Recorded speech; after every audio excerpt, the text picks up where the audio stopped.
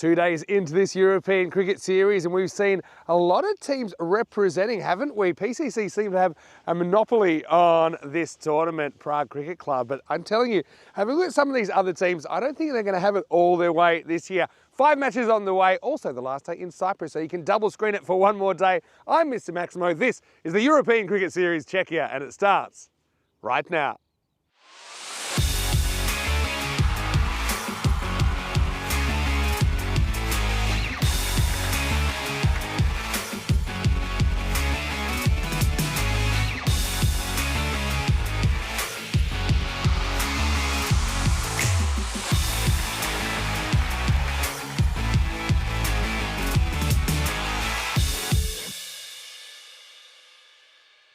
This European Cricket Network event is proudly brought to you by HCL Software and Paramatch. Dobrano, good morning to you wherever you're watching from around the world, and welcome to another huge day in European cricket. It is day number 3 in this European Cricket Series. 11 Czech clubs all vying to be the European Cricket Series champion. Of course, we still have well over a week to go in this series, and we will finish our 2 weeks here with some T10 internationals in both men's and women's. So we're starting our 5-match program with match number 11. This is going to be a bit of a battle of the blues between United CC and Moravians. Let's go over to Charles Croucher now. Well, he's out in the sunshine and he's got his lucky hat. He's got the coin. Let's see who wins the coin toss. Welcome to day 3, match 11 with United versus Moravian. Moravian to call.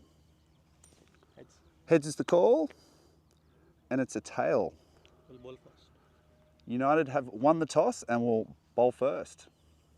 So United won the toss in this one, and they've elected to bowl first. Don't mind that. They do generally like chasing, although it doesn't really matter too much, I don't think. United, one of the most improved teams, I think, over the last 2 or 3 years in Czech cricket. But we only saw them once so far. That was back on opening morning match 2, where they went down to the Spartans. Look, a couple of reinforcements for them today, though. I think they're happy to have Abhimanyu Singh back. Also, Piyush Singh Baghel comes back into the lineup. So they actually make their first appearances for this tournament. Sharma, I don't think that's a bad toss for him to lose for Moravians. They did actually bat first yesterday and put some good runs on the board. The only issue is they didn't quite manage to defend them. They had 2 totals in the 120s. Abhishek Parker, I thought, was really impressive. First time we've seen him on the network. And it has been a kind of a tale of a few emerging stars, I think, on the first couple of days here in Prague. Prague weather at this time of year, normally it's good. It is good. It's really nice, actually. Today we're expecting 28 degrees, currently about 23 to get it started. Now it's time to hand over to the commentary box. I'm going to say big thank you to Phil G, who filled in for me yesterday. You might hear some more from Phil tomorrow, but right now I'm going over to Danny Hudacek. The news from the toss in match 11 is that United CC have won the toss. They're going to bowl. Over to you. Let's get ready for the start of day 3. Well, thanks, Benny. Welcome to all the viewers from around the world to this European Cricket Series in Czechia from lovely Prague. The Vinohrady ground, Scott Page Field, and it's looking great again. The sun's out. It's a nice temperature, and well, looking forward to some good cricket. And it should be a fantastic game first up between 2 good sides. We saw Moravians for the first time yesterday. Let's have a look at what happened yesterday in the first game. Dominators against Brno. Well, Dominators getting dominated again. It's their first season in the first ECS, I should say. And Dominators, they came up against Brno.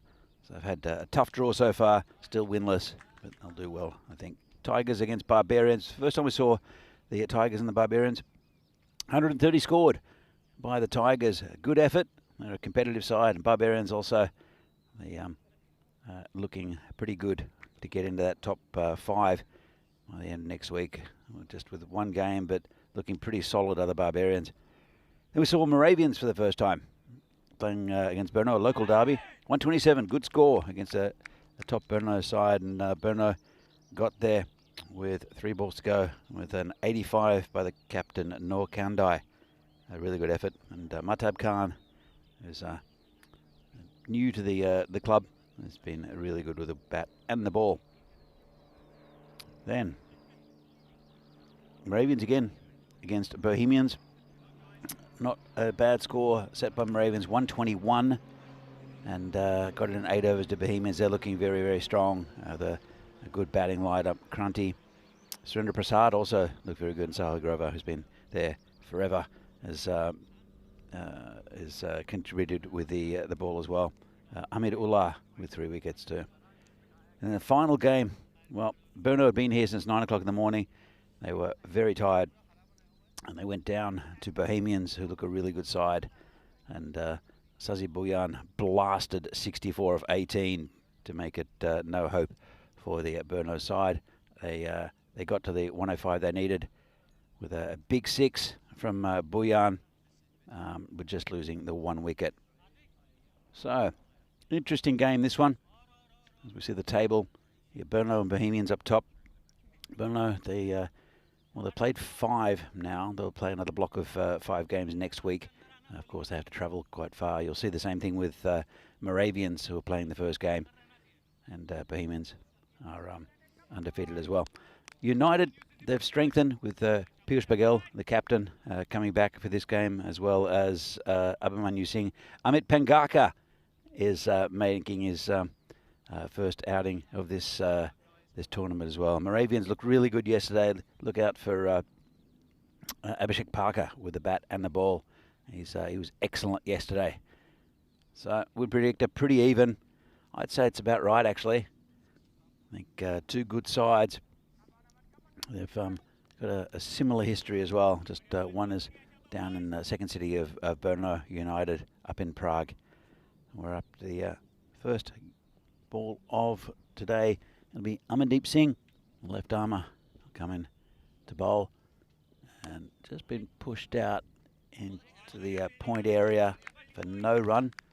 The opening batsmen are Pawan Jaswal, who missed out on the first game and then batted pretty well in the second yesterday, and Manpreet Singh is his opening partner. It's been cracked through the, well, almost through the field. That was a nice diving stop there by the fielder. I want to look at this. It's a pretty good shot. Would have been 4 if we got past the man at point. In fact, we've got 2 in that area, 1 slightly backward point. We've got a gully as well, and a 3rd man. So you can tell the line that Manpreet wants to bowl. Oh, sorry, Amandeep wants to bowl. Jaswal comes in. And it's been hitting the covers. Oh, a bit of a slip there from the fielder. It's going towards the boundary, and that'll be 4 runs, first boundary of the day. And unfortunate for the fielder. Looked like he had it completely covered. And just slipped at the vital moment. And in fact, it's Abhishek Parker who's at the striker's end now. Let's have another look. Just slipped at the wrong moment. 4 runs. Just down leg side, called a wide. He was very impressive, Abhishek Parker, yesterday. And got quite a few runs in 2 pretty impressive totals for the Moravians. It won at about, I think, almost 130. That one just about 120. They couldn't defend them though. So, again, made a little noise, probably off the pad. Let's have another look. I think, yeah, it did flick that pad. No chance of an LBW. Pretty tidy over from Amandeep to start. In again, and big swing and a miss from Parker. This will be a good contest. Not much between these 2 sides. With United strengthening and with some good batting and bowling options. They're probably my slight favourites, but there's really not much in it. This one is a little bit shorter. It's struck the batsman and no run. Could have gone anywhere. Went right next to those stumps. In the end, though, let's have a look. This is what's happened after 2 days. Over 2,000 runs, 117 maximos, and 223 fours. So you can see the run rate's picked up from the first day. It's gone up to over 12 and over. And Vinny has joined us in the Marshmallow 117 Maximos, Yeah. 223 fours. The proportion is quite different. So normally on an average field you get about the same amount of 6s and 4s. Here you're getting a lot more 4s. It kind of follows the trend we saw last year. 6.6 is pretty low for maximo rate. 12.6 is pretty high. Normally they both kind of congregate around, let's say, 9. The other thing is wickets per 10 overs. 4.4 is very low. Normally it's around a kind of 5.5 to 6. So, I mean, the bowlers have had trouble making those breakthroughs. Here's Pramod Bagoli for United. First one's a fraction short. And, again, this outfield is so fast. There's a bit of reason behind that 4s rate being so high, and that is this field has been lightning so far. It has been. We saw the same last year as well. It was very, very fast. But it's actually a really green top. It's a lush outfield, and but it's hard underneath, and it's been kept well maintained by the Milan at the local golf course. Yeah, the thing is, there's no real Tortugas in it. It's not like a real uneven outfield. It's just so fast. No one's reaching balls. Now this is up in the air. Keeper's after it. Wants it. Drops it. Abhimanyu Singh back in the side today. I do like that he puts his name on it. He overruns it, I think, in the end. But, yeah, fortunate one for Moravians as that catch goes down. Yeah, unfortunate. I think he might have slipped as well. I mean, I don't think there's any moisture in the surface. Let's have a look on top. Well, just misjudged it, I think. He just ran a bit too far. I mean, I like the communication there. It's that's one that I'm sure he'd love back, though. Bagoli won't be happy. Now he's driven away through the covers. And, again, this outfield showing how fast it is. This is an interesting one. I think he might have stepped on the rope as it hits his heel. There's some interesting stuff in the Euros last night, but let's just have a look at this. We haven't even really had a chance to say hi to each other, but we'll get to that. Let's have a look at this one first. Yeah, so I just saw that where his foot was pretty much his toes were on the rope. This is how I saw it here. Yeah, so I think that's going to be 4. Great replay by our friends at Spring Media. Well, surely that's 4. It has to be 4. Yeah.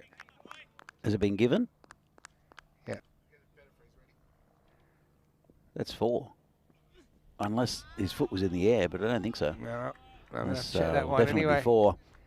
It's tucked around the corner, fastest part of the ground. And Wow, I'm flabbergasted if that's not 4. well, Unless they're saying hit his foot before it came down. yeah, maybe. But I don't know. It didn't seem that way. It has been given 4. So everyone just Chill. Yeah, everyone just chill, myself included.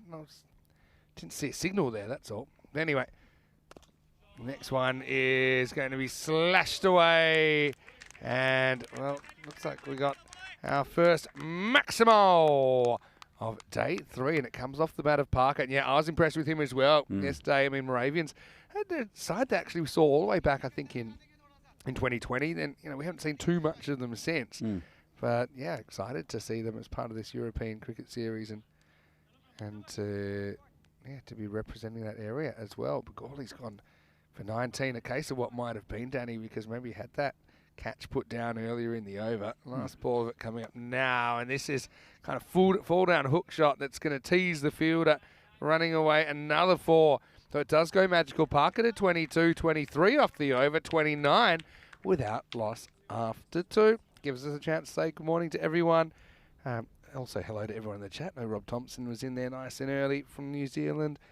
And I had the day off yesterday. And I'm going to say big thanks to Phil G for doing such a great job in the commentary with you. That was good fun, catching up on a few things. I've known Phil for, ever since I started playing cricket in Prague about 15 years ago. And this is the standings at the moment. Brno on top, Bohemians with a big win against them yesterday. But PCC are up there. They'll play a second game today. Big day in a way. I mean, these two teams right now without a win, and so one of them will register their first win of the series. PCC as well today. They will try to break the record of Albies Army of 20 consecutive ECS wins. They're searching for their 21st victory. Anyway, this is up. It's in the slot, and it's absolutely hammered out of the ground. Maximo. Jaswal says, my turn. puts that one miles over, long on for 6. It's been a great start from Moravians, really positive. And we saw Juswell yesterday. I think he missed out. I think it was Riaz Afridi that got him with a full toss in the first game. Didn't like the pace too much. And then he came back and batted pretty well. And it was another fast bowler in Fahad that got him in the second game. But he's liking the medium paces of United. Nothing express coming from them. And Parker at the other end, 22 off 8, looking great.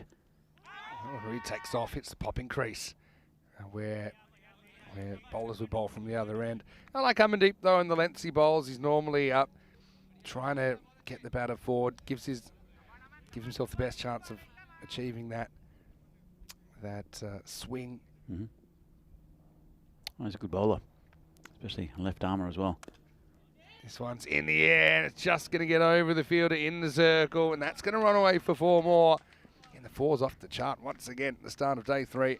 Yeah, really positive start from Moravians.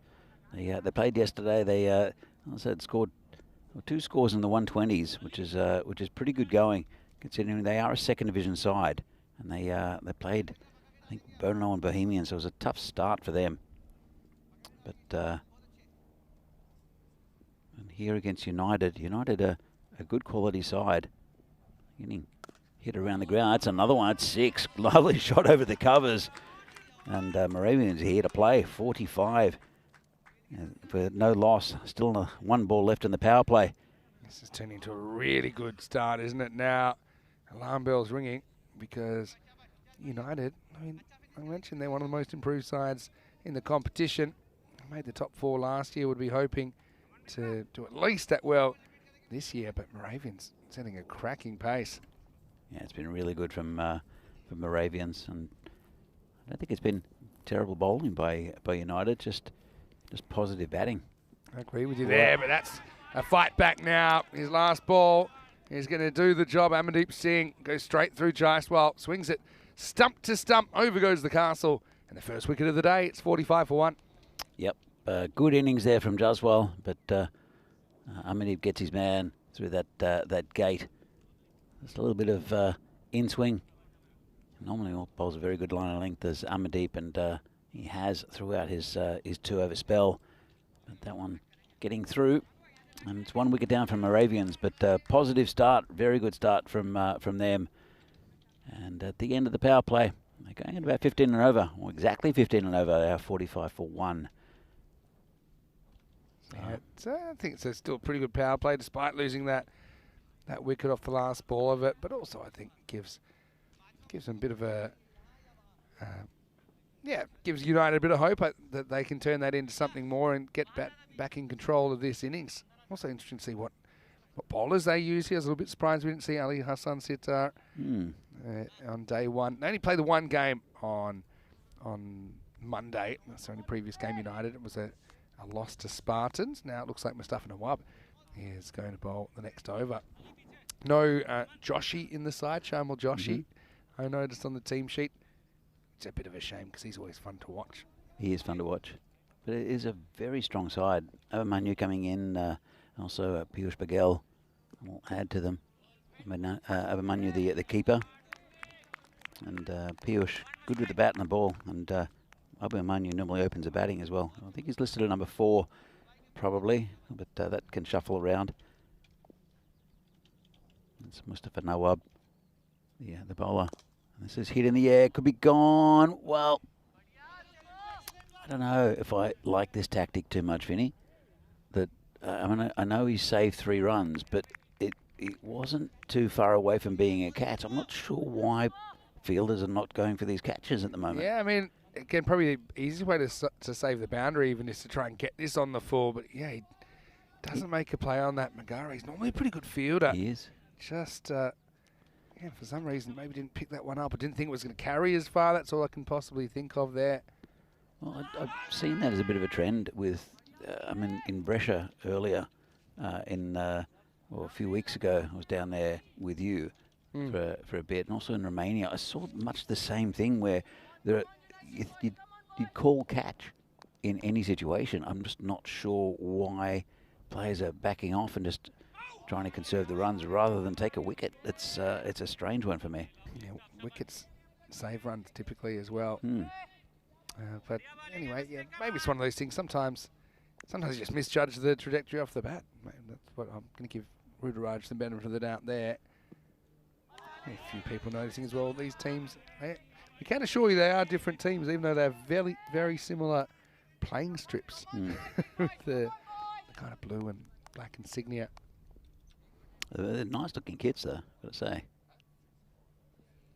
So, it's a good start from him. Right, good line of length there to, from Nawab to Manpreet. That's actually a great over to follow up from the wicket, so only the one run off that over, and yeah, suddenly United a bit more in control of their own destiny here. 46 for 1 after 4. Yeah, Manpreet not having the greatest time, but also challenging areas, you'd have to say. Anyway, I had a good day yesterday. I went to Karlstein Castle. Yep.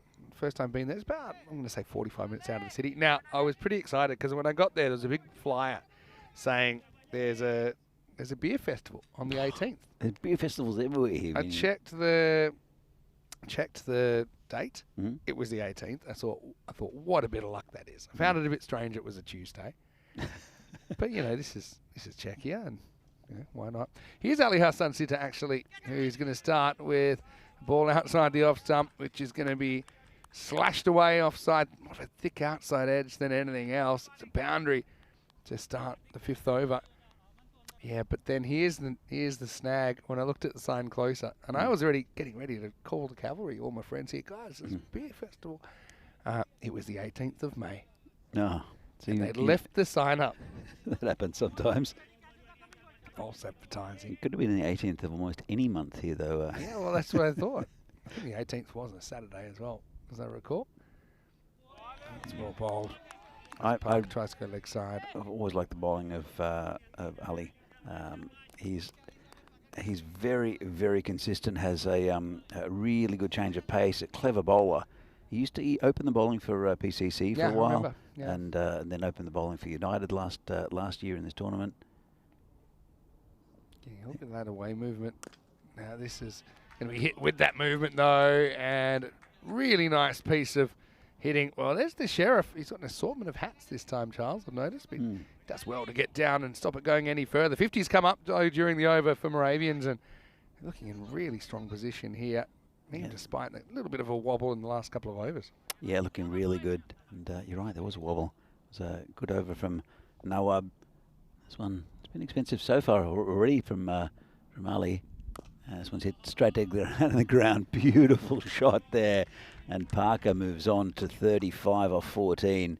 Well, this is what you missed yesterday. Yeah. You saw the Abhishek Parker show in for Moravians. Parker's looking very, very good. I mean, just looking at this over, I think it's pretty clear that, well, Ali Hassan Sitta he's swinging the ball, but he's swinging the ball kind of from the hand. So Parker's being able to kind of predict that movement. But I think my plan would be to go pretty straight and bowl at the stumps to him, because you saw him go across one that he probably shouldn't have. That one was closer to the stumps, but then a really good shot selection to go straight. And he's got one more crack, or two more cracks in potentially here in the 5th over. Yeah, but then this is going to be dropped. And it was a tough one, we'll say that. It was low down. Got him going across it.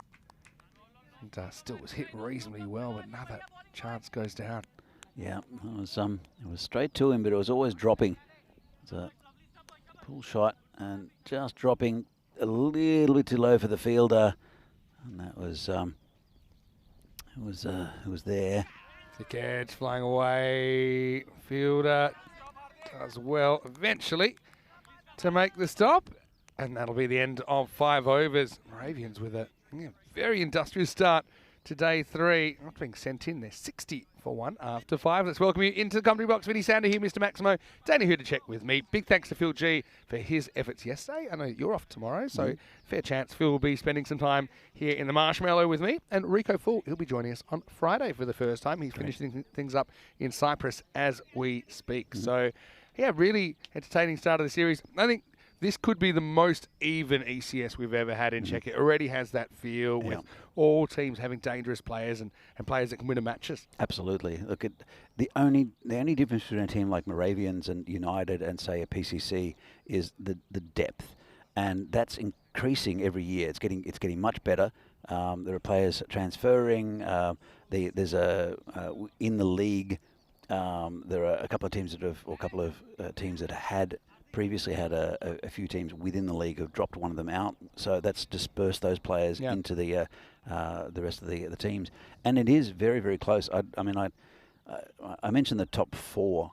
I think that to you earlier. I think I know probably what the top 4 is going to be, but there are other. There's probably about another 5 other teams that can get in. Teams can disappoint. I mean.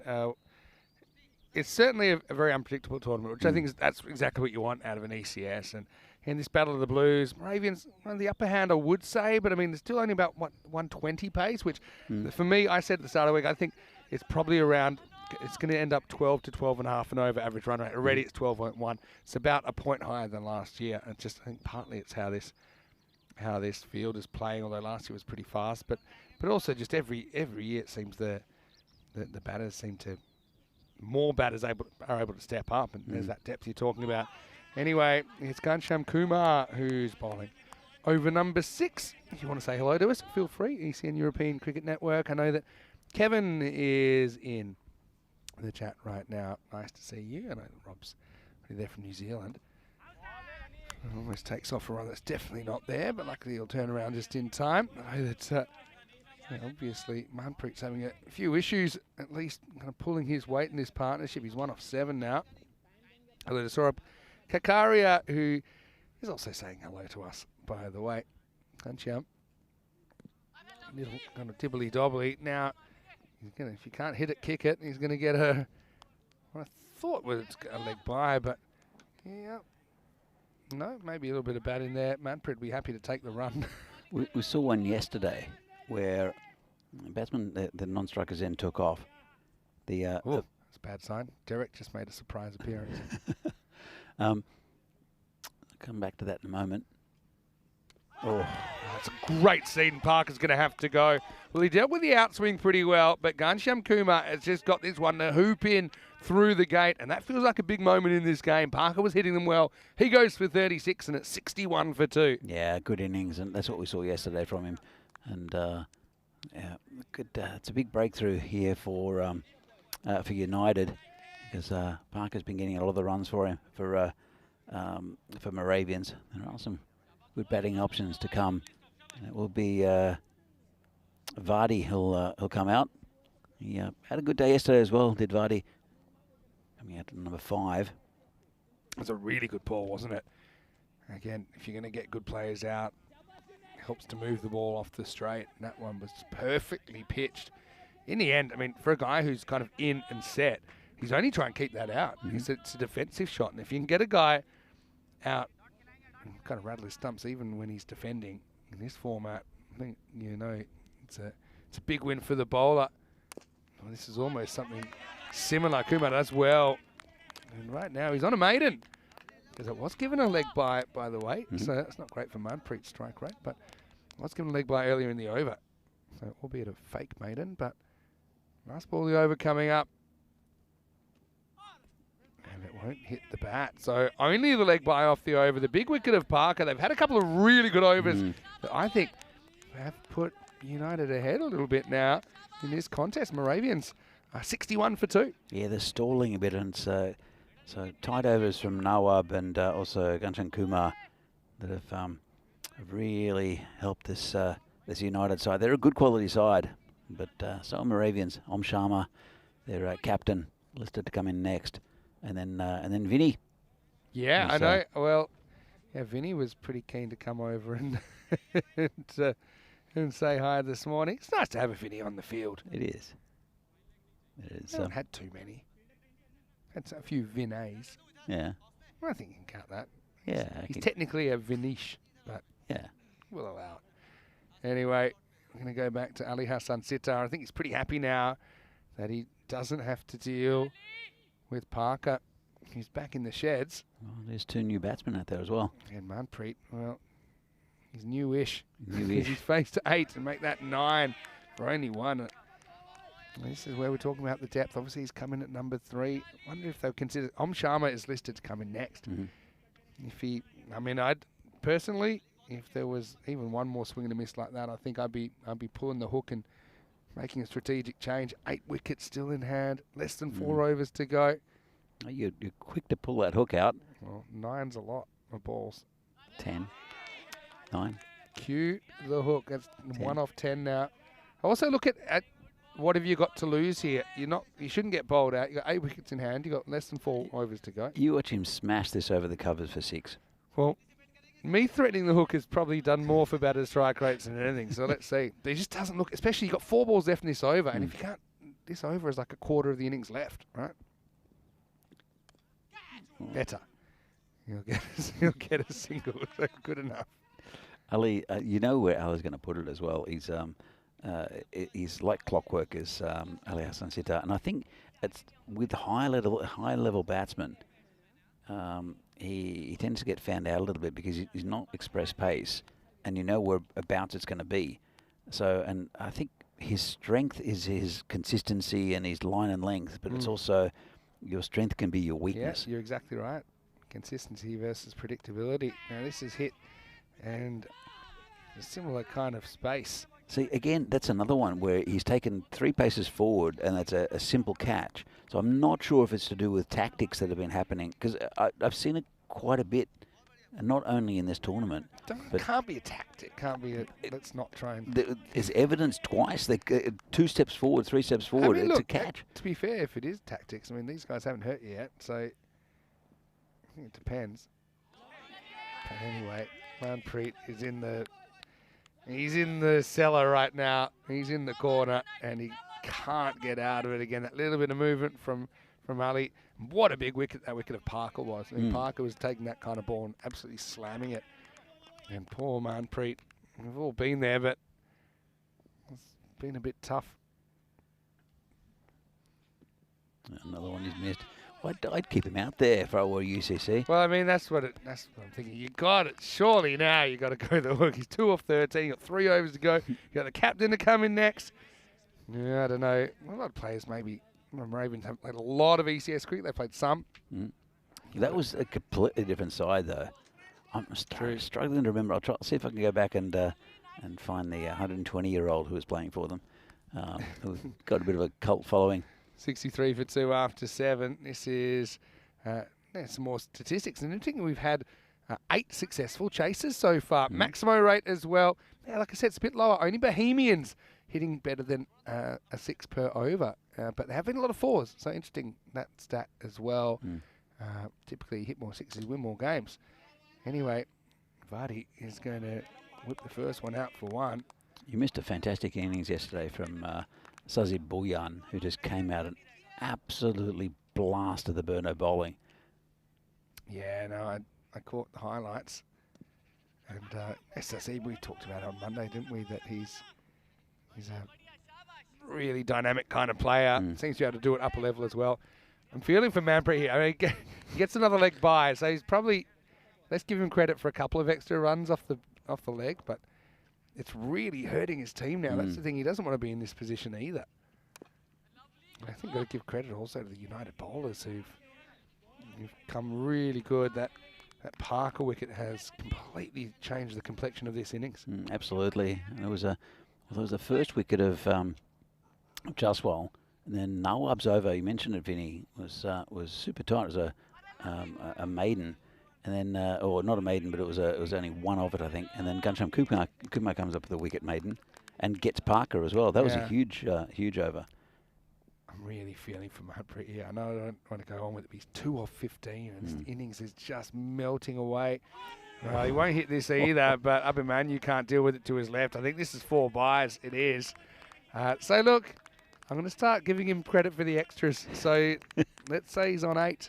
And then Abermanu, he'll be disappointed that it just doesn't quite cover the in-swing of the ball. It needs to go to his left. And it's between the stumps and the striker, which is always a bit tough. But Abermanu, you can probably stay lower a bit longer there and track it. I know he'll be disappointed with that. Well, that's much better. That's going to be stumped. And it's a very good piece of wicket keeping this time. And sometimes it just takes one to wake you up. And this is the same ball essentially again. Manpreet on the front foot, misses out. Another one through the gate. He'll be stumped for 2 off 17 balls. And Moravian 70 for 3. Well deserved as well, I think, by Ghanshyam Kumar, who has a second wicket. Yeah, he's bowled very well as Ghanshyam. And, let's have a look at this. And tried to make it back, but you never know. It might have been a little sacrifice. You can tell. Yeah, well, I think he kind of has a half a step back, but yeah, just was one of those innings, wasn't it, for Manpreet? Tell you one big difference that Abermanu does here with his keeping is that his left foot actually makes a much bigger step and then another step to cover that line. The one that went down for 4 byes, he kind of just half-heartedly kind of motioned to his left, but it was more of a concentration error than anything. He's a very good keeper. That's why I think he'll be disappointed with the 4 byes, but he'll be appointed, if that's a word, to come back with the stumping. Ghanshyam Kumar finishes 2 for 2 off 2 pretty good figures. Makare comes in to bowl the 9th over. He'll only bowl the 9th over here in match 11. There are some very good keepers in the leagues now. Looking at with PCC, we saw Hili Ahmed keeping, but is it Aditya Katawala? Aditya Katawala, yeah. Very good keeper. Ratul as well. Abermanu. Some really good keepers. Sahil Grover kept very well yesterday. Actually, he was impressive. So Devendra Singh when he keeps. Yeah, excellent. From Barbarians. Just missing leg stump here, but now the ball slides into the pads. Om Sharma finally comes out, and still getting this ball to move around, aren't they, United? It looks a completely different game, doesn't it, to earlier on? I think after well, the power play was 45. Yeah, 45 in the power play, and in the last 32 balls, we've had 26 runs. This is a better shot, though. It'll take some stopping. It's an attempted foot field, but it's going to go onto the rope. So that's going to be 4 runs. And not the ideal way to go about it, I think, from Nawab. And a lot can't be stopped out here, but this is one I think he has to offer the hands at it. Nawab, interestingly, took an over, none for 1. Hasn't been brought back yet. Surely above the last. You'd imagine so, but just curious that he hasn't been given another bowl. Bakoli's only bowled 1 as well, I think. But he went magical, but again, different kind of a game now to earlier. Having said that, whoever's come on lately has done a good job. Yeah, look, good job, good little comeback from United. They're a top side of United, and we saw them. In fact, the last time PCC lost a game was against United, and they're one of those teams that when they get a roll on, difficult to stop, both with the bat and the ball. This one, I think, Manju has just completely lost where it was. Yeah, double bouncer, so he's just trying to smother it. It's pretty good heads-up running there. Moravian, it's just been such a two-paced innings. There's what the openers have done and what everyone else has done. I'm going to give you some eye-watering statistics in a minute. From that first, here's Makare. Okay, this one's not going too far. Bit of hesitation. They will run. Abermanu can't pick up the stationary ball. So the openers scored 58 off 26 balls, and everybody else now has faced 12 off 27. Wow. Right, so... And it's not as though they don't have batting. Om Sharma's a very good bat. Exactly. Vardy here also batted well yesterday. This is hit down the ground. And just be a single. Just done really well at preventing the boundaries. We've just had single 4, which was that one earlier in the over. Since that wicket of Parker, we had the 4 byes, I suppose. But yeah, it's been hard graft for Moravians, who are 80 for 3 after 9. Let's look at the bowling figures. So you can see it pretty clearly here with Amandeep. He did take a vital wicket, but he went for 11's Bagoli, 23 of his over. And then look at that, Nawab 1, of his, and Yeah, none for one. Kumar as well. So There's a bit of a theory, bit of a fan theory in the chat that Derek's surprise appearance has jinxed the innings. And he just appeared out of nowhere. Nawab does get a second over. I think it makes sense. He's earned it. And here's over number 10. What can they get to? Can they magical it to get to 100? Not yet. This is going to beat him for a bounce. bit of an optimistic appeal from Pramod Bagoli on the boundary just in front of us. He's still got his arms up. So Good team man, Pramod. sure what he's appealing for. Probably LBW. No, comes in again. Another one's clever bowling, because I don't think these are bouncers, but they're almost. They're kind of chest high. It's been a remarkable kind of turnaround. I mean, they scored 45 in the first 17 balls even, and that looks like they're not even going to double it in the rest of the innings. It really is. The line that Nawab's bowling is excellent. Just outside off stump. He's bowling a little bit. Well, just about to say the line he's been bowling just outside off stump, and the length is short, and then he's tried to pitch that up, and it's gone for 4. And that's a nice shot to get this total towards the. I don't know. I can't see them getting 100 from here, Vinny. No. I mean, to 100, they'd have to go 6-4-6. I mean, fighting 90 maybe. I mean, United only made 90 the other day. That was against Spartans, but that was without Abhimanyu Singh. It was without Piyush Singh. Bagel as well. Better. A little bit short, and it's absolutely smashed. Flat battered. As Vardy says it's time to party, and does get them up to that 90 now. Will they get the 100, Vinny? You said no. I still maintain that. But, hey, it's possible, just based on what I've seen so far. Finally, they've doubled that 45. So 17 balls to get the first 45, and then 39 to get the next 45. That's pretty amazing. Now, he's ruined his figures now. And this one's in the air. Pramod takes it, I think. Does quite comfortably. He judged it very well. That's another wicket down. That's it's Vardy. He'll have to go. Bring out a new batter in just a moment. Om Sharma's there on 6. 90 the score. They've only lost 3 wickets, but they just haven't been able to attack this bowling. Yeah, off the end of the bat. Well held by Bagoli down the ground. So it does look like it'll be a 90-something chase for United.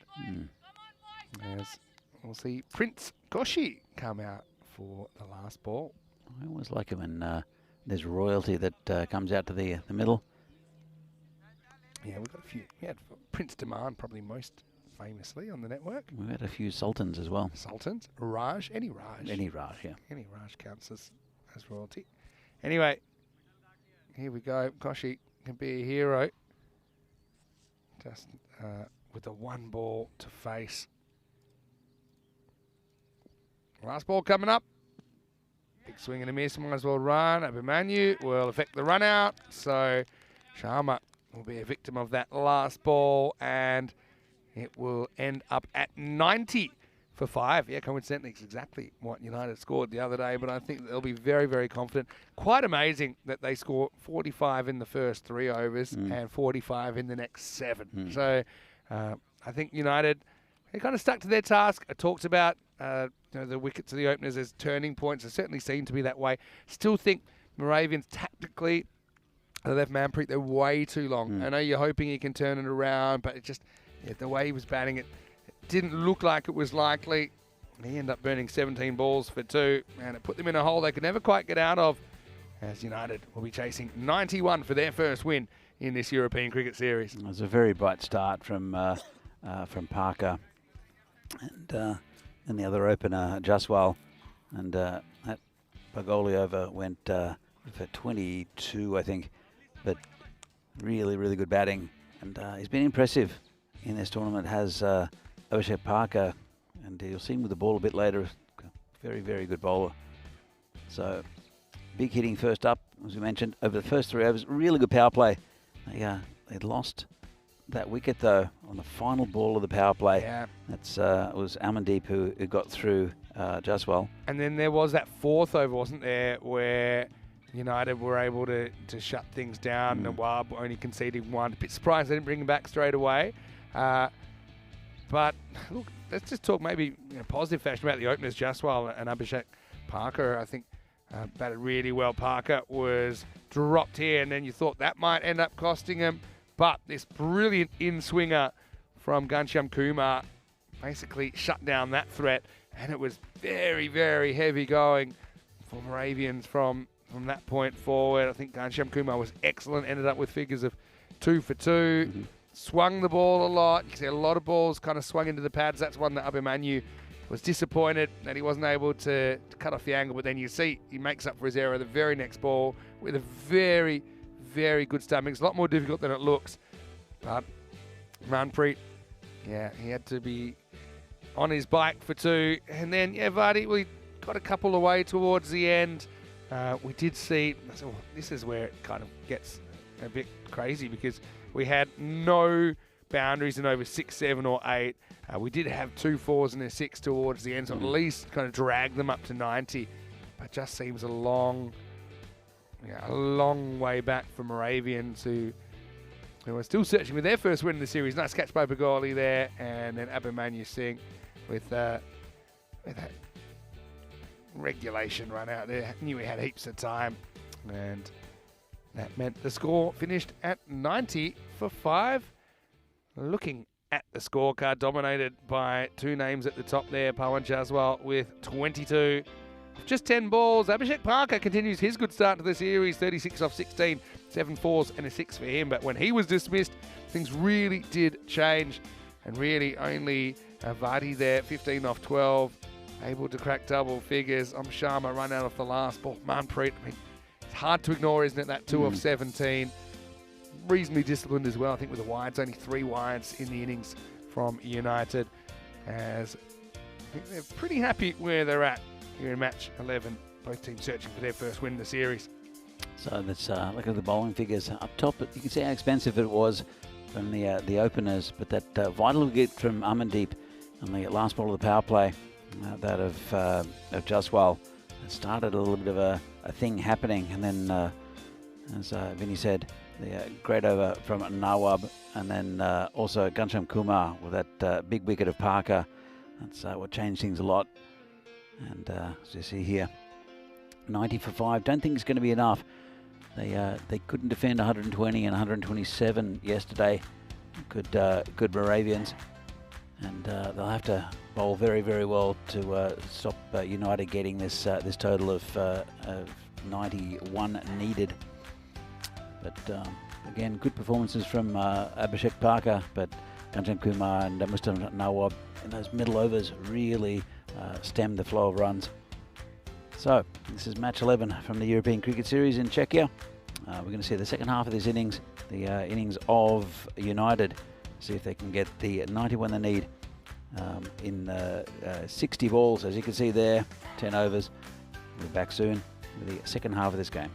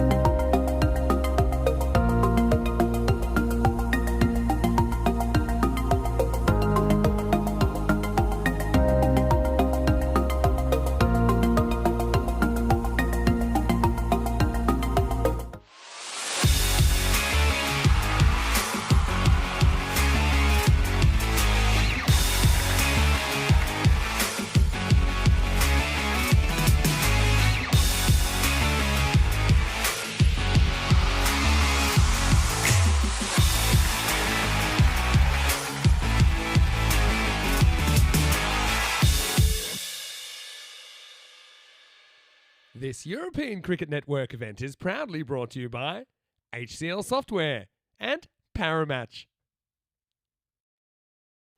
So welcome back to this European Cricket Series here from Czechia. A match between Moravians and United Cricket Club.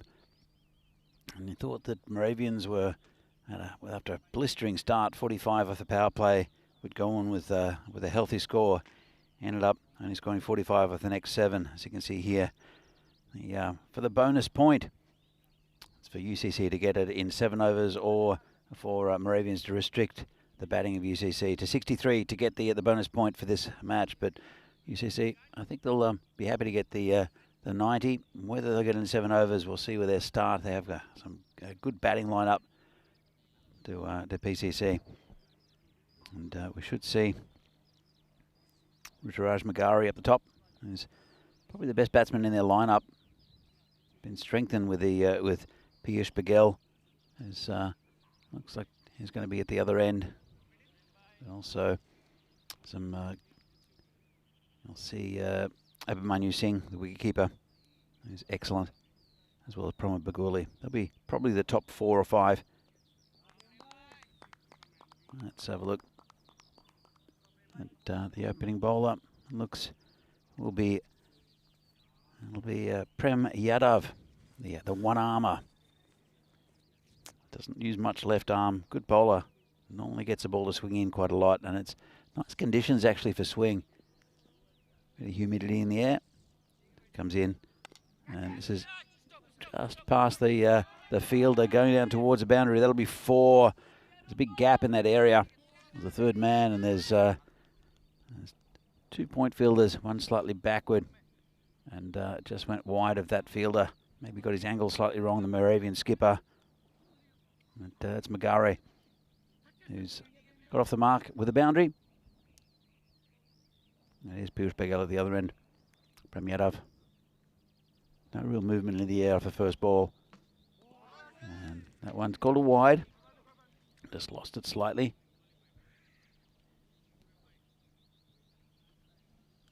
So UCC, 90 is not a big target, but the thing is with UCC is they are golden ball specialists. They've had 3 so far in their path to this tournament over the last few years. This is hit nicely by Magare over the top, and 6 runs. Well, UCC's first tournament here, they were, I think, everyone's second favourite team after the team they supported. They were in 2 of the golden balls, and the man that was involved in both was Amit Pangaka. We'll talk about him maybe a little bit later when Vinny comes back into the marshmallow. And this one's short, and 4 this time, just in front of the rope. So good start here from UCC, and Prem Yadav just dropping that short. Too easy for Magare, who moves on to 14. Let's have another look. Just too short. And didn't get all of it, but just, I think, bounced in front. So that's another 4 runs to the total. And still 3 balls left in this first over. 15 on the board already for UCC. So Magare, he's a class bat. I think it was Magare in the very first game UCC played who was hit in the face and had to miss out the rest of that tournament. This is a down leg side. It'll be wide.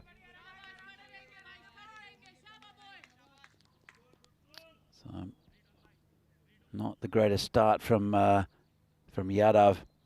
Let me skip it down a little bit. I think Om Sharma. I think we'll see Abhishek Parker very soon. He's kept the runs down. He's got a couple of wickets as Parker as well. And this is turn off the hip again. Player just stopped, and well, again, tried to make ground. Realised he couldn't get there, but maybe the athleticism in the fielders not the same as they are in other parts of Europe, because that could have been taken as well. Brings Paghel on to strike for the first time. 17 off the over so far. And, this is a player that they didn't have in their lineup the other day. Very important. Didn't see him with the ball though, Piyush Baghel. But also a decent bowler.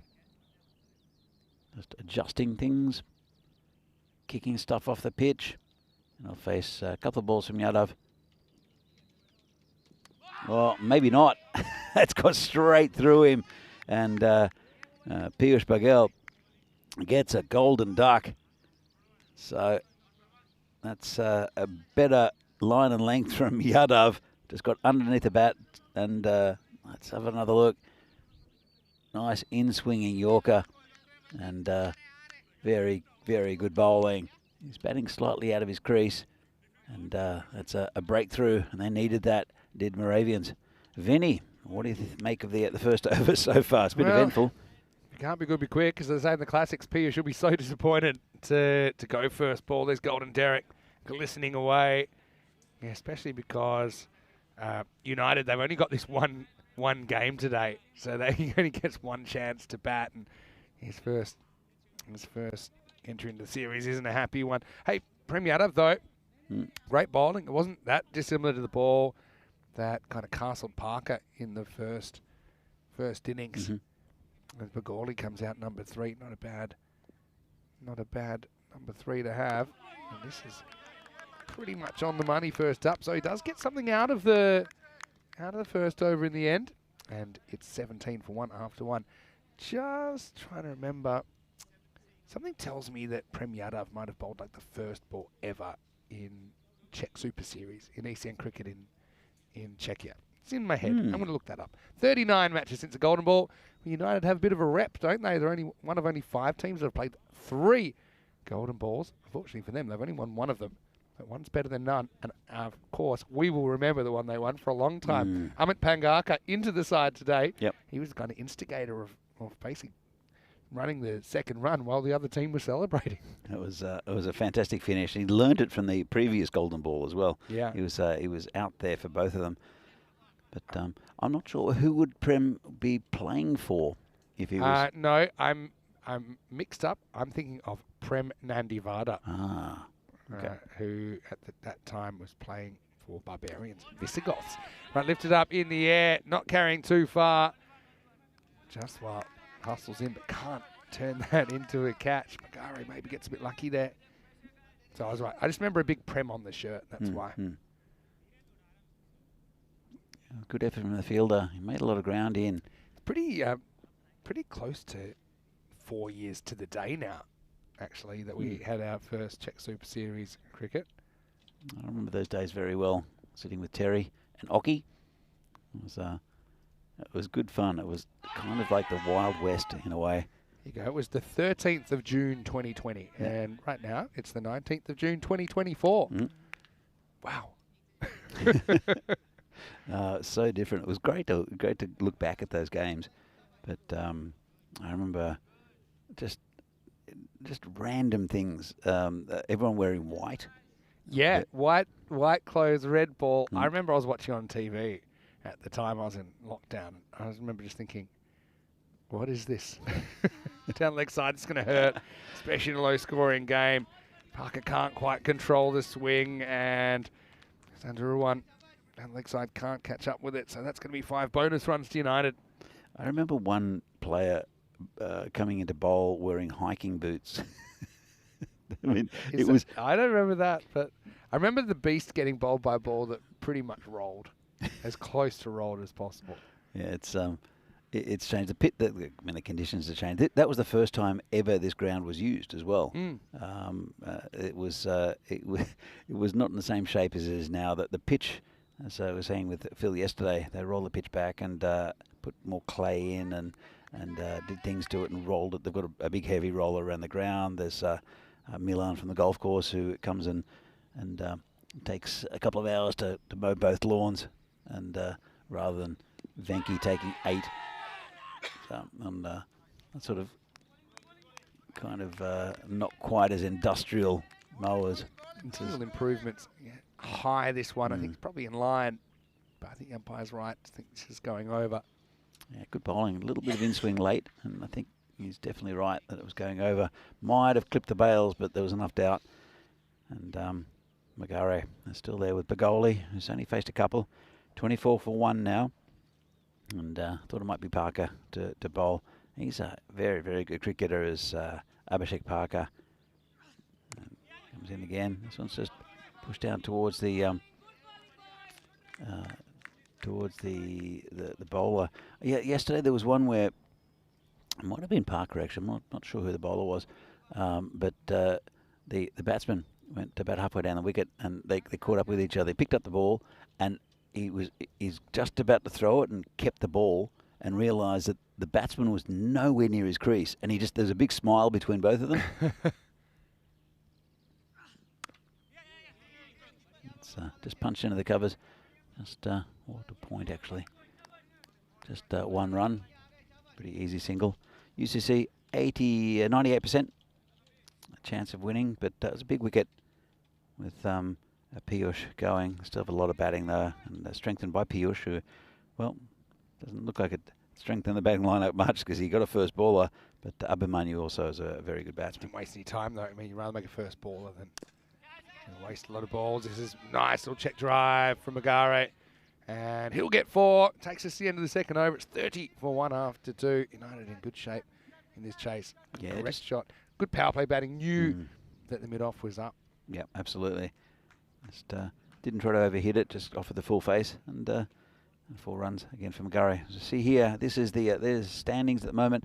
Don't read too much into it. Burnlow were very tired yesterday against Bohemians, and still top of the table with 4 wins. Bohemians 3 from 3 and looking good, and also 2 bonus points. PCC, we'll see them again today against Vinohrady, see if they can break the record for the most consecutive wins in ECSs. 30 for 1. It's a good start. It's a better over from the Moravians, but still going at the same run rate as what the Moravians went during their power play. Yadav was going down leg. Good Saw the umpire's hand move, but it was, I think, angle down leg. And it was a pretty good shout from Yadav. Let's have another look. And clearly missing leg, I think. But he liked it, as most bowlers do. Yeah, no surprises there. But I think it is a good decision. So it's another nice shot from Magare. Just got a hand to it, the fielder, and he saved 2 runs. Would have loved to have hung on to that. That was Om Sharma, the skipper. And I'm sure we'll have another look at this one. Just stuck out a right hand, and he's a little bit frustrated. Have a look. And just over his head. Would have been a great one if it stuck. It's gone. Caught behind, I think. Well, hold on. I heard an edge from here. Well, now it's been given. Got to admit, I don't think it was a clear edge. I mean, maybe there's a bit of a noise. To be honest, he's looking a bit guilty from reading the body language of Magare, but it was down towards kind of almost under the toe of the bat. They were pretty confident out there. Well, we saw the first innings of this game kind of hinge on a couple of key wickets. Magare here is going to go for 23 and a score 33 for 2. Interesting one. I saw the umpire put his finger up. It was a bit odd. It was almost to the side of his head like he was saluting, but he definitely put his finger up, and it was pretty quickly. It wasn't much of a delay. I may think about it, but they appealed to the square leg umpire for some reason. Yeah, that's what didn't make sense either. And then I wonder if the standing umpire then kind of, I mean, I assume he makes his own decision, but did he look up at square leg and kind of, think whether it was, or did it influence his decision essentially? I don't know. It was a strange one. Anyway, it is what it is, as it'll be Abhimanyu Singh coming out. A chance for him to bat for the first time in the series, and he gets away straight away, unlike his fellow quote-unquote newcomer, Piyush Singh Baghel. No, these two, they're both very industrious batsmen. They can hit the long ball, but they'll graft and they'll get twos. They run well between the wickets. Both very intelligent cricketers. Bagoli, we've seen him captain the side And this one's nicely hit. That's 4 runs, just over the top of the infield. And still the power play. 1 ball left of it. And that's a nice shot from Pramod. Yeah, really nice shot. In the end, just eased it away. Don't think they'll be panicking just yet, United. They've been in some tough spots before. I wouldn't call this a tough spot. 38 for 2. It's not a bad power play, but they have lost 2 big wickets. So it's just angled down past the... Oh, it's a lovely shot there from Pramod. That's what he does. They're just both intelligent cricketers. One he went over the infield. The other one was just pushed down through third man. That's the end of the third. And end of the power play. It's fairly even, you'd have to say, in a way, except for the fact that Moravians just haven't got enough runs on the board. Let's have a look. So it was a good start for them. That was Bagoli's over at 23 that really pumped it up, and 16 off for the other for Amandeep's second. It's a weird looking first innings, isn't it? I mean, if you saw it, you would have understood why it looks that way. It's yeah, it's intelligent, fairly low risk batting as well from Pramod Bagoli. With the other thing is that when this ground's so fast, you don't have to hit it too hard. And that's what he's done. He's hit one again just over the infield, and that last one he knew where the gap was and just poked it down into that third man area, which they haven't plugged really. Third man down there is very fine. So there's a gully fielder, I guess, just tucked around the corner there by Abhimanyu. Bring Bagoli back on strike. So 43 for 2. It's Abhishek Parker who'll continue. And again, it's very still out here. Normally there's a breeze at Vinohrady. It's very still at the moment. This is punched away by Bagoli. He'll get one. In fact, he'll get more than one. He'll get 4. Well, that really hurts. There's been a couple of moments so far. I mean, the 5 winds hurts. That hurts a lot as well. 8 runs just top of my head that have been conceded. That's pretty much 10% of the target. Close to Bagoli. Got more than he bargained for here. Thought he was going to get a single. Ended up getting a boundary. It went absolutely straight through Vinny there. And not the Vinny sitting next to me, but the Vinny out there. He'll come back stronger for that. Don't worry about that. This is going to be clipped away. Oh. And well, I get 2 fairly easily. It's good running from United. I think they're showing a little bit more of their experience at the level. And also they've got guys that actually, through their performances in the ECS last year, principally have broken in and played a bit of national team cricket. So, yeah, I think that always helps when you come back to the domestic level as well. Yeah, Magara has one. I think Bagoli was selected, and also Abhimanyu was there or thereabouts. I'm not sure if they actually played in the end. Ayush Sharma is another one, though he's not on the side today. So we get called a wide. Bring up the 50 for United. Check this one out.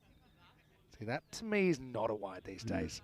I know that feels wide to the batter, but it was pretty much straight over the tram line. It needs to be outside the tram line now. Anyway, it'll count. Now, lifted up in the air momentarily from Bagoli, but just a single. Needs something, don't they? Need to break this partnership. I know that Abhimanyu's only just arrived, but we're just looking at who we might see next. Kancham Kumar's list, I think, next. Mustafa Nawab listed 6, Pangaka 7. Definitely missing Ayush Sharma in that middle order. They typically have him in ECS cricket. He didn't have the best game in the previous one for UCC, but he's a very good player as Ayush Sharma. That one takes a bit of a Tortuga, but well in advance of reaching Vinny this time, who is able to make the stop. Look at this thing, second bounce here, donk.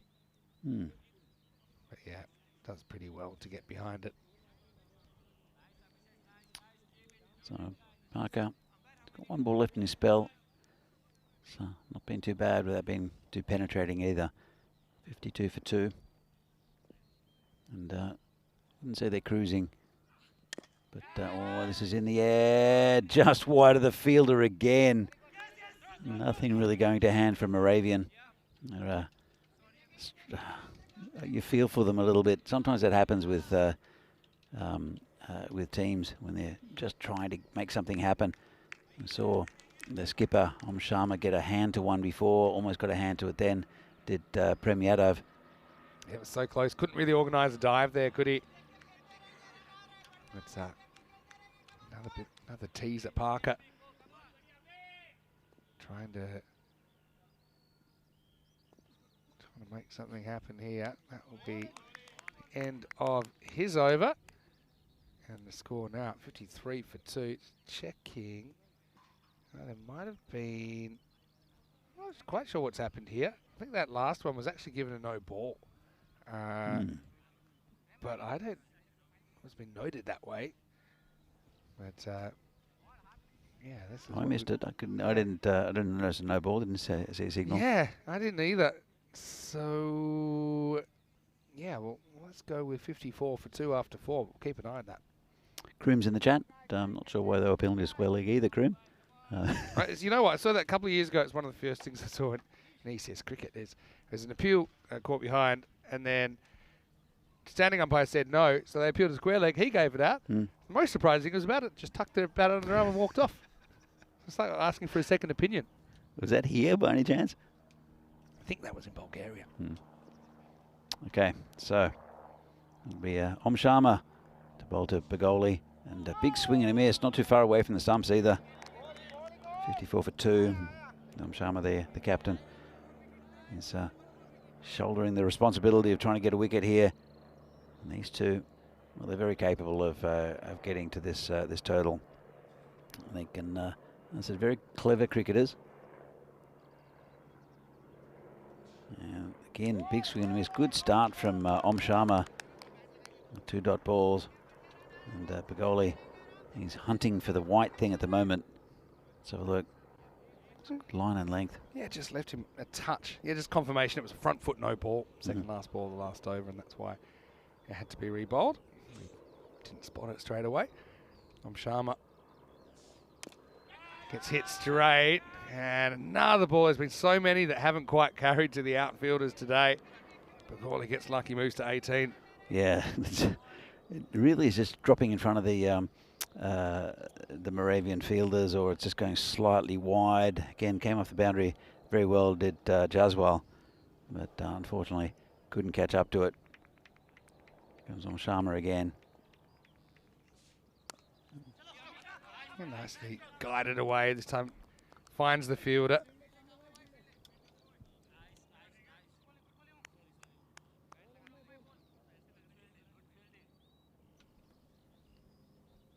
Bagoli gets the strike back. 35 off 32. Seemed like they've got it under control. Yeah, pretty much. But a couple of wickets might put pressure on the order. Now running away towards deep third. And the other thing is here, what are we talking? 34 off 13. So I mean, it's not out of the question that they could do it in the 7 overs. It just doesn't seem like they're batting that way. It seems like they're a team without a win. They don't want to really take any chances that they could kind of precipitate a collapse if they were to be over aggressive here. Yeah, I think they'll be happy for the win. Raiders will be happy for the well, maybe there's a 4 there from Abhimanyu. I think Moravians will be happy at this stage just to get the point. You know, that bonus point is a really good addition to the scoring system throughout this year. And that has affected a lot, as we see here. Estonia, it's the final day of these Estonian, Cyprus and Estonia down in Cyprus. I know I've got to tell you some news as well. So women's match 5, which is not part of our broadcast, but an interesting one. Due to a sprinkler malfunction, the field was flooded this morning and it had to be abandoned. Wow. Which is unfortunately, I think they did try and get on and play a couple of overs, but it was just too dangerous. So. Yeah. But yeah, Cyprus and Estonia, the men's, obviously a pretty tight tussle. A bit more one side in the women's, with the Estonian team not able to win a game yet, but you can turn over any time. You can go back and forth today. So in the breaks, I know a lot of people like to jump back and forth, and a lot of people are multi-screening as well. So this is the last day of Cyprus cricket, and yeah, I've actually had 19 consecutive days of cricket there every day in June so far, well done to Rico and Nish over there, dealing with some real oppressive conditions this time of the year. And Rico will get tomorrow to travel and recover before he makes his Prague debut on Peacock Friday. I'm going to miss 2 Peacock Fridays, Vinny. I've got... but you might make a cameo I'll try. in the second Peacock Friday. It might. I hope. Yeah, that'll be nice to be here for finals day to see who PCC beat in the final. Well, you've earned your break. I mean, you started Friday, right? Friday, Saturday, Sunday. You've done Monday, Tuesday, Wednesday. So Yeah. you've earned a couple of days off. After today, you've got tomorrow and Friday off, and we'll see you again on Saturday. Yeah, looking forward to it. Or I think you'll be working with Rico because I've got the weekend off. I will be working with Rico, who's probably dried up like a prune from from the 40-degree weather in Cyprus. Hope he enjoys the weather here in Prague, and it's his first time here actually. So I'm hoping he'll enjoy the city. I'm sure he will. Anyway, 61 for 2 off 5.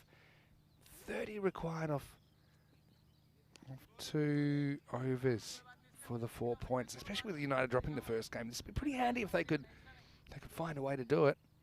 And well, look, Manpreet's the bowler. He only scored 2 off 17, so he'll want to see if he can make a breakthrough and contribute for Moravians. So, pretty good ball then. Oh, a bit of fancy foot feeling. We did see a lot of foot feeling yesterday. You would have been unimpressed. But there was one from the keeper where it looked, he was chasing the ball down towards third man, and it looked like he tried to pass it with his foot to the fielder and kicked it past him. Dribbled around the goalkeeper, just kept it from being a boundary by flicking it back in.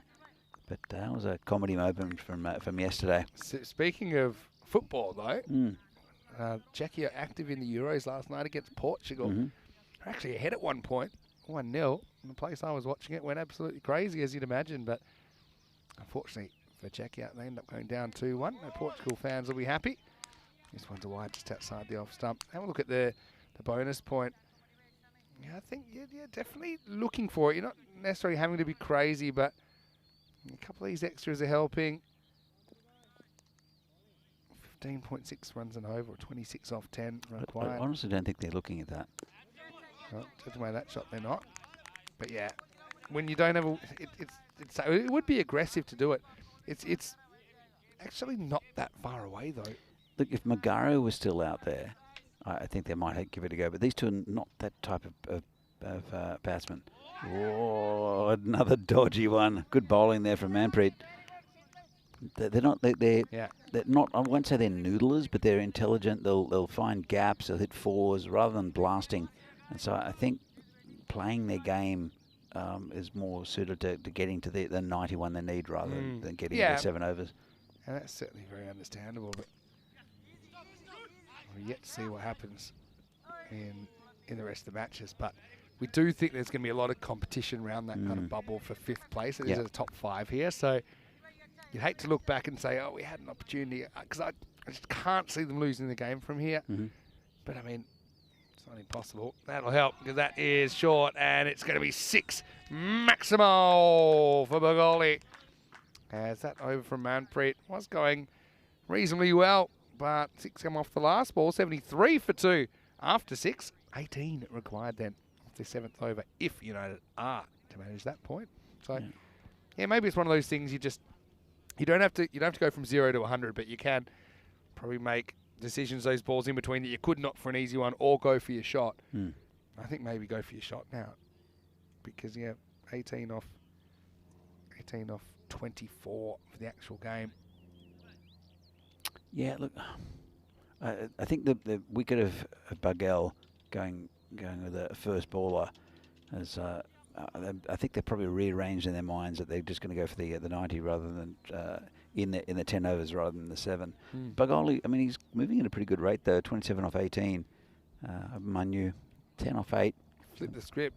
Moravians playing for a point here, needing to survive this over, and that doesn't help because that's a little knockdown. Should have been fielded. Camblay down there wasn't able to. Walking 677, and that 14 off 5. maybe now. Still on. Maybe with a big 6 on the last ball of the final over, and that one, which is Really hurts you though, doesn't it? wasn't- Really hurts you. well, wasn't great fielding down there from Camblay. But I think they haven't had the much luck, Moravians, with the fielding. Just the catcher's not going to hands, but Oh dear, that's not going to help either. 10 Well- off 5, or 9 off 5 it'll be now after the minimo. Yeah, Sharma not able to control the swing on that one. well, I think they have to go for it. I think they know the equation. They're having a bit of a chat out there, and I think it's worthwhile going for. Well, yeah, you shouldn't. And even if they were to lose even 2-3 wickets now, it's still, you need 9 off the last 3 overs. Yeah, you should yeah. be doing it. So I think that's a real gift from Sharma. So actually 9 off first ball. Should have been 1. Well, That's another wide. So it's going to be 8 off 5 now. And yeah, United, just by kind of hanging in there, have kind of cracked Moravians here, haven't they? Falling apart. Moravians yesterday hit 2 really good totals, and they were playing top sides, and it was a fairly comfortable run chase both times, and they just didn't have the penetration with the bowling. I was speaking to them before, as this is hit on the leg side, and that's 6. Nice shot there from Abhimanyu, and 2 off 4. Well, Vinny, I didn't think they were going to get there. I don't know if it was just the 2 batters who were out there, but this has been a bit of a pour over from Sharma, and now it looks like UCC are going to pick up all 4 points. Yeah, I said, well, flip it, and Moravians are playing for a point, and that could be important for them to at least keep their point, but it's gone completely south. Hard to see how they're not going to do it now. 2 runs required off 4 for the bonus point. Yeah, I'm sure they're aware of it as well. It's again something that's come in to this to the ECSs and throughout the network with the bonus point with these tournaments, and I think it's a really good addition. But it's the first time these players have seen it. Comes Sharma again. Hit down the ground. Should just be 1. Well, Bagoli wants it, and will just be 1. So it's scores are tied. Surely not a golden ball. They're having a chat now. BP golden ball. That was a genuine question that we had a couple of times. But no, bonus point, you either do or you don't. So United just need to score off one of these 3 balls. And they will. So they'll bring up the win in 6.4. They're in with 20 balls to spare. And United, when you think about how far behind they were in the game, I thought after 3 overs of the match, it's a stunning turnaround. They started with their bowling, removing their 2 openers, and I think doing a really good holding job on Moravians. And then United, despite a good start, Sharma bring it back a little bit, looking like Moravians could at least salvage a point out of that game. It wasn't to be. And in the end, United 4-point winners. This is what's coming up. Moravian go back-to-back. Take on Prague Dominators. Again, that's a battle of 2 teams that haven't got a win yet in the series. Moravians winning the toss and bowling first. A little bit of an extended break. 40 minutes until the first ball of that one. Let's go back and have a look at this second half of the Battle of the Blues. Prem Yadav came out and he copped a bit of tap early, didn't he? Seemed to be going the journey. That's it was Ruturaj that seemed to have his measure. Piyush, welcome to the series. Didn't last long though. His only ball will face on day 3. Crashes into the stumps. I'm sure he'll come back strongly in future matches. But Prem, that was a bright spot, but there weren't too many of them for Moravians in this, and some of the damage, you have to say, was self-inflicted. Yeah, absolutely. They were, especially if you look at the last over, it was from Sharma with the minimo, and just nothing going to hand. Nothing quite working. It was 1 more wicket though. It was the inside edge there from Magare, but with Abhimanyu and also Bagoli out there. Just the right batsman, I think, for United. Both experienced, both very good quality batsmen with good technique, a lot of intelligence in their batting as well. But they can still hit the longer ball, as you can see there, just dabbed down wasn't a great fielding performance, but to be honest, there were just nothing really going to hand for Moravians. We'll see them in the next game against Dominators. Hopefully they'll bring up with a better performance in the field, because their batting has generally been okay. Yeah. But it's their bowling and their fielding that hasn't really been up to scratch yet in this tournament. So have a look here. Rudiraj with 23, and then Bagoli and Abhimanyu getting him home. But doesn't that show you, I mean, Piyush going for a golden duck, but that doesn't actually hurt his team, because he only uses one ball. Okay, you don't want everyone going for golden ducks, but it just allows more resources to be used by others. And I honestly think that first innings, when I always had that situation where we thought we might get a retired out, I think it's probably just a bit of inexperience, not realising it's an option with the batter and the captain. But yeah, good effort by the three guys that did make runs. Magari early doors, and then Bagoli 28 not out. Abhimanyu Singh with 21, 19 extras. That was also a key difference between the two teams in match 11. That means Moravian don't get a point. 2 for 28 though. Prem Yadav does get in the wickets list, but yeah, they're going to have to bounce back pretty hard. Huge match coming up between two teams that will be very, very keen to get in the winner's circle. Vinny Sander here, Mr. Maximo, with Danny Hudacek. Hope you're enjoying the action so far. We'll be back with more Day 3 here in Czechia very shortly for more European Cricket Series.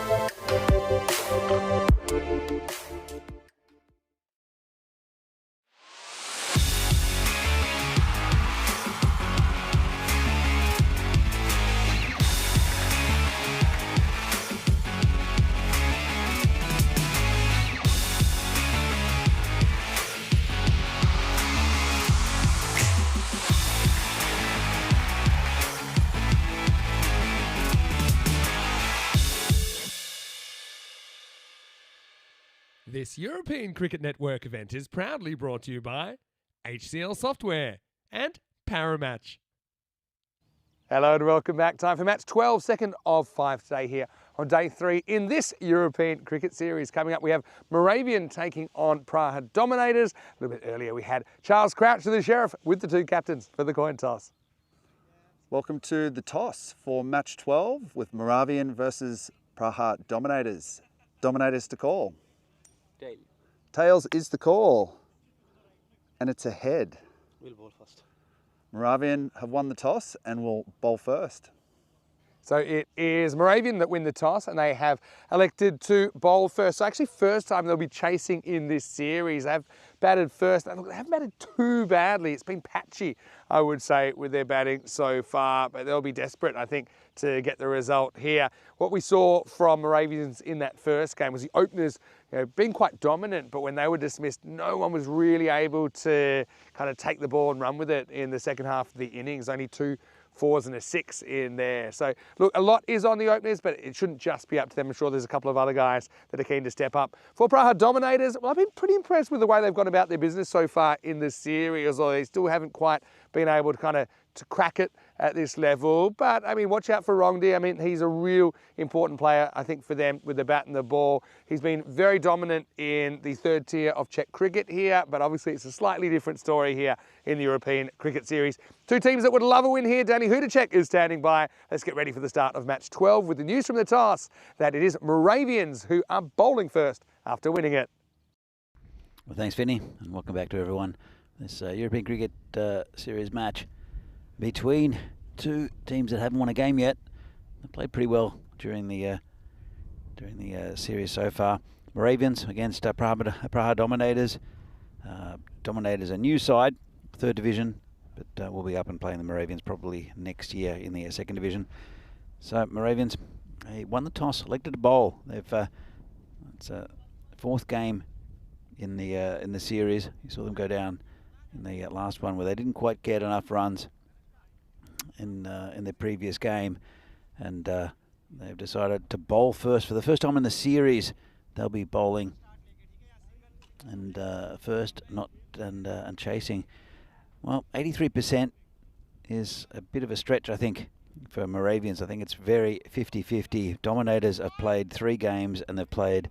They started off with Bohemians, then PCC, and then Brno, the 3 top teams in the country. So I wouldn't read too much into the results of the Dominators, but I would read into their performances of some of their key players. Vinny mentioned Himmel Rongdi. He's been excellent so far for the Dominators. And it will be Premiadov to start the one-armer. Doesn't use his left arm at all for bowling. Good bowler though is Prem, and well, I want to look to attack him. It's gone down the leg, and it's a big shout first up. It's Azad who's opening. Azad who's wicketkeeper. Come into the side today. Romdi up the top. Sure he'll come in at 3. Goswani is the man from the other end, and that's well gone. Little tickle down the leg side, and the umpire puts his finger up, and that's the end of Azad. Azad has gone for a duck. So let's have a look, and yeah, a bit of glove, I think, and no doubt from the umpire with the finger straight up. Azad doesn't like it, but might just not have felt it. Sometimes that happens. If it comes off the glove, you'll hear it. And I'm sure there was a noise somewhere. So there's a duck for Azad. He'll be back stronger. He's the wicketkeeper today for the Dominators. And it'll bring the new batsman out. Looks like it is. We'll find out. We'll confirm it. Should be Himmel Romdi. And it is. Who's the class batsman in this Dominators lineup. So important for them. Premiadov comes in. This is punch through, recovers, 4 runs. That was too easy, a full toss. Outside off stump, and just punched without much effort through the gap for 4.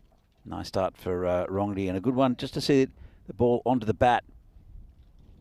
Pramiadov, though, he did pick up a nice wicket in the previous game, that of Piyush Baghel, with one that swung very late through the gap. So he's very capable. Just been a little bit all over the place. He did pick up a wicket there with one down leg side. Comes in again, good ball that. Just prodded down into the gully for no run. And it's Manpreet Singh who picks up the ball. He'll kind of like to forget, I think, the last game. Couldn't really hit the, couldn't find the white thing. And was a little bit expensive with the bowling as well. So his kid straight to cover. That's a big wicket. Well, saying that the Vinohrady was a class batsman in this Dominators batting lineup, and that's not going to help their cause. Let's have a look at this, and just put it out there, and he accepted the gift, their fielder. Well, this is going to be tough now for the Dominators. They have a good batting lineup, but normally they play around Vinohrady, and he's gone for 4. So he's lost 2 wickets already in the first over, and Alamin is the new batsman. Not what they would like to have done at the start. Muhammad Alamin coming in. Neither batsman has faced a ball yet, and Prem Yadav has 2 in his first. Just pushed forward, no run for Alamin. So, fantastic start here for Moravians. They have, it's 4 for 2 after the first. So it's the first time that they've decided to bowl first. So we see the upcoming events. It's the last day of Cyprus. Some international games there. We're about halfway through the first week here in Czechia. And it'll go until the following weekend. Then we're going east to Romania, then Hungary, Bulgaria, down south to Croatia, and keeping south with Italy and Rome this time, with an ECS and the Miltel Shield. Vinny, eventful first over. Sure was. I mean, the LB was pretty close first ball, maybe just slipping down the leg side. Then the strangle, I think for me, it definitely takes a little bit of a touch down the leg side. Couldn't have been leg, had to be glove or bat. I think it's a good decision. And then, yeah, Vinohrady just driving on the up, taking a bit of a chance, and Sharma takes a good catch. So Moravians couldn't hope for a better start, but they made a good start to the first game this morning, didn't they? And it all went wrong. So I'll be keen to drive home the advantage. Parker getting the second over. Yep, Parker's the top performer for the Moravians so far in this tournament. Moravians are based in Brno. They formed as an offshoot of Brno Cricket Club and it was not an amicable split, let's say. And I'll come back to that in a moment. So he's hit over the top, and that'll be 4 runs. Nice shot there from Alamin. So it wasn't a very amicable split, and the Moravians played in the very first Czech Super Series here down in Brno, yeah. And they'd lost. It was something like 3 for none, something like that. They really tried to attack the Brno batting, but that was not the greatest start. I think they lost a wicket on the very first ball of their very first series that they played in. Oh, it's a good ball, lifting delivery by Parker. Too hot for Abhimanyu as well, but it's just be a dot ball. Let's have a look at this one. Really good ball. But they've come back strong. They've stabilised with have Moravians in the leagues in the Czech Republic. At one stage they had 2 teams. I think they're down to 1, though. There's various reasons for that. And again, nice line and length there from Parker. Got 1 ball left in his over. Apart from that 4, it's been pretty tidy. Still an economical over in their T10 standards. Yeah, for sure. Yeah, I mean, rivalries are important in cricket, in sport, something that I see a lot of as I go around different countries. I try and maintain it's a positive thing. You know, I think that's what cricket's all about, sport's all about. Well, it's funny with, I guess with Moravia, but also Brno, because Brno, I think, have a rivalry with everyone because they're from Brno. And there's a natural rivalry between Brno and Prague. Not necessarily between Prague and Brno. So Prague teams don't really care. We talked about this the other day. Yeah. 9 for 2 after 2. So it's just like the second city syndrome.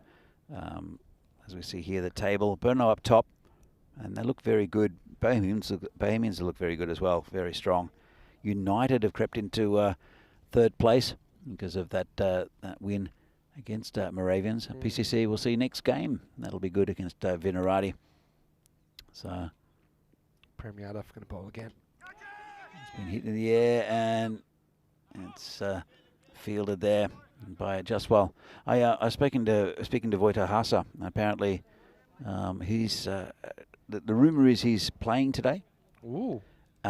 So he's going to deliver pies and then put the kit on and go out and play cricket. Makes sense. Yeah. Efficient. Very efficient. Hopefully he's delivering them, not bowling them. We do, if you're not sure what we're talking about, Vojta helps, basically runs the Down Under now, which is the Australian pub, and they often bring us our lunch here, and they're famous for doing Australian-style meat pies. Yeah, it's Ash the Pie Man. As this has been smashed through the covers before. A lovely shot there from Goswami. Yeah, they make very good pies. Ash the Pie Man has been making pies here for about funny you mention 10 that. years or so. I think that Ash the Pie Man might even Oh. get a game today. So it's all pies on deck for Vinos. It's funny that I don't know if he's still got it, but his shirt a couple of years ago just had the pie symbol. I love that. I've heard of that. I haven't actually seen it. The pie symbol. Yep. I have also, I think I've seen a 3.14 It might shirt be. once. It might be. Is that maybe what it was? Oh, yeah, that would. I'm not sure. Was it a pie symbol? I'm sure Either a pie symbol. No, it might be 3.14. I'm not sure, but I'm not sure if our computers could handle the pie symbol. Oh, it's close and not out, says the umpire. Prem can't believe this, but let's have a look at it from straight on. We'll get a better idea. But I do like it's full when it's fairly straight. Let's have a look. And Missing leg for me. I think so. Just with the angle, and he's quite far forward, even though it hits him on the back pad. The umpire is Shobit Bhatia. This is in the air. Should be caught and is. Nice catch there. He's finally got under one. Has the fielder Jaswal in the last couple of games. He's had about 3 that have dropped just in front of him. Well judged catch, and that's the end of another batsman for the Dominators. It was anticipation here that made the catch, wasn't it? He made some early steps, and that's what's been missing, I think, with some of these efforts when balls haven't quite carried to the outfielder and takes it safely. Kind of didn't pick it up that well either, but just had a sense that he had to come in. He was right. So Goswami goes for just 6, and could be trouble ahead here for Dominators. They're a long way behind now, 15 for 3. As I mentioned, they had 3 very hard games with the top 3 teams in the country for their first 3 games. Here, Moravians, they're a second division side, and we thought that, well, we'll see what Dominators will bring to the table. And it's the Moravians who are dominating them at the moment. Yadav's taken 3 for 10. Got 1 ball left in his spell. It's been a really good start from Yadav. He's simple, not off a real run or anything. Bit of a one-arm bandit, isn't he? Prem, last ball for him, or not? How often have we said that? Last ball, not. Can happen. I think I jinxed, it was during a Pleven 11 game in Bulgaria. I jinxed 7 last balls of the over in a row. It was a very long over. Anyway, here's Shakil Ahmed facing up into the third. We have a player on a wraparound hat-trick, by the way. I'm not sure who it was. It might be Murali from Barbarians. I think it might be from yesterday, but he bowled really well. 4 wickets, wasn't it? 16 for 3 after 3. Anyway, Dominators. So very good power play there for Moravians. As I said, it's the first time they've bowled first in an innings, and their bowling's been a bit lacking, I think. But Prem Yadav has torn the heart out of the batting for for Dominators, as you can see here. Increasing the run rate slightly, but 4, 5 and 7 in this format for the first 3 overs, not great. Going at just over 5 and over. Yeah, Murali Vandrasi went wicket last 2 balls in the 9th yesterday as part of his 4 for 19. So wraparound hat trick. As I said, I think I know that people are like, well, I mean, it's a different game. Why should you have a hat trick or wraparound hat trick in? Because it's in different games. But there's only 2 overs per bowler. Yeah, true.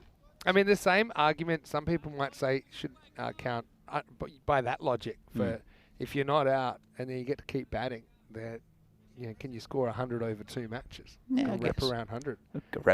There you go. Innovation again from ECN. Wrap around 100. You heard it first. And that's a lovely shot over the top of covers. That's gone for all the way for 6.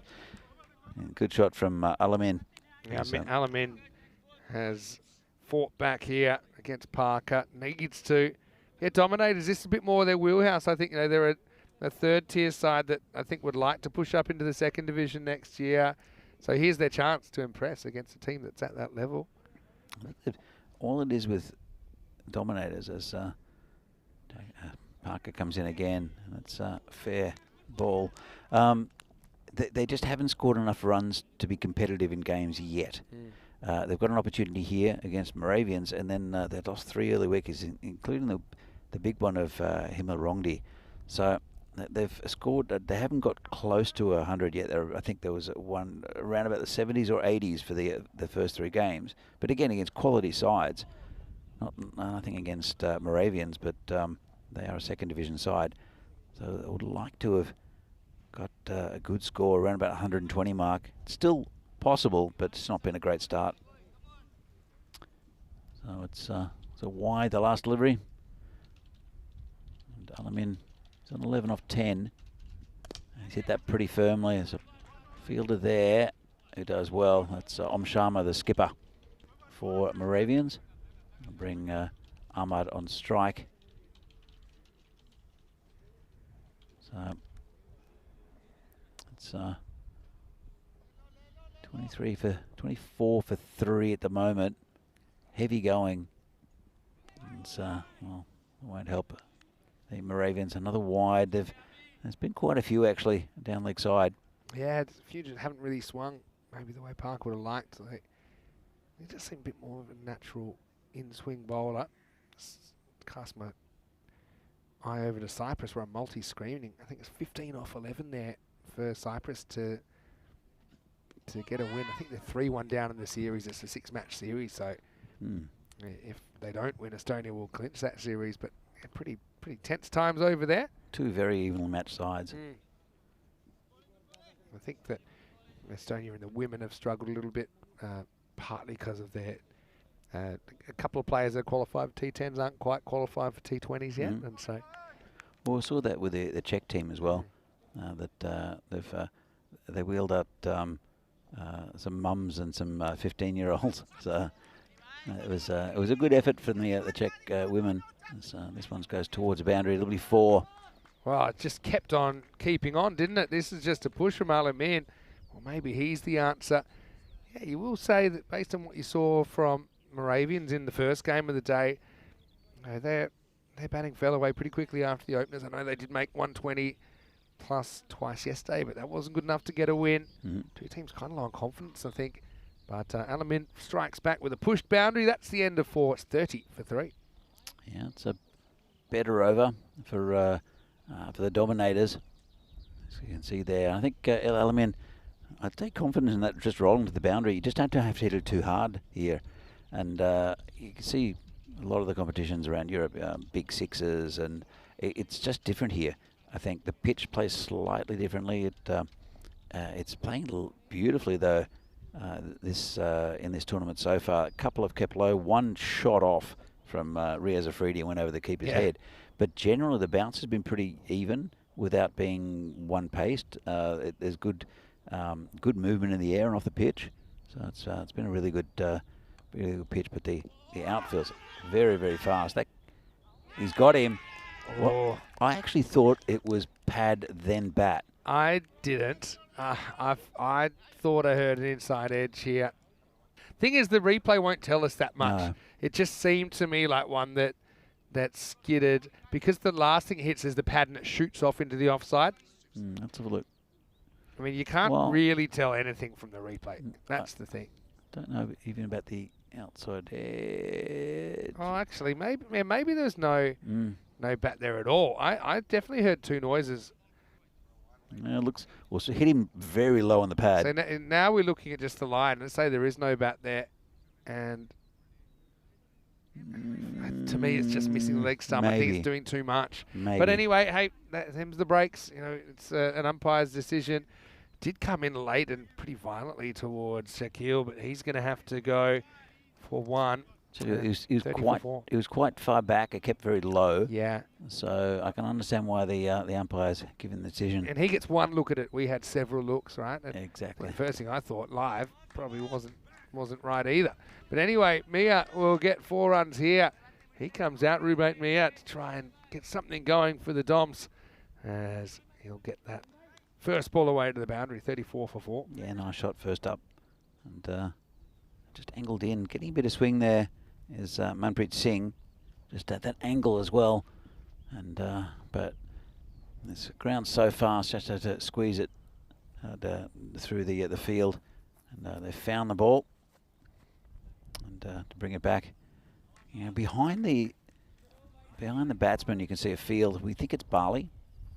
But I'm not an agriculturalist. I certainly am less qualified than you, but maybe we take pictures of it. Someone can tell us. Yeah.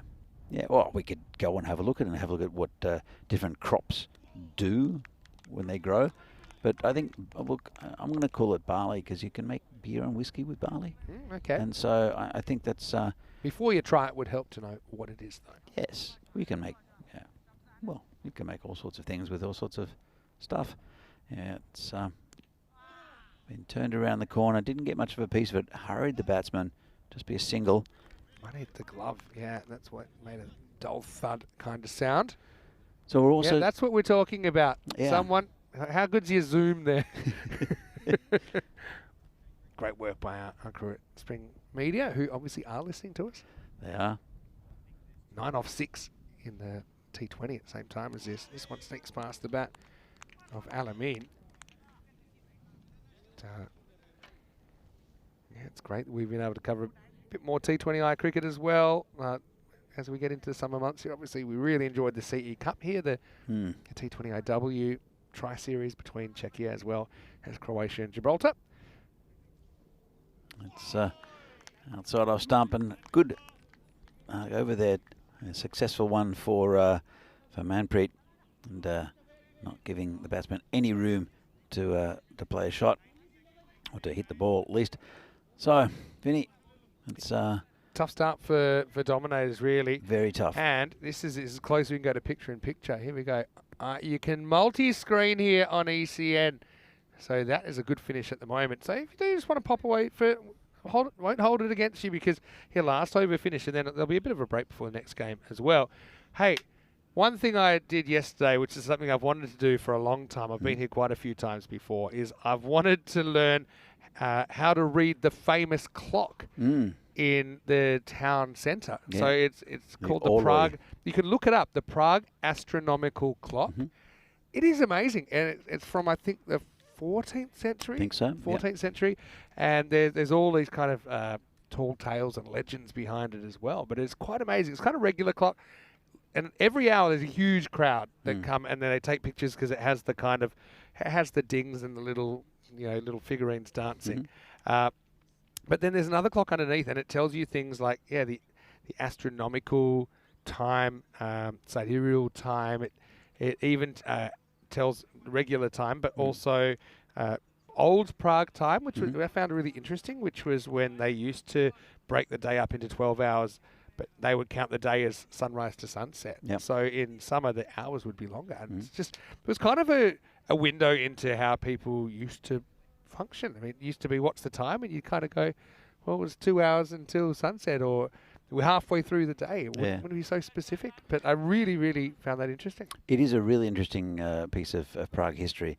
And it's interesting, I think, also that when you look at reviews, it's rated number 1 as the most disappointing landmarks, I guess. Is it really? That, and then there's in Munich there's the Glockenspiel as well, and it's because, look, I mean, it's a fantastic thing, but people want action. They want, and it's every hour. Watching a clock. No. It's when the 12 disciples come out. Oh, yeah. Disciples come out. Like, so let's get back to this, and we'll talk about a little bit more about it later. Well, it even has the calendar, so it has the date, and so it has a big dial that just kind of. I might put a link in the chat if anyone's interested. They can look that up. But you can do tours there. I didn't realise. I saw someone popping out of a window next to it last night. I said, well, hold on a second. That's very lifelike. I think it's part of the town hall tour, which you can go up to at the top of the tower there. And so Prince Koshi is the new bowler, and it's gone down leg side. It should be called a wide, I think. He grabbed some of the pad on the way through. Might have. And that's why it actually gets away from the keeper in the first place, but he's quick to get the bat back. So yeah, but it is pretty amazing. But yeah, you'll see crowds gather, and there'll be the 12 disciples go past and sort of show themselves, and then most people will say, "Oh, is that it?" I can understand that, and to be honest, I didn't have a full appreciation of it until I realised how clever it was. Yeah. It even tells you what sign of the zodiac it is at the moment. It tells you the phase of the moon at the moment. Yeah. And I didn't realise how many moving parts it had. But yeah, check it out. I'm just looking at the date. I think it might be 13th century, but I might be wrong. No, 1410. Okay, so 15th century, really. Yeah, 15th century. First installed in 1410. And then the Walk of the Apostles, an early show of moving sculptures and such. And then there's a skeleton that rings a bell, which is fun. I wonder how recent that is. It seems doesn't seem like that was from 1400s. I know that it's been updated, so the ones you see, the actual the dials you see are not the original ones.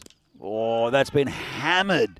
Well, Alamin has got onto that one, and Prince Koshi, it says one of the ground staff rushes over to try to get the ball. He's still running there. Let's have a look at this. And it was right in his hitting arc. Smashes it over cow corner for 6. Nice shot that, Vinny. Yeah, really nice shot. Just takes a couple. Like I said, Moravian not exactly high on confidence. The openers did pretty much all the work for them in the first game today, although, like I said, they were able to put together 2 decent innings yesterday. But one thing about their bowling, I think they've just struggled to contain anyone yet until this game, I suppose. So let's see how things pan out. 44 for 4 now, 5.5. Oh, a lovely shot. And there's a man out there, but got a good piece of it. He's hitting the ball pretty well, Alamin, now. So just going back to the clock quickly, the calendar plate was replaced by a copy in 1880. The original is still in by Joseph Barnes, is stored in the Prague City Museum. Wow, yeah, actually I did hear that as well. I did a bit of research on it yesterday. End of the 6th, and the score is 45 for 4. I suppose, having only ever looked at it in passing, I didn't realise, for example, there's a zodiac kind of plate that actually moves around. It's not in one part. You look at it on the just once, it just seems like it's all fixed. But there's all these moving parts. Even the outer ring is moving around, so that sunset will always be basically 12 o'clock in the old time. And so it's super, super clever to think about. The technology that we had hundreds of years ago, very limited, but to be so accurate. Anyway, here we go. We start of a new over. Camblay coming on. First one worked away by Alamin for a single. Do you know the legend behind this the clock as well? I have heard, but you tell me in your words. So basically, the guy who created the clock, no one quite knew exactly who it was. I think it's Manes is the one who's actually it's supposed to be Jan Rouget. It was so beautiful that the authorities, the councillors, blinded the man who built it. Yeah. And this is hitting the air, should go to the boundary, and does. Well, it's unfortunate. Sharma coming around and just not able to gather that one in. So the was blinded so that he could not repeat the work. So it couldn't be. Yeah, because other cities said, hey, this is a pretty cool clock. Yep. Come build one for us. And the Prague council at the time said, yeah. So and blinded then him. So what he did is he disabled the clock as revenge, and no one was able to repair it for the next 100 years. Yeah, I've heard of that, and I've heard that there's kind of like a legend saying that the city will suffer if the clock is neglected and its good operation is placed in jeopardy. But yeah, no, it's pretty interesting. Check it out. I'll tell you one of the funniest bits I learned when I was doing some research yesterday on it. That yeah, obviously, and I learnt this from the castle I went yesterday as well. From time to time, it's really important things get reconstructed, otherwise they just deteriorate. Sure. So you're trying to get the essence of what was there in the first place. But a lot of the artwork was recreated, I think, in 2022. It was kind of cleaned up, but people had actually been painting pictures of their friends on the heads of the people that were originally illustrated in 1866. Anyway, we'll get off that for now. At the end of 7 overs, it's 51 for 4, and yeah, I can tell you that the ECC this year is back bigger and better than ever, with 2 divisions, 2 trophies, 2 finals days. You've got the playoffs in the Challenger Division, 3 days to decide that trophy. You've got the Championship week for the Premier Division, so 5 days to decide that trophy. Czechia have been put in with Greece, Luxembourg, Cyprus and Serbia. I'll tell you why that's interesting, because Greece will actually be here for the ECIs in just over a week and a half's time. So Czechia and Greece, they will play each other at the ECC this year. They'll also play each other in ECIs here in Vinohrady. Well, they were here last year, I think, That's true as Greece, well, and that was a very competitive series. Do you remember the other team? It was Cyprus, who are currently, obviously, playing in Cyprus right now. And I actually think Cyprus just got over the line in that really tight game, which makes it a live series. If Cyprus can win the 6th game, then they would tie the series 3-3. Estonia will be hoping for a 4-2 result with a win. Anyway, here is Mia going up and over the top. This is a rare one that's going to get hauled in. And that's Vardy, who keeps it to 2. So it's 54 for 4. Still 3 overs. Again, it's the kind of scores that the Dominators have been getting against other sides, around about that 80 mark. It's not going to help. That's Mia, who's gone. Good piece of bowling there from Manpreet. And that's another wicket down. Glad that Manpreet stays turning around a little bit. This is a nice bit of bowling. This sneaks in. Probably keeps a little bit low. Maybe it wasn't quite there to pull in the first place. But Rubat Mia misses out, and Dominators have that partnership broken. It was a bit of a fight back effort there. They came together at 30 for 4 and a 54 for 5. Still looking in a lot of trouble here in match 12. Yeah, definitely looking in trouble. We'll see what the batters have here for the Dominators. So they've hit around that 70-80 mark with their other games. It looks like it's going to be a similar target for Moravians. With Alam in there, you never know. I mean, he's played pretty well for his 25, big 6 in the last over. And look at the win predictor already, 99% for Moravian. Oh, it's a bit harsh, I think. Well, obviously he likes it. Don't think it's the Rico copter just yet because he's still in Cyprus. Anyway, Hussein, the new batter. It's going to be pretty close. Maybe missing off stump, I think. Yeah, I think it hits him outside off. I actually think this ball would have hit the stump. But if you look at how far he gets the pad, basically to the left of screen, I think the impact is not in line with the stumps. Yeah. May or may not have hit. Yeah, I think you're right. I think it hit him outside the line. That made the umpire's decision pretty easy in the end. It'll be a wide bowled again. Had a question from Jeff asking, when will Corey be back? Yeah, I haven't heard Corey for a little while. he's pretty busy, as you can imagine. Spain have just cracked the top 30 in the world. It's great to have another European side in the top 30. But I think Corey should be doing a fair bit of Hungary with me. You see Hungary in the upcoming events. It's a good facility down there in Hungary. It's first time we went there to Hungary. I went there with a development team, and Phil G was there, and we were playing on a football pitch. So we got to bat second, and by the time we batted, the surf was, let's say, a little uneven. Okay. And Phil just tried to play a normal shot of just a good length, and it rose up and hit him in the face. He was taken to hospital. We were out a bit later, and he was drinking tequilas through a straw. Oh wow! But yeah, it was nasty. And the funny thing is, great shot. The funny thing is that a good mate of mine,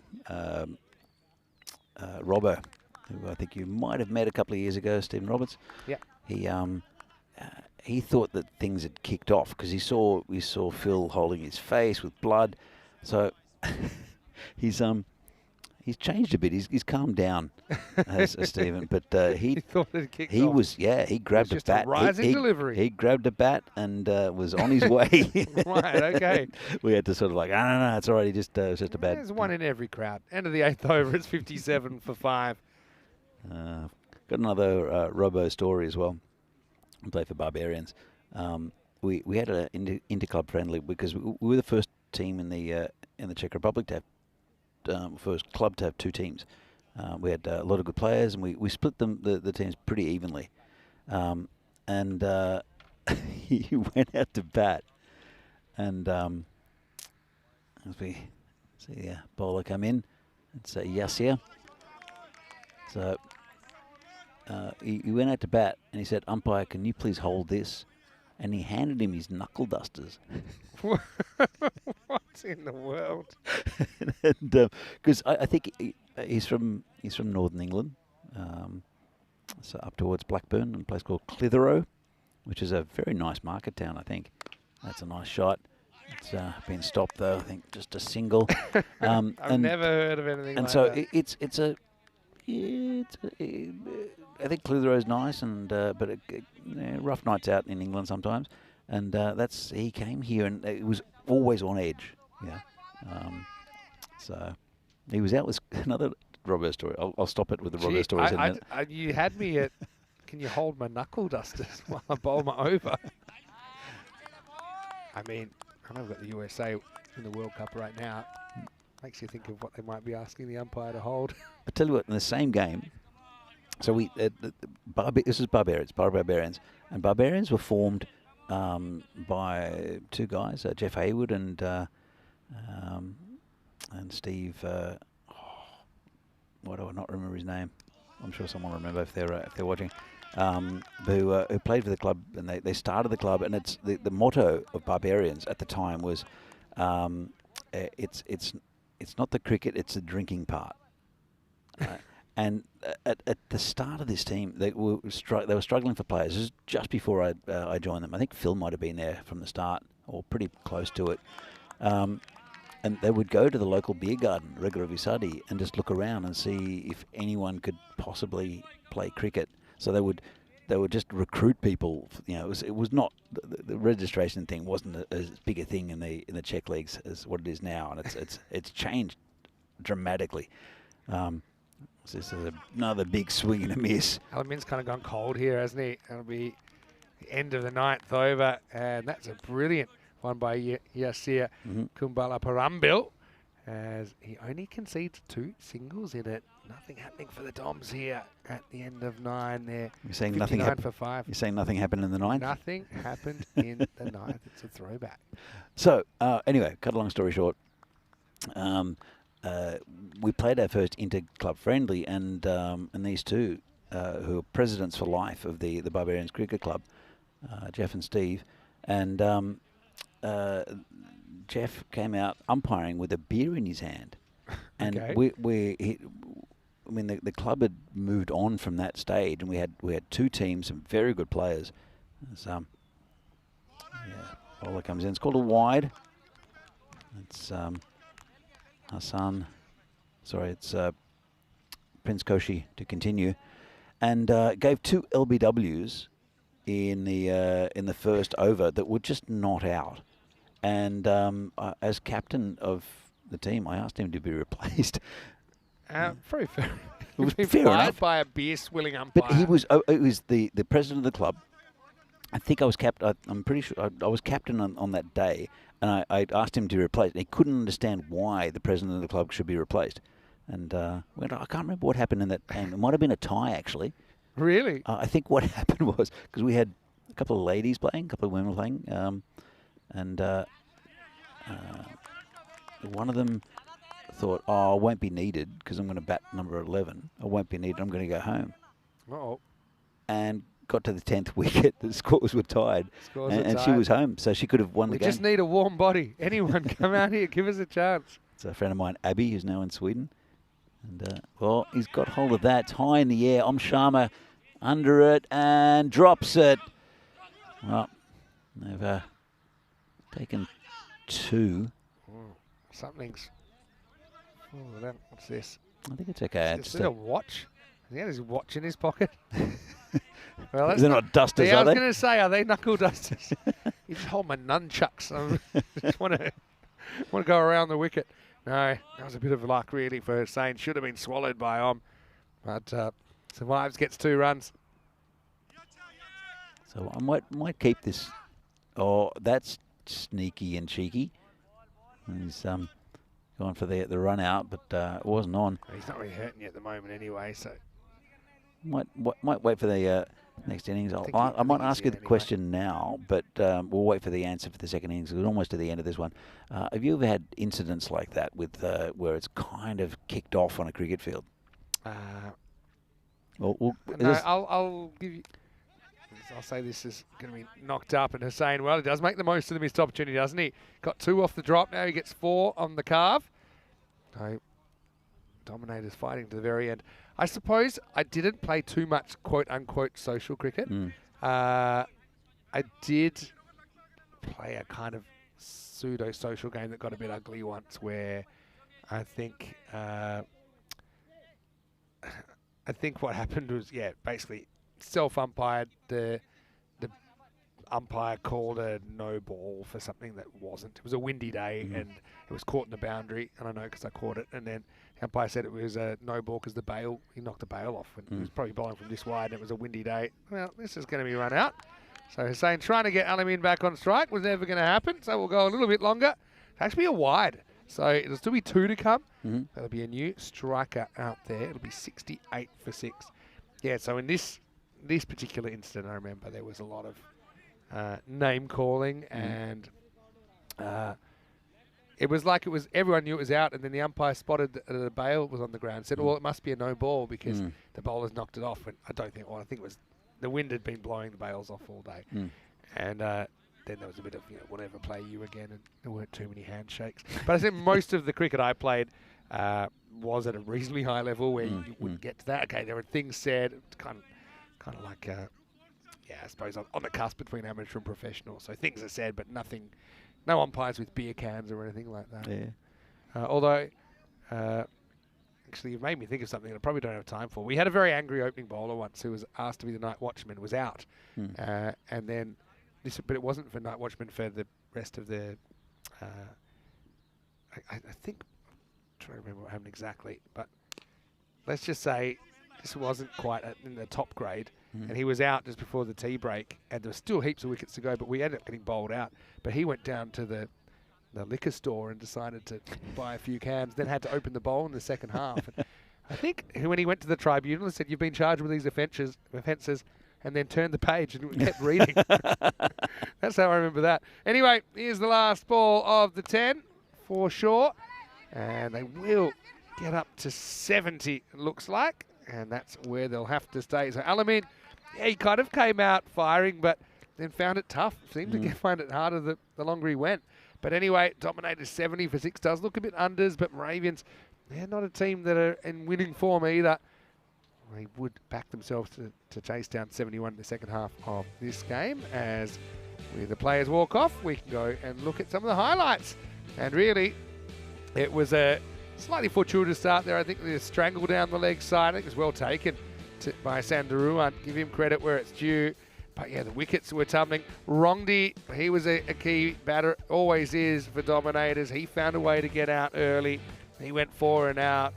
And despite a couple of kind of rearguard actions, particularly from Alamin for a certain time, it just was the Moravian side that were the more impressive of the two in the first half of this game. Yeah, absolutely. They never really got on top of anything, the Dominators, and the wickets kept on going at regular intervals, and no one really got going apart from Alamin, who, as Vinny just said, kind of stalled towards the end of his innings.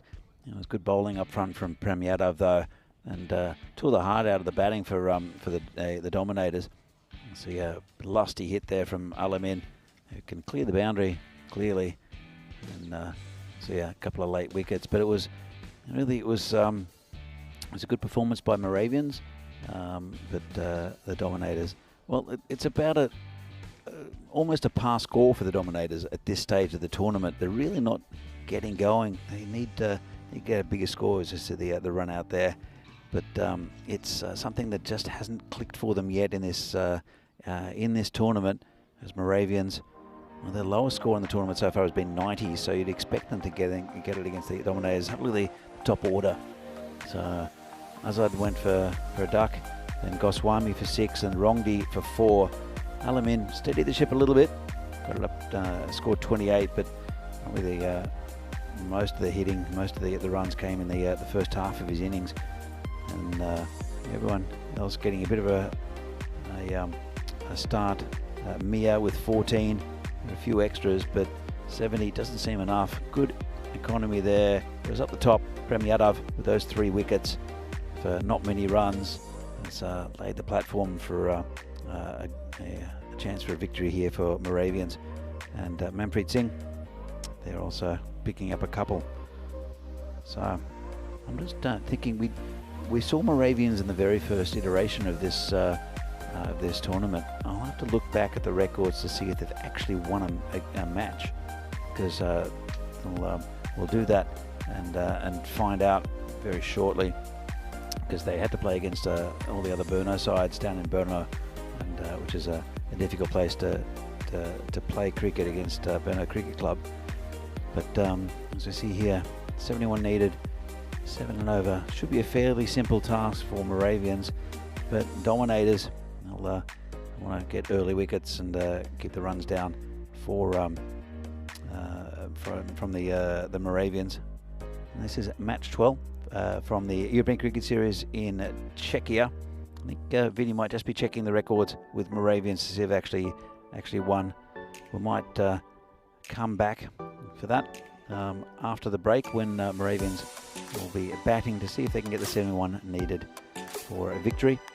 We'll have a look at the bonus point situation, and we can see if Dominators can keep the runs down to under 70.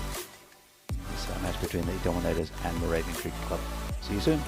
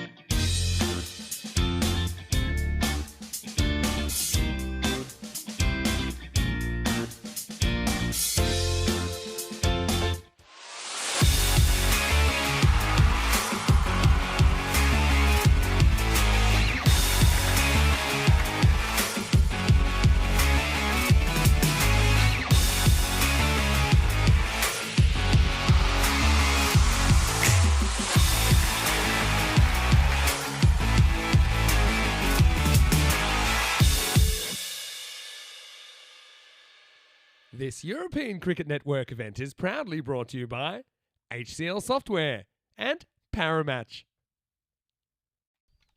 Hello and welcome back. Halfway through match 12 in the ECS Czechia 2024.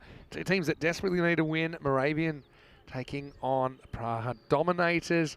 Right now, Dominators have been anything but really in this series. They've made 70 off their 10 overs. They had to struggle for that really. I think they're looking at trying to chase this 71 in 7 overs and taking 4 points out of it. Moravians, team that only have one win out of 14 previous appearances on the network, dating back to 2020. But this is a golden opportunity, like United did to them. Now they're on to grab not just the win, but that extra point back after what's been a bit of a disappointing start to their tournament. For Prague Dominators, well, I'll be hoping that they can get some early wickets, maybe get into the middle But this isn't a good start. It's pretty well handled by the keeper in the end, Azad. But the first one wide of the mark from Rubate Mia. And they're off and on the way.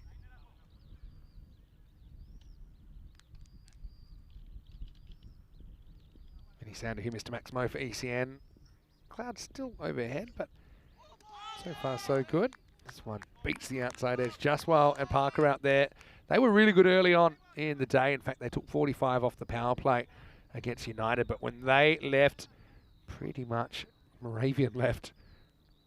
They had struggles. I think I mentioned the fact that they scored between them 58 of 26, which obviously is pretty good. Oh, wide. Unreachable, well taken by the keeper.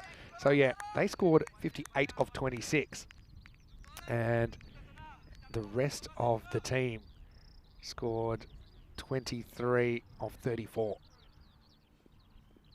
So that's why they struggled to 90 in the end. United were able to chase that within the 7 overs. That's a better area from me. I don't know if he maybe held that across the seam or something like that, but it didn't swing as much.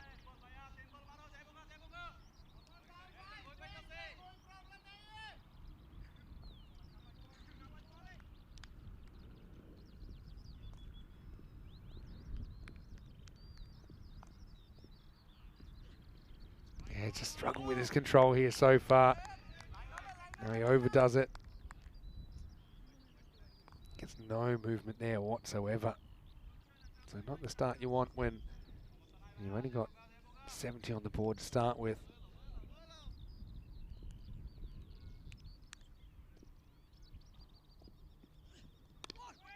I suppose when a bowler's struggling for control, then I think you can afford to play out the one that is online, because Justwell hasn't been put under too much pressure so far. Okay, having said this, Mia has only conceded 3 off 3 balls. I think he owes a bit of a debt of gratitude to his keeper for stopping some of those wides going to the boundary. And that's good areas, but it's an even better shot from Justwell. He punches off the back foot and gets 4 runs.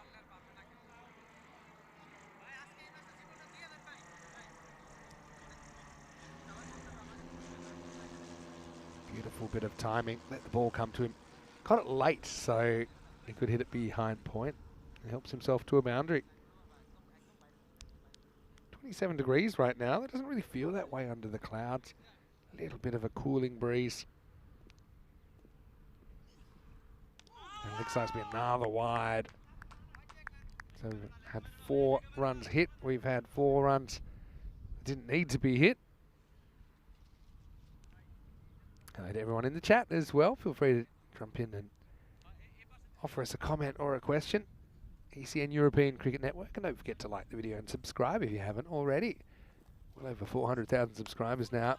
Just to reach for this one, Justwell knocks it down. Doesn't want the runs. It's a funny old first over this. Sometimes it is more difficult facing somebody that's so unpredictable. There's nothing, there's no real cues you can take from me here about where the next one will be. Some are swinging, some aren't. His actual kind of line attempted has changed a fair bit during the over as well.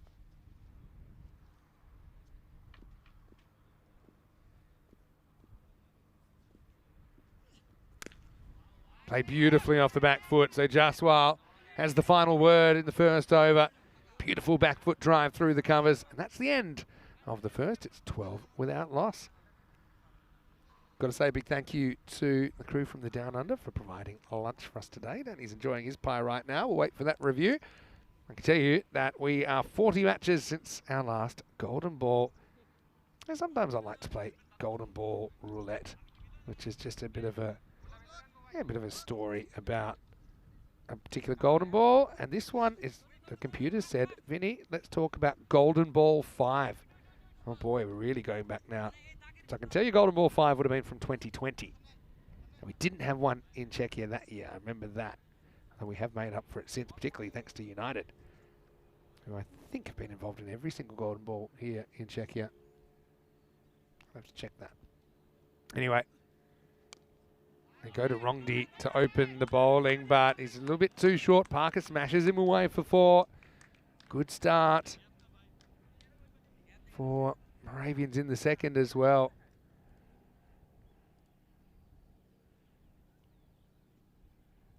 Bit of spin there for Rongdi. Does put a lot of work on the ball.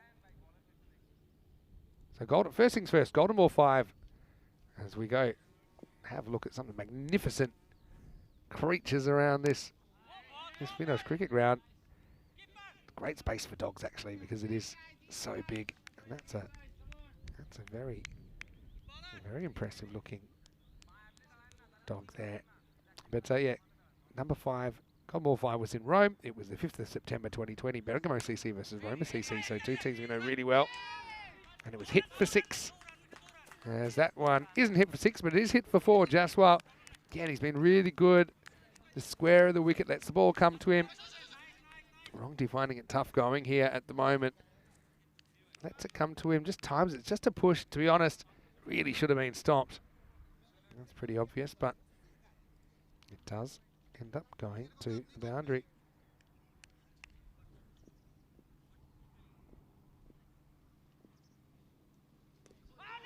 Good comeback. As that bounces off the keeper into the stumps, but I think the foot was planted.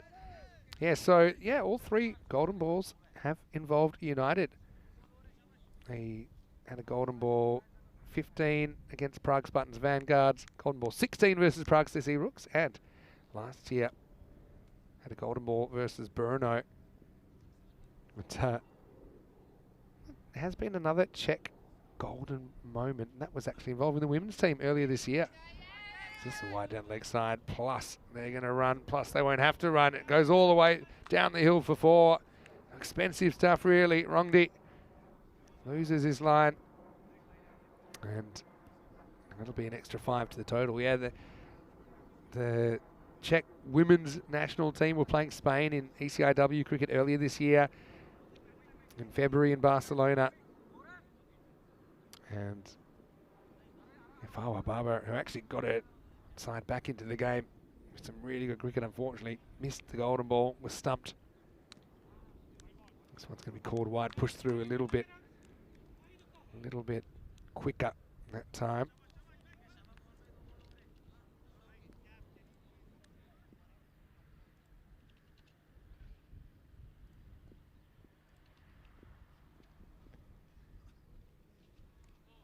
I like what he's trying here, Rongdi, but he's getting it a little bit off. So, or a little bit leg, to be more specific that time. But I like that he does try and put the ball up there, tempt the batter, but he's got to get that direction right. He's got to tighten that up.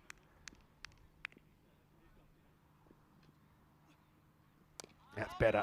That's where he needs to be. That's the thing, I suppose, when you're going up the levels, you just have less margin for error. You speak to batters at the top level, they'll say, feel like I never get a bad ball.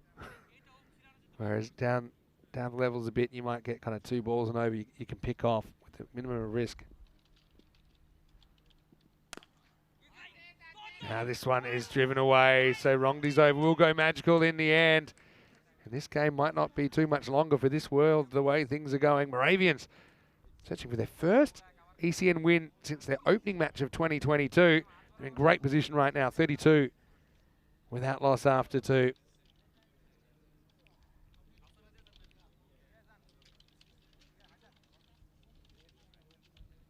That's the table, and you can see Moravians 0-3, don't want to go 0-4, but then Dominators, they're in the same boat, aren't they? And to be fair, Dominators probably a bit more of a learning curve for them, I think, to get some more experience against higher rated opposition. Dominators currently in the 3rd level of Czech cricket. Moravians are in the 2nd level, so that's why I think this would be a good opportunity for the Dominators, but it just hasn't happened for them so far. Shaful Islam is going to bowl over number 3, the last over of the power play.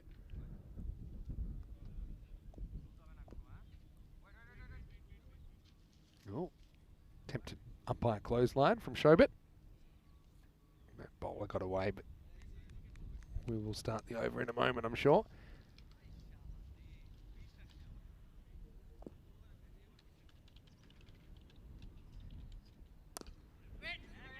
Beautiful shot from Parker off the back foot. Won't get a run for it though.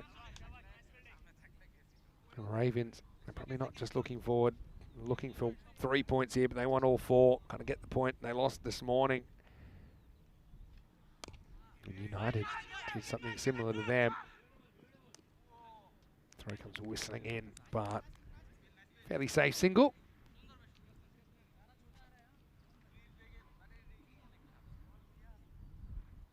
Nicely taken by the keeper there, Hazard. Any sound to who, Mr. Maximo for ECN? Joining me once again, hopefully with a pie review, is Danny Hudacek. That was delicious. I'm my hometown Sydney, and I had the Sydney pie, which is a beef in black beer. It's got carrots in it as well. This is just over the top, and that's 4 runs again. Still in the power play. Nice shot from Jaswal. Yeah, gets it over that mid-off fielder. Made it look easy there, didn't he? Just made that decision to go up and over the top. Had a lot of length to kind of get under it. See here, sets himself. Knows he just has to get it over the infielder. Yeah, it was a nice shot. And well, they're halfway to the target already, and they're only in the 3rd over. And this will help. This is coming near kill us. Well, we're safe, but it has hit the camera. It's Maximo time. 6 carreras. Yeah, it's hit the tripod. And it'll probably knock off the change things with the camera position for the little comcam a bit later. But, yeah, feel the vibrations. But I was pretty confident when it went below my desk, but this one's going up above the fence. Maximo Jaswal to 32 now, and just 13 balls. Moravians really handing the Dominators a bit of a thumping here at the moment. Yeah, that's another nice shot, wasn't it? And it's normally Parker who's the aggressor, but Jaswal, he's warming into this tournament. Yeah, as I said, he failed first up with a fast full toss from Vinohrady, and then now I think he's just coming into this tournament with a bit of a change of mindset and getting confidence and getting used to the pitch. And he's looking very good as Jaswal. 49 for no loss, and still in the power play. I think it's one of the biggest power plays we've seen so far in the tournament.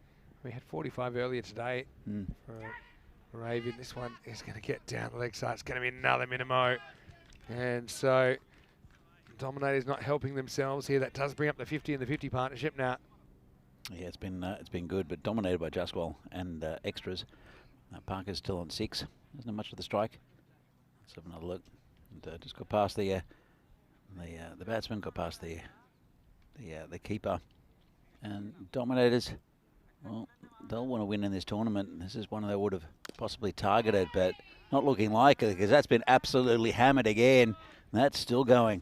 I know there were a couple of Vinos that were standing there, were out there before, and it's that man who'll run to get that ball. He's got a lot of ground to cover.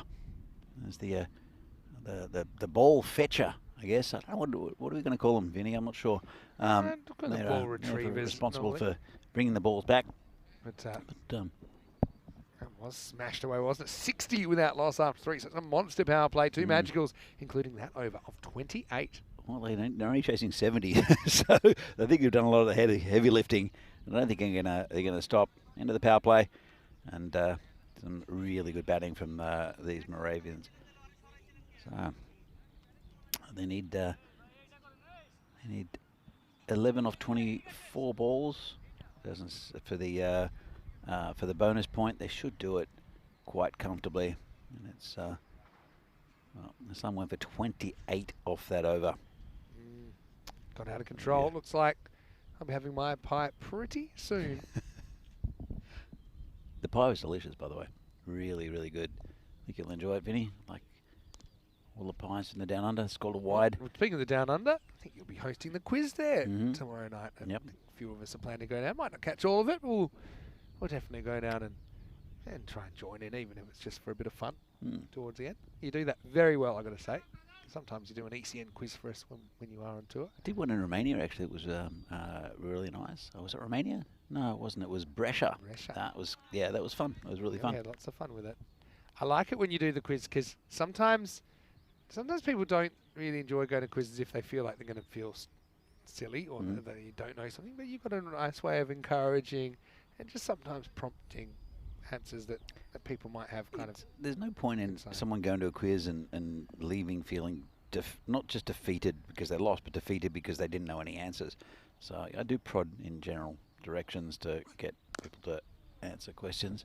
It's a nice shot. That'll be 4 runs. Beautiful shot there from Parker. Just offered the full face of the bat, hit it past the bowler. But no, look, my philosophy with the quizzes that I do there, and also at the Globe, it's just entertainment. It's good fun. It's like kind of like what we do here. You know, it's not Test match cricket. It's 10 over cricket, and it's kind of like what I do with the quizzes I mentioned. It's just about people having a good time. Attacking shot, but this will only be a single, so now they can pretty much bring this up with a Maximo. This is a huge win. It is a huge win, and talking about having a good time, I think Moravian's having a good time. It's their last game of the day, I think, Vinny. They've got a long trip back to Brno, and they were here yesterday as well. So it's good now to have a little win under their belt, or big win under their belt, to be honest. That's another wide there from Al Mahmood. But what do you make of the Moravians? I mean, look, again, depth is probably one of their issues. I think their bowling has struggled a bit, I think, for consistency. Okay, Dominators here, probably not giving them the test that some of the other teams have. But, you know, I think they're a team on the up. I'm happy that they're going to break a bit of a losing streak on the network. I think they've lost 10 in a row. So I'm happy for them there. But, yeah, I just also think some of the basics. They're not doing the basics well, some of the probably more fancy teams. But look, I'm really excited to see them back in the European Cricket Series. First time we've seen them since 2022. Yeah, it's great to see teams from different parts of the Czech Republic, not just Prague. Ostrava will join us, I think, very shortly in this tournament. We haven't seen them yet. Again, it's quite a long way away from Prague. Is Ostrava? The Ostrava actually on Friday for the first time. This could be it if it's not stopped. It is stopped. It only just slapped Tortuga there on Corsa Hussein. Yeah, I'm really looking forward to seeing Ostrava for the first time. So that means we'll have teams from the 3 biggest cities all involved in this tournament now. In Prague, in Czechia, of course. There are there's cricket in other parts of the Czech Republic as well. Pilsen, Hradec Králové, some of the teams in the league, but of course, because this is midweek, it's difficult for teams, some teams who are less established than the big teams in the or big clubs in the Czech Republic to form a side, mainly because, well, we'll see with availability. PCC dragged out a few odd stages, and I mentioned the other day, and also we'll see Vinohrady with a much changed side, and it'll be interesting to see what kind of team. Oh, it's got to be it. That's 6 runs. That's in the barley field, and love that. Well, just before the barley field, it'll be easier to pick out in those nice little white flowers. And that's the end of the game. Yeah, and that was that. And they're going to take all 4 points out of this one. In the end, not surprising really, if you saw the way things started. But yeah, Dominators, I know it's been a tough pill to swallow for them. Obviously, they've been doing some good things in the league, but yeah, when you come to the ECS cricket, it's kind of a different level. They have the rest of the day off. We'll see them tomorrow. They've got two matches in games against the Barbarians and the Spartans. This is what's coming up next. There's your lineup. So you've got Sudesh Wickramasekara there listed to open. Aravind Streeter is listed. And also Davidson Romani. Good to see him back for PCC. Vinohrady. They bring in the cavalry with Vojta Hasa there. And also, watch out for Ash McGlynn, the Pie Man. Also, Al Suchek in there. Alfie is Ben Suchek's son, who was a long-time Vinohradian who played for the Czech national team. And his sister, Josephine, Mimi, plays for the national team as well. Yeah. And Alfie, well, I was speaking to Vojta before. He said, look out for Alfie because he's quick. I think he's only 16, but he's a big lad. You'll see the highlights, and there'll be very short highlights of this innings, and they'll all be Moravian highlights. And, it was very good batting from these two to get them over the line and very quickly, so they can have a bit of a break and an early trip back down to Brno. But really, the Dominators, not much going for them right in this tournament. They had 3 really tough games early on, and they might have thought they could have got one over the line against the Moravians, as I said before, but it was not to be. Just not enough runs, and then some fantastic batting from the first two, especially Jaswal. Normally you see Abhishek Parker with most of the runs, but it was Jaswal who smashed the ball everywhere. Yeah, I mean, just wasn't enough runs to start with. They didn't help themselves, did they, with some of these extras? And in the end, you count them up, and they gave 19 runs in wides alone. And in how many overs, Vinny? Yeah, that's the thing. Only in 4 overs. So you extrapolate that out. It's a eye-watering amount, isn't it? But hey, credit to Jaswal, who played some nice shots in his 39 of 15, 3 max most 5 fours in there. Abhishek Parker didn't do too much wrong either. Continues his strong start to this series. He finished on 17 not out and an opening partnership of 75 has given Moravian their first win in ECN cricket since 2022. Jaswal top scoring there, 39 at the top of the order. And that 17, like I said, from Parker. 60-run power play set it up, including that big third over of 28. Bowling-wise, well, nothing to put on the mantelpiece for Prague Dominators. And look, I just hope they continue to learn. I hope they continue to kind of be confident. They just tend to be lacking a bit of confidence they came into the tournament with. And even though they haven't really had the results, I know it's a difficult one, but I'd love to see them just still playing their brand of cricket and see if they can make something happen here. We'll see them twice tomorrow. We'll take a break then, back in about 45 minutes with the next game. And it could be a record-breaking game because Prague CC are hoping for 21 consecutive ECS victories as Vinohrady, their old rivals, will be hoping to stop them doing just that. Vinny Sander here, Mr. Maximo with Danny Hudacek.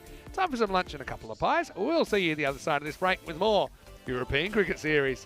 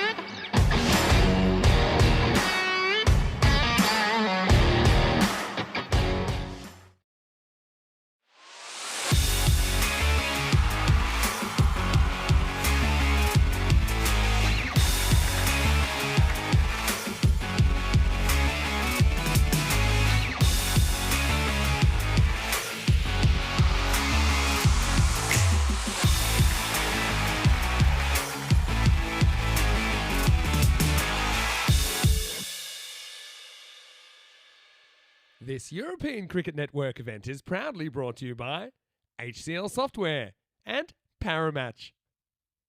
Hello and welcome back. Coming up, we have match number 13 of this series in Czechia. And we tend to know that some weird things can happen in match number 13, but there could be something historic that happens in this game actually, because it's Prague CC taking on Vinohrady. And what I can tell you right now, Prague Cricket Club, they're on an active streak of 20 consecutive wins in ECS cricket, so European Cricket Series cricket, and they've equalled the record of 20 set by Albi Zalmi of Sweden in 2022 and 23. So with a win over Vinos here, they could hold that record in their own right. First things first, let's get out to the middle where Charles Croucher is with the two captains for the coin toss. Welcome to the toss for match 13 with Prague Cricket Club versus Vinohrady. Vinohrady to call. Tails. Tails is the call. And it's ahead. We'll bat first. PCC have won the toss and will bat first. So Smit Patel at the toss for PCC. He's won it, he's elected to bat. Now, one of the things for PCC, with their scheduling, they often just have the one game in a day. Occasionally they have two, but their hardest thing is getting their best players on the park. But when they do, we know they are a force. That's why they're on this winning streak. Got to say, Sudesh Wickramasekara, he was brilliant the other day, looked in very, very good form. He wasn't the only one. They've got a lot of heavy hitters. Be curious to see the exact lineup in a moment's time. But Prague CC, I think they are pretty confident going into this one of a 21st consecutive ECS win. Against the Vino side, Vinohrady, they weren't that impressive really when we saw them for the first time. Again, they had a couple of players missing. That was in match 5 when they went down to Brno and weren't able to take a point out of that contest. But I'm sure they'll want to renew the rivalry here. Now, these two played in the final a couple of years ago of the ECS. I know a lot's changed since then, but one thing that hasn't changed is there is an intense rivalry between these two clubs, and Vinos would love to take that record away from PCC. Danny Hudacek is standing by. Let's get ready for a cracker of a game here. Match number 13, and PCC winning the toss, batting first. Well, thanks, Vinny, and welcome back to lovely Prague and this European Cricket Series here in Czechia. A match between PCC and Vinohrady. As I look at the lineups, quite a few changes for both sides. PCC without quite a few of the big guns who are coming, no doubt, a little bit later, but still have Sudesh Wickramasekara. I have also Sabun Divisi and Ritik Tomar. Sabah, though, we saw he took an injury the other day to his foot, so possibly won't bat. This is the latest. I'm sure that if they get in trouble, he'll come out and have a swing. The Vinohrady bringing back quite a few old stages as well. Vojta Hasa, the Pieman Ash McGlynn, and also Honza Cornes coming in to that team, and the 16-year-old Alfie Socek, who'll be bowling from no doubt good young fast bowler. So PCC 87%, and why not? They've won 20 in a row on this ground during these tournaments. VCC again a little bit undermanned. Going to find it difficult, possibly more with the bat than the ball. But going to have a good contest. Really good conditions for cricket. Nice little breeze. Sun's come out. It's not too hot here. So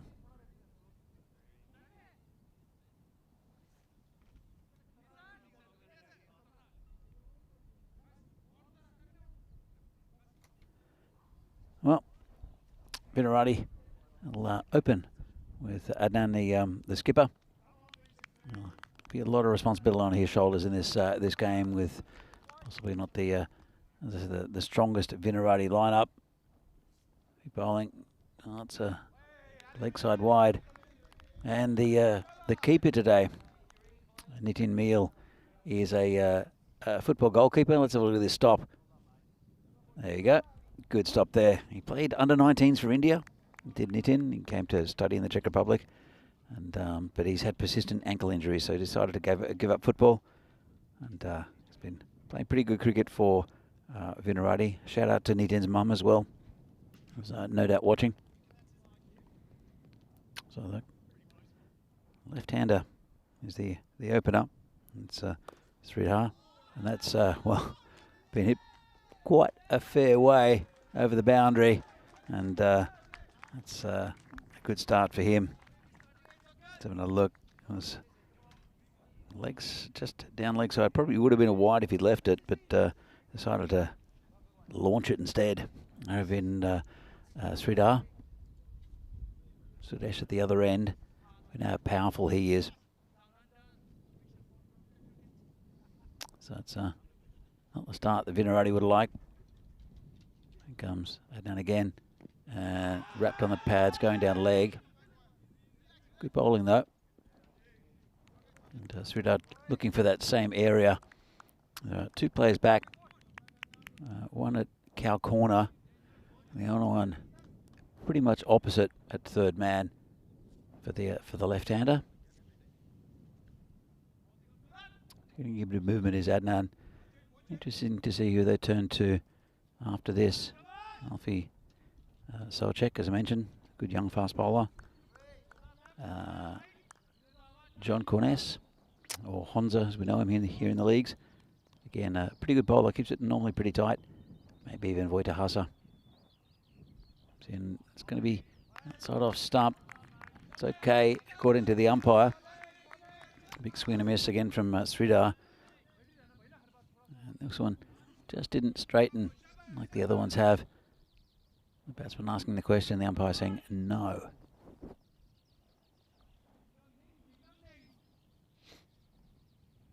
Comes Adnan, bowling into Sridhar. And tucks him up, asks the question, and well in there was the fielder who slipped over.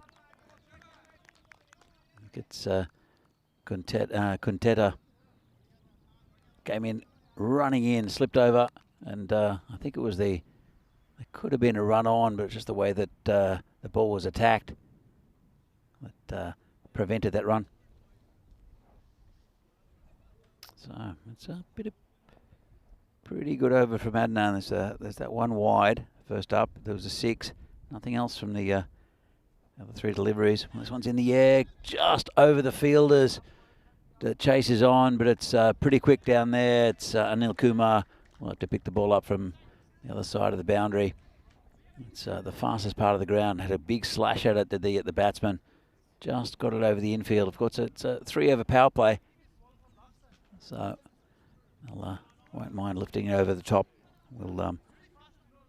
These PCC batters, if you don't know, they're going for the record of 21 victories in a row. That's how dominant PCC have been in this this competition over the last 3 years. They missed out on winning with Bohemians in the first European Czech Super Series. Apart from that, so this is in the air, going back, takes a catch, and that's the first wicket down for PCC. That's a really well judged catch there. Again, I think it's Anil Kumar who's out there, just pedalled back. Let's have another look. Again, goes hard at the ball, scoops under it, and it's going backwards, and very well judged catch, running backwards there. That's not what PCC would have liked. So, new batsman is Hilal Ahmed, who we've seen for a long time here in the Czech Republic. It's Hilly. He's an interesting character. Very good batsman for both PCC and the national side over many years. Vinny's in the commentary box, and pretty good start here for Vinohrady. Yeah, just interesting they go with Sridhar on debut, who does hit 4 to 6 in there. Geez, 6 hit was a bit of a bomb, wasn't it? But yeah, Beast hasn't faced a ball yet. You've got Hilly coming in at 3. Now, the information we've got as well, and you probably mentioned this, that Davizzi with his injured foot, he did take a ball right in the foot the other day. He's not likely to bat unless absolutely necessary. So that kind of does weaken him slightly. Vinos are fighting. Now, looking forward to seeing this. It's Alfie Souček to bowl over number 2. The first one's not a particularly good one, and unfortunately, keeper Nitin Meal can't get down to it. Well, does have a long reach, doesn't he, Meal? But he kind of jumps over that one, a minimo to start the second over. Yeah, just losing his line there, Alfie. So he's got Tell us a little bit about Alfie, because he's still young, isn't he? He's got 15 on his back, but he's only 16. His dad, Ben Sarček, played for a long time for the Czech Republic, but also has been a long-time member of the Vinohrady.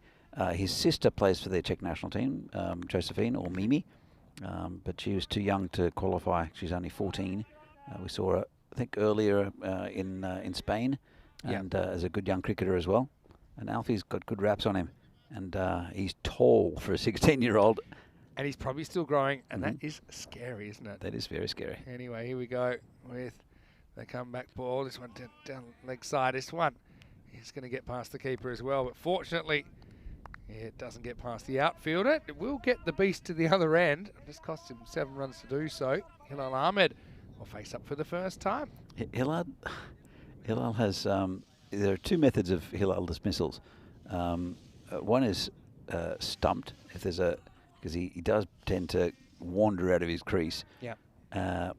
And the other one is LBW. He does wander across his stumps quite often. Well, I haven't seen him for a while. He's looking very trim, is Hilly. Yeah, he definitely does. This one steps across, but misses the mark on the offside. And this is going to be another wide, but they won't run off this one. But still, that's 8 runs off the over before we've really gotten started. Just feel like he needs a settler here, Alfie, doesn't he? You know, you can see he's got natural shape on the board, on the ball when it comes out of his hands. He's a natural kind of in-swing bowler. It just needs to settle. Still got 6 balls in the over to potentially make something happen. Ooh. That one really takes off. It's called a wide. Oh, well, this is why I think he's going to be a dangerous customer. I know he's someone that you've identified that could end up playing a lot of cricket for the national team in the future. But that was a nasty delivery. Well, we called it the one for the over as well.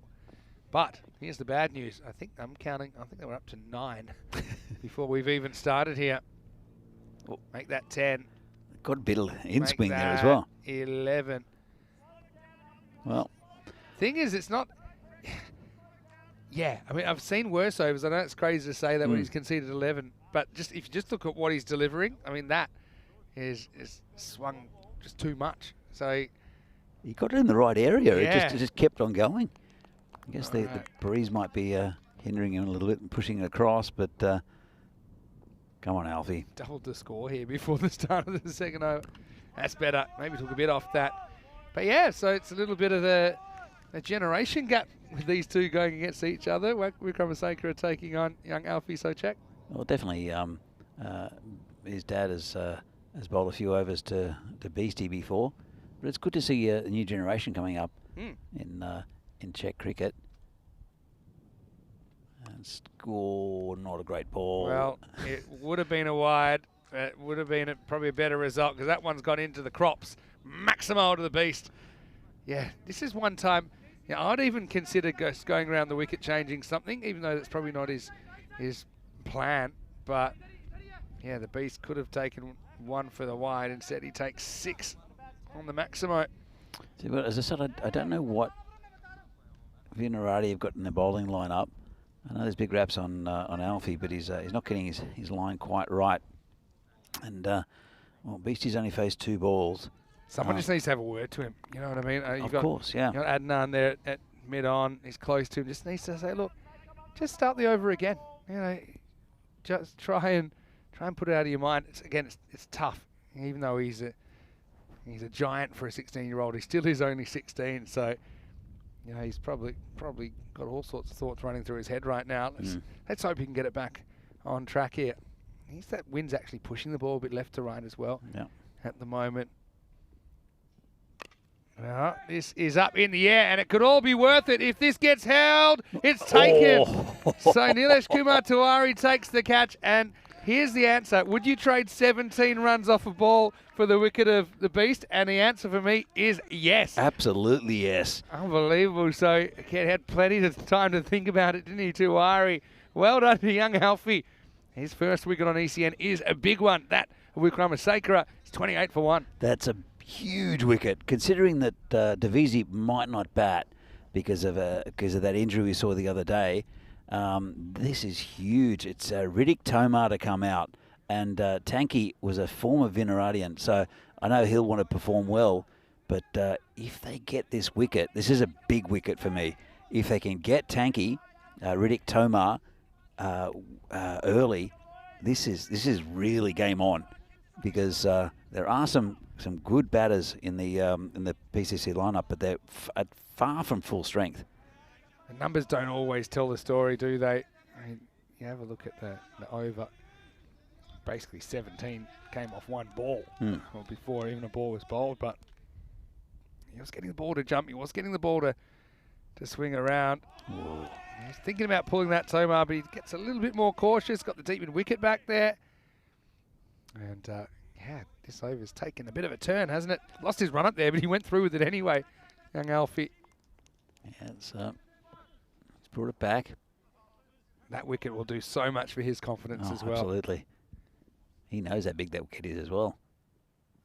Oh, good ball.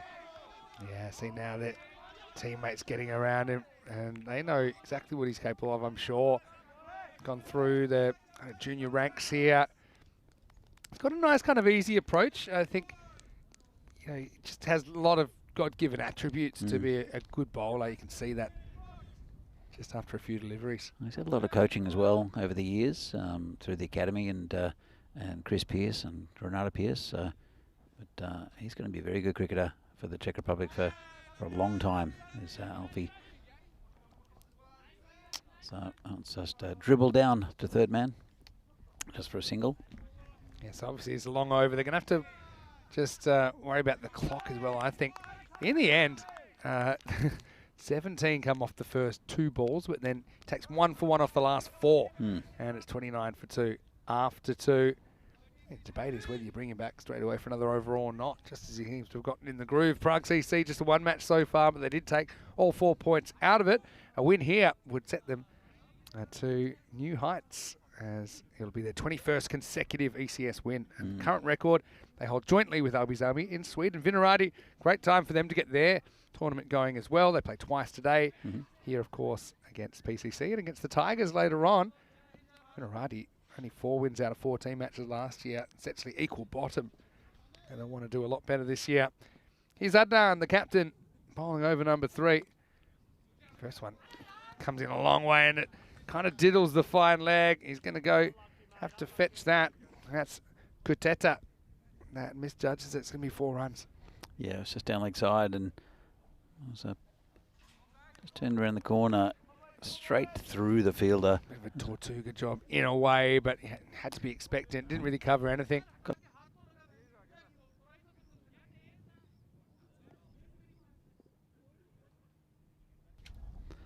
So a little bit of drizzle starting here, if any. We know probably a little bit later, around 3 o'clock, there might be a few showers, but it might have come early. We're not in the centre of Prague, so this is well bowled here by Adnan. We're not in the centre of Prague. There could be some rain later on this afternoon, but we're getting a couple of drops now. Yeah, because of the wind as well. The weather kind of blows sometimes around or through this region. I've still got only maybe 15% chance of any rain all day, but yeah, it has been fairly overcast for a while, I suppose. Here's the tank on 5 off 5. Won't have to do an end to that one. And poor Nitin Meal grabbing the gloves. He's been given a workout so far. Probably reminds him of some of his old goalkeeping drills. When he was goalkeeping at a high level. That's it. So he's we saw him with a stop in the field the other day, where it was going towards a boundary, and he dived full length and saved it to his right. That one he saved to his left. Little bowl biting in towards the stumps. And Adnan makes sure there's no run. So one issue is, okay, let's say if you bowl out of your skin, you keep the Prague CC batters to say 100, 110. Who's going to get the runs? That's one of the other issues. That's it. Adnan's a good bat, and there's a few in there. I always think Vojta is a good bat. But he hasn't had too much cricket lately, I don't think. He's been pretty busy with the down under. Vojta is he does score very quickly, and when he's on a fly, he's often difficult to dismiss. Waits on this one. Just Tomar's kind of biding his time at the moment. Just a single. This game's in a bit of a holding pattern right now. It's Pretty tense out there. There's a lot of chatter from Vinohrady as well. I'm sure it's directed at Riddick Tomar, the ex-Vinohradian. But I can't believe it. It says 30 degrees current conditions. It does not feel 30 degrees, does not. does It says it. I've got 28 on mine, but it just seems to be a lot cooler, actually.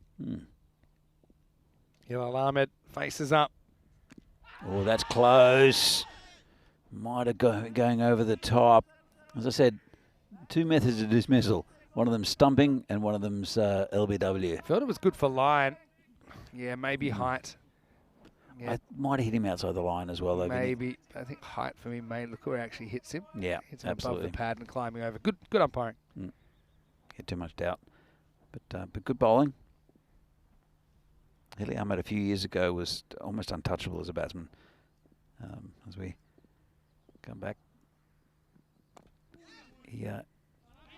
they took another development squad to Hungary, this time playing on a real pitch. And he was, I don't know how many runs, he scored about 150 runs in 2 games, and it was just, he got all the runs basically for this development side. And then he moved on to the national side and opened the batting. Got a lot for the Czech national team. We've seen him at the Cardamom Oval as well in ECC's past. Right now, it's the end of the 3rd over, and the score is 37 for 2. Yeah, sometimes it's been a bit of a talking point, the keeping spot for Czechia over the last few seasons. There's been a few contenders. No one's really nailed it down. I think that Paris Curry, when he was around, he certainly was probably the favourite for that position. But I think since he's moved to Canada, not as available. There's a rumour that he might be coming back, actually, Paras, but that's only a rumour. I have to speak to the boys down in Brno next time is around. But that was the slight rumour. You've got Sahil Grover in the frame. You've got Devendra Singh in the frame. Hilal Ahmed has trimmed down, and yeah, looks very fit at the moment. That's a nice little flick away by Tomar this time. The tank fires with his 2nd boundary. As Anil Kumar has come out just a little bit on the pads. Oh, Hrithik there. Yeah, just a little bit too straight, wasn't it? Didn't try to hit it too hard, though, Tanky. I think he's going to play himself into this innings. He knows how important he is because, Sudesh is out and Sabba's injured. This one, another wide. It's been too many. And, that could have been close, Or that is another way that Hilly gets himself out, is run out. That happens a lot, or happened a lot. But it was pretty close. Let's have a look from, we won't have a look from side on. This one's hit across the line. Adnan picks it up, good fielding, and throws it in. A couple of good fielders out there, in both Adnan and also Vojta Hasa, who will throw himself around. Looks like, I can tell that Vojta hasn't played much cricket because there are no holes in his trousers. Outswinger. It's a pretty good ball, I think. Remember that the line now belongs to the bowler, so I think this ball pretty much goes more or less straight over that blue line, tram line. But the drawback for the bowler is that line won't move even if the batter does. That's just, again, trying to get consistency and, I suppose, convenience in those calls for the umpires. Have a lot in their mind. This one's similar, but it's going to get through the field. Oh, well. That's the pie man down there, Ash McGlynn, who a little bit of the old deer in the headlights there, off with the left foot, but it snuck through for a boundary. I had a bit of a chat with Ash earlier on. That's I know he's been watching football. He's a big Liverpool supporter, is Ash. Don't think he's going to get a shot in the back four anytime soon. No, I don't think so. But yeah, he in chatting to him before, he had an air of absolutely no confidence for his ability at the moment. Maybe he was just being humble. Although Maybe. I will say with that first effort, probably wasn't his best. So one thing, this is going through for more. So one thing I say about Ash, he makes a very good pie. Yeah, well, there's no doubt about that. This actually swings a lot. Have a look at this. Straight out of hand, bush. It goes, and then you can see Miel gets down, but his knee kind of straightens and kind of locks in there. He's not able to get around it to make the stop. So 50's up for PCC. Being let off the hook with some of these extras, aren't they? Already up to, I don't want to look, up to 20 runs in wides. That's a nice shot. And that's another 4 runs. Yeah, it's a much better ball, though, because it straightens down the line. Forces Tomar to take a risk, but he's seen quite a few now. And, yeah, Ritik just, like I say, if he misses that, he's in big trouble, but he times it well, gets away from the fielder. Ash McGlynn, still get his all-time stats. He does have an ECN wicket. Took one against Barbarians last year. Maybe he's an option. Get him into the game. That's well bowled. Could come back, although Anil Kumar's over does go magical in the 4th. The score is 57 for 2. Yeah, there's nothing fluid about the PCC innings. Tomar's on 19. He's just getting himself into this innings as but that big wicket of Sudesh. I don't know. I don't think it's rattled PCC at all. They're still moving pretty well, but they are under strength today. And as I said, with the injury to Sabah, they've still got a lot of batting, but it's not their first 11, I would say. But look, 57 for 2 or 4. You take off the 20 wides, it's 37 for 2. It's got a very different look, doesn't it? Anyway, this is going to be Nilesh Kumar Tiwari. As this is up in the air, it's just going to creep over mid-on. It's going to be 4. Well, probably knows there, Hilly, that there's a bit more space in the long-on region. They decided to have that fielder up in the circle. And despite not really getting a lot of it, he will get 4 runs. Yeah, again, I think you just picked out that fielder. You're right, Vinny. He's going back now. It is the captain as well, so no one to blame but himself. Yeah, it's a bit of a risk having that fielder up now. Well, almost a run-out opportunity there, miscommunication. But now, where's he gone? Sneaky, has he? Does he go, my guess? It was one of the later attempts at a run-out I think I've ever seen. Almost like he went the look away, hoping the batter might have been out of his crease, not thinking he'd throw it. That is point-blank overthrow territory. But it almost brings a wicket next ball.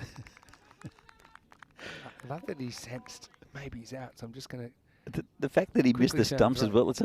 Well, to be honest, he wasn't really looking at the stumps either. He was looking at the umpire and almost looking like he was going to throw it away, and then he went kind of like surprise attack. I know he's a competitor, isn't he, Tin? Throws it into his own net. That's better bowling as well from Tiwari. Well, this game's had a little bit of everything so far.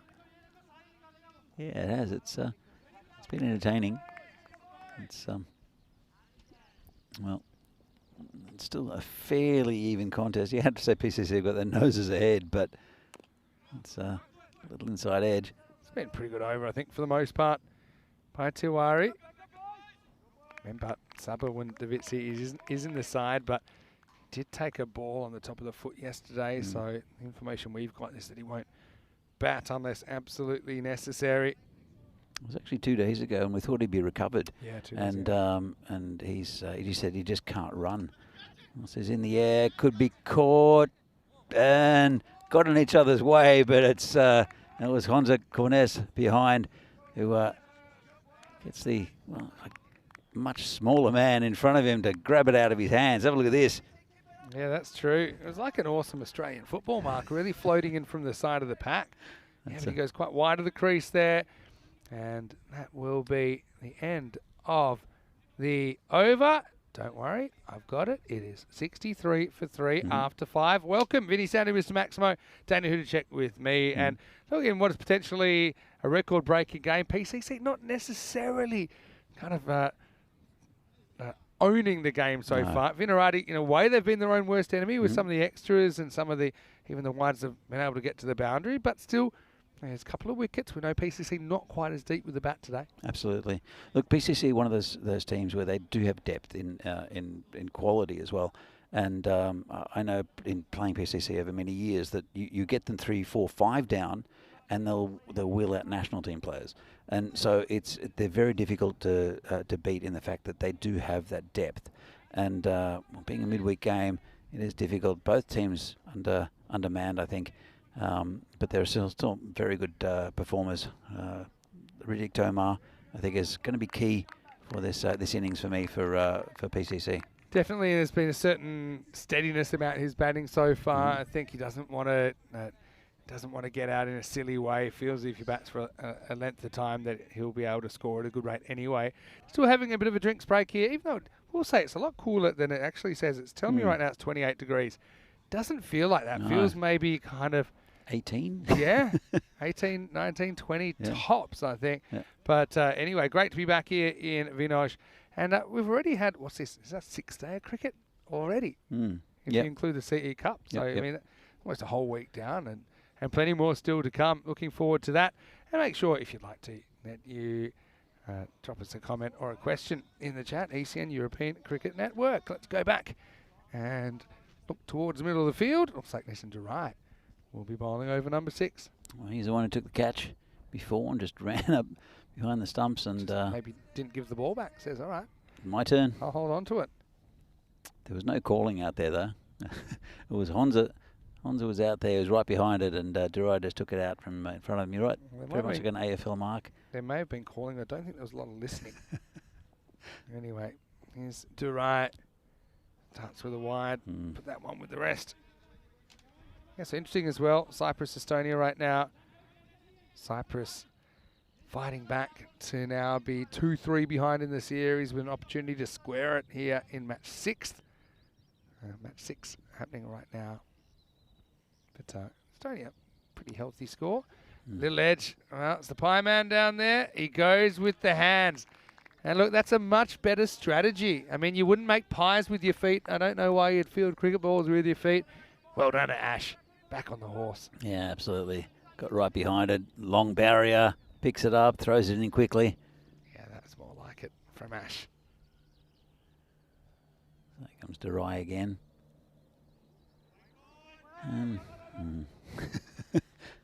That second bounce is tricky. We'll say that. Never quite got to him. Nathan Meal, who's behind the stumps for Vinos today. He's not a bad wicketkeeper for a goalkeeper, but it's been difficult for him. There's been a few that gotten under him or just around him. He probably can come up a touch to Durai, who's not really rocketing the ball through. Not trying to bowl fast. So even that, he's taking it kind of ankle high. Your basic objective as a keeper is to be getting the ball about waist high on the way down. Sure. But it is tough. It's actually tougher in a way against slower bowlers if you're keeping back.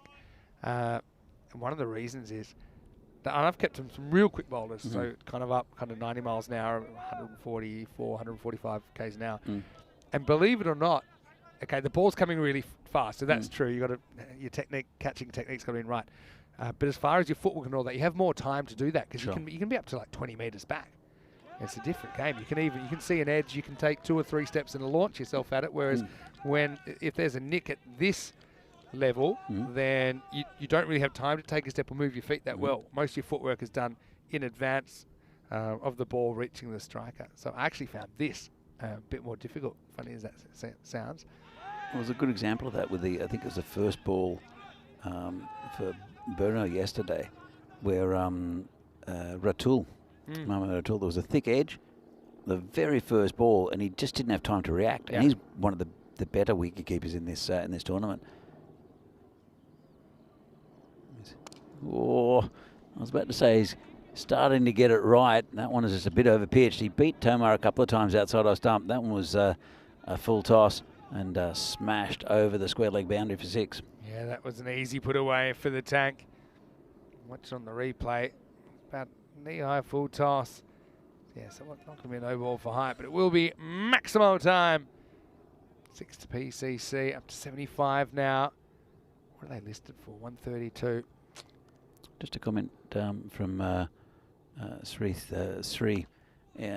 Still not easy if he's injured wise in the lineup. Just making out numbers, it's difficult because it is a Wednesday.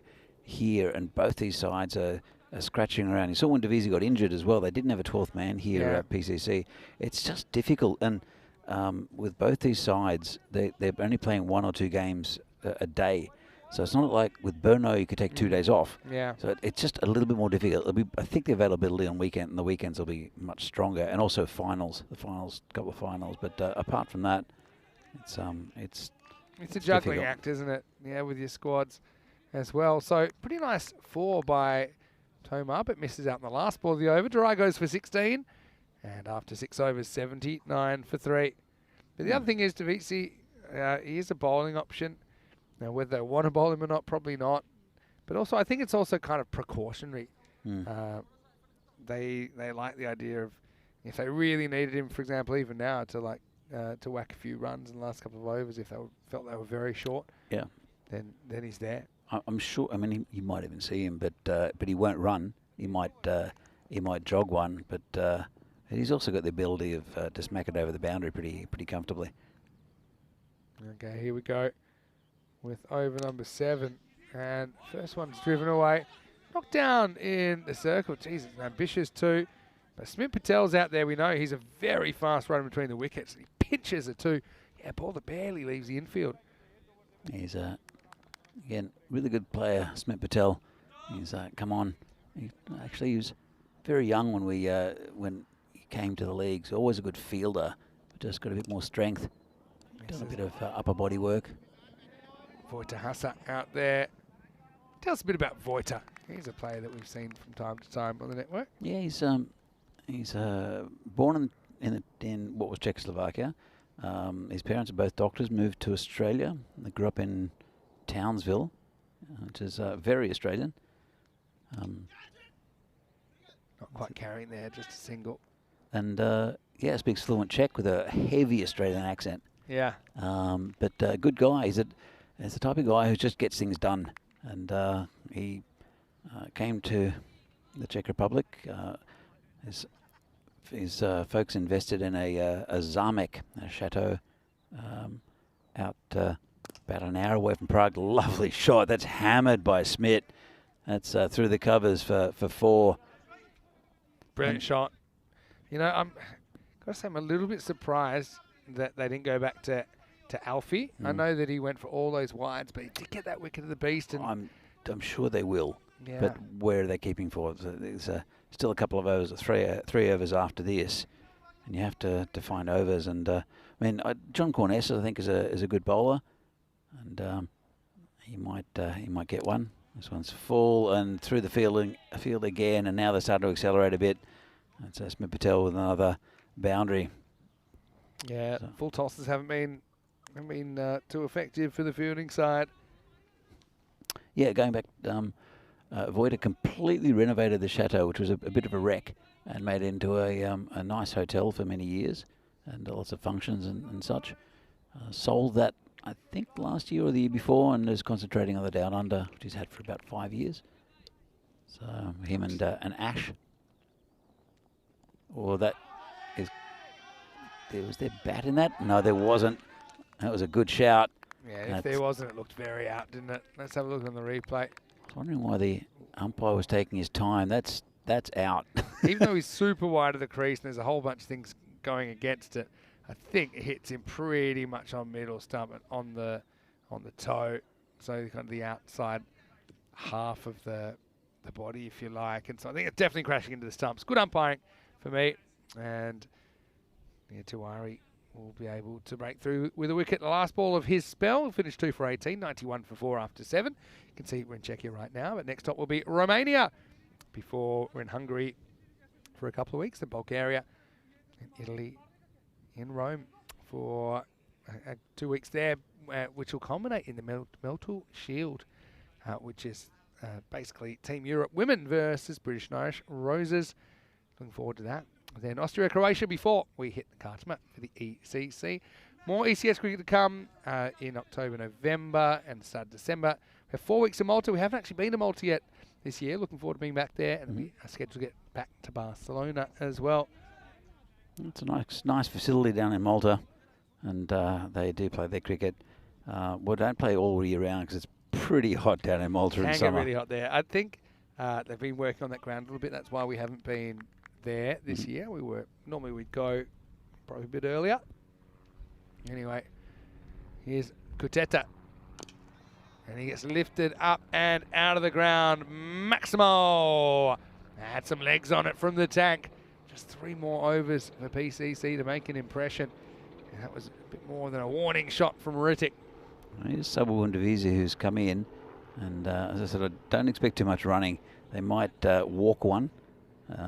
Tanky is not a great runner between the wickets either. He does like the stroll. So, as I said, no real quick singles here between these two. Just wondering how many people in the world speak Czech with a broad Australian accent. Be that many? There couldn't be that many, no. Also North Queensland. That's Yeah. It's good, tough Australian country up there. Oh, that could be close, you know. Not Tough out. one here is it's kind of taking off and it hits him kind of on the ribs, but he's crouching down. So it's really hard to get an idea of how high it is. My feeling is it was probably just going over the top. Let's have a look at take off the surface and what happens from when it bounces to when it hits him. I think it's a good decision. I think it is a good decision just because it was, I think, going over the stumps, but worth a shout. Maybe a lucky escape from Tomar. Missed one completely now. Gets the ball on the pads, and that's going to run away for 4. Moves into the 40s. Tomar's been really important to the health of this innings. Yeah, it's well, after Beastie was out, Ritik Tomar was vital for this innings, and the man at the other end's a fantastic batsman as well in Sabawun Divisi, but they're out there against a bit of a bits and pieces Vinohrady side, and well, Kuteta's been just a little bit short, a little bit wide, and it's been a big 10 runs off 3 balls so far.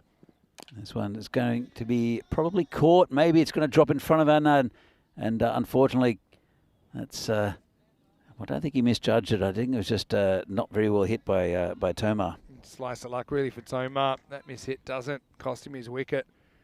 It was pretty well bowled by Kuteta in that middle zone. Now he has to deal with the left-handed Divisi. So Divisi is coming out in the number 6 zone. First one just leans on it, and he'll take 1, but you can see from his running there, foot is still bothering him somewhat. As long as it's right for the finals, I don't think he'll mind too much. It's just a matter of getting 11 on the park at the moment for both these sides. It's neither at full strength. Again, at the weekend, I think you'll see the full firepower of some of the better teams in the tournament. It's hit straight down the ground, and right behind it, there was Anil Kumar, just a single. Yeah, well fielded. Yeah, Divisi is certainly a dangerous player. Mentioned that he has 3 T20 IS centuries. Not many players have done that in the whole world. Right now, the score after 8 is 104 for 4. Yeah, still a couple of overs to go. I think PCC would have liked more, but it's probably going to be enough with about 120, 130 for this Vinohrady side. Just depends on a few key players for Vinohrady, but you just never know. And it will be Honza Cornes to come into bowl. He normally keeps the ball right up in the sort of block hole area. Does Honza? Honza is one of the most common names, isn't it, in Czechia? Well, basically translates as John. Yeah, it's John. It's Jan. It's just a weird one because the nickname's longer than the real name. You never hear someone be called Jan. So Yeah. sometimes there's Yannick. You'll see Yannick. Yeah. But What about Jan Hoffman then? But he's South African. Yeah. Okay. So yeah. that's Jan, but that's Jan. They wouldn't call him Honza, but Czechs, that's the nickname. All right. Over to you, Honza. Over number 9. First one sneaks down, and oh no, another one gets past the keeper. At least it doesn't go for more than 1 extra. So yeah, Vino's really not helping themselves with these wides. That's up to I think 27 runs in wides now. That's quite brutal. Now this is in the air. It's a kind of awkward one for Vinohrady to deal with. At least he knocks it down and keeps it to 1. Yeah, he's a good fielder, Vinohrady. But it's that one is whether he's going to bounce in front. What am I going to do? He's been put back on the boundary for Riddick Tomar, and Adnan has come into the circle. And that's a little bit of rubbish there from Honza. Got smashed by the tank, and that's going towards the car park. And yeah. Just needs to pull it a bit outside the off stump, doesn't he? Gets a bit too straight here. Mainly it was too short, and that's why it gets smashed away over that leg side. I'm hoping Alfie gets another over, to be fair, in the last one. I'm not sure who else they have to bowl. Maybe Kateta might get another one. But what do you think, Vinny? Yeah, I mean, I think it's going to be beneficial for him to bowl it as well. I think, you know, you take out the problems he had with wides early on. Now the sport shouldn't be swinging as much. Should be able to kind of settle in and kind of trust his mechanics a little bit more. This one just misses the marks. Another wide to the total. Yeah, it's just too many, isn't it? And you take those 27 out. I'm not saying that we're going to be dot balls. Yeah. But this is... well, they've had to re-bowl them anyway. That's the thing. Yeah, true. Or it's a good ball. Yeah, 27 wides. You take those out. And this PCC score is not looking great. In fact, it's not looking great at the moment anyway. There's still with an hour and over and a half to go. Could change. Rittik's brought up his 50, by the way. Stuck that one in. And he wants more. He'll get one more then. And they think of a second off the stumps, but it's not quite there. I think this tournament also, it's probably one of the best places to stake your claim for a national team position. Those that are eligible, of course, got the ICC criteria. But, you know, when you think about what's coming up, the ECC, Czechia, I think would have big ambitions of winning that trophy. And who's to say they can't? There's 11 sides in that. As this is going to run away. It's going to keep on running. And 4 to Davitsi. Barely touches this, but lets the outfield do the work. And yeah, Honza just having a few problems, I think, with his control and also adjusting left-hander to right-hander. Nice little tuck away by Sabah. Yeah, but I think that Challenger division is wide open, wide open. First thing that Czechia would have to do is be in the top 2 in their group, and then there's a 4-way playoffs. So three extra days for the top 2 from each group to work out who will win the trophy, but also the top 2 out of that division get to play in the Premier Division next year. So I'm sure the Czechs would like to be back up there. That's the end of the 9th over. The score is at 119 for 4. Nilesh Kumar Tiwari 2 for 18. You can see Adnan has a wicket, Suchek has a wicket, but we don't really know who they're going to bring back in this last over. Well, it's not Alfie. It's I think a bit of a shame. Well, we'll see him a little bit later on in the last game of the day. I suppose if you want to go by the numbers, Kuteta is probably the option you go for. So I think that's what they've decided in the end. So, yeah, 119 for PCC here. And 6 balls to try and advance that score. Small ball first up, pretty well bowled. I think they'll settle for the 1. Can't see these 2 running themselves ragged, especially with that foot injury to Davitsi. Well, 120. It's probably enough, I'd say. But they want to get more of these last 5 deliveries, and no doubt Daviti will. He's either going to just pat it down through a gap or have a big swing at it if he can. There's no point in quick singles and such. And just like that, he hobbles down to the other end and gives Riddick the strike.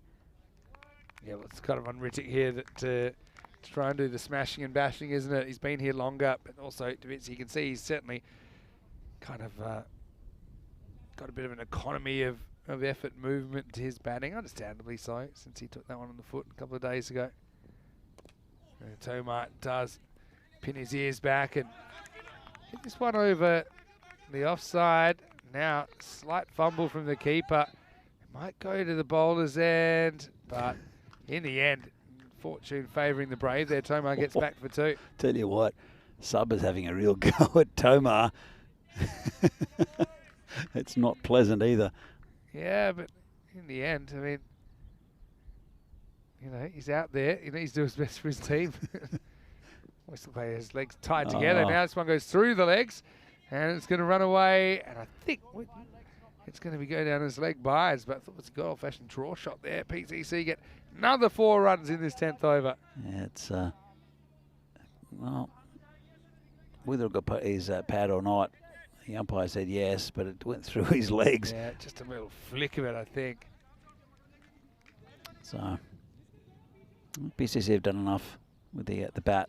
I know that speaking to Saba, he was saying that they wanted to get in the 160s, 170s, and well, they're missing a lot of players here. Are PCC, as are Vinohrady. This is hit straight. Should just be a single. Good fielding there from Anil Kumar.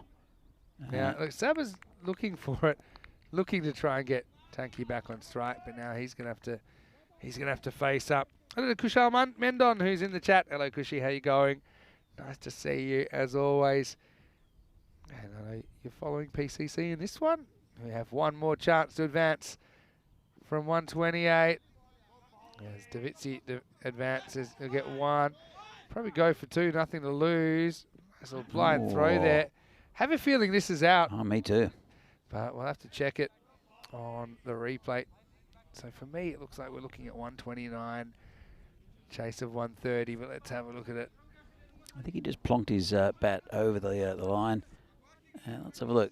He's on his way back. Takes the ball, and I think that might be gone, but I'm not sure. I'm saying out.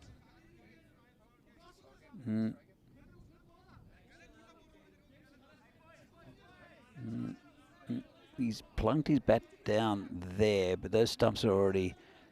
Let's go back. Can't really tell there. Oh, too close for me, Vinny. Out. Wait, oh, there's a money shot here. Oh, come on. He's so close. I don't know. That's where it's gone. But they're well off by then. For me, I'm still confident it's out, but it's kind of between frames. I've got to go by evidence. It's between frames. I suppose it'll go down to what the umpire on the field thought it was. Yeah. Now I felt it was out live, and it was real funny between frames, almost like the ball was almost touching the stump, and the next frame they'd already been gone. It's been given not out in the end, so they go with the umpire's call, and that means it's 130 for 4.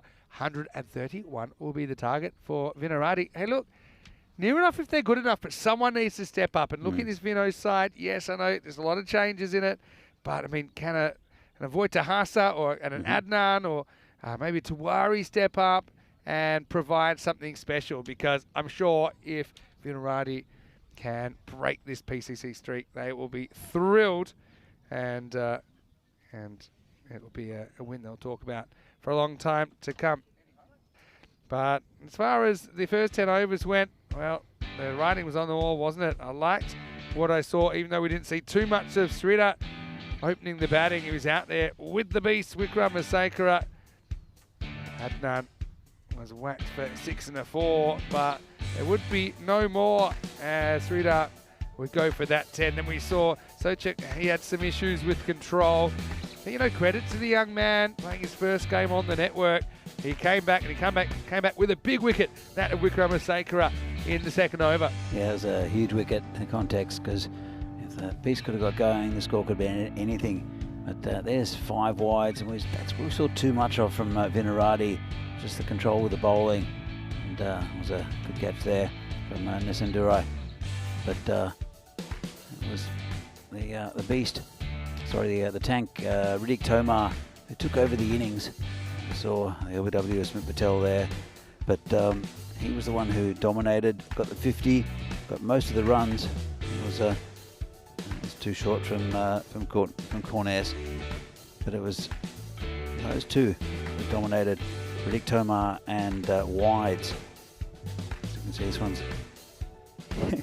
Subba trying to get to the other end, moving uncomfortably. And again, that was unfortunate with leg bias. You can see Subba limping quite badly, or just not taking strides. And that was the one right at the end, which was a difficult decision, given not out. So it's probably enough for PCC. Look at the batting card. So 10 for Sridhar, 6 and 7 for Vikramaseka and Ahmad, 55 from 35 for Riddick Tomar. We've got a little bit of a start, but I'll about 32 extras in a score of 130. Take those out, and around about 100 is achievable for Vinohrady. They can still get the 131 they need. They'll have to bat very well. And there's some decent bowling for PCC to come. You see here, Alfie, well, it was 17 wides he bowled in that over. Unfortunately, just couldn't control it. Ended up with a big wicket though of Vikramaseka. Wickets also for Adnan and a couple for Tiwari. It's pretty expensive and whole, and a lot of it has to do with the wides column, 28 wides altogether. So, we'll be back in a few minutes' time for the second half of this game, second innings, the innings of Vinohrady. Then see whether they'll get the 131 they need for victory against PCC. See you soon.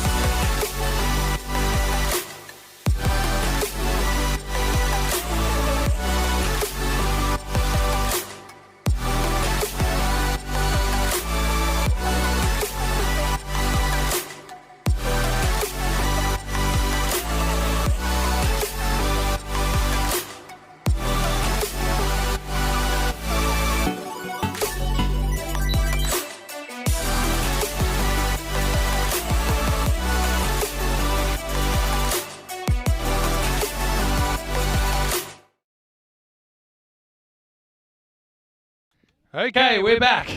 Just going to start with a dot and then 4.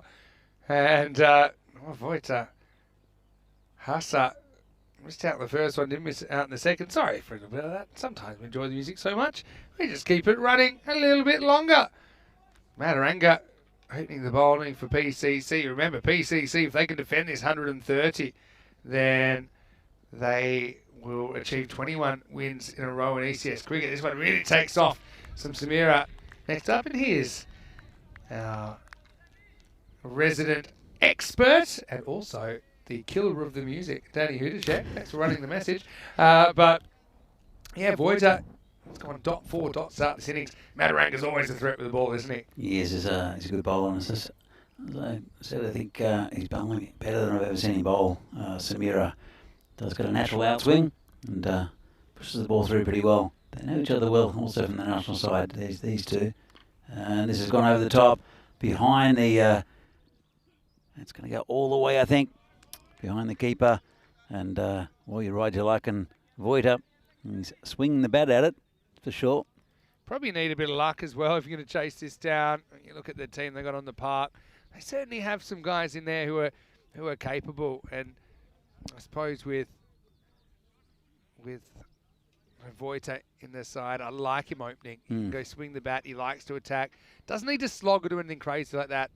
I think partly it's about shot selection. You've never seen Vojta bat, obviously. Yeah, but it's sometimes he goes after absolutely everything. I don't mind as long as he tries to play the right shot.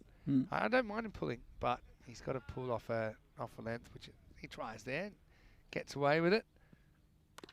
Now, kind of manoeuvres this one out to the leg side. Should get 2 there, and they will.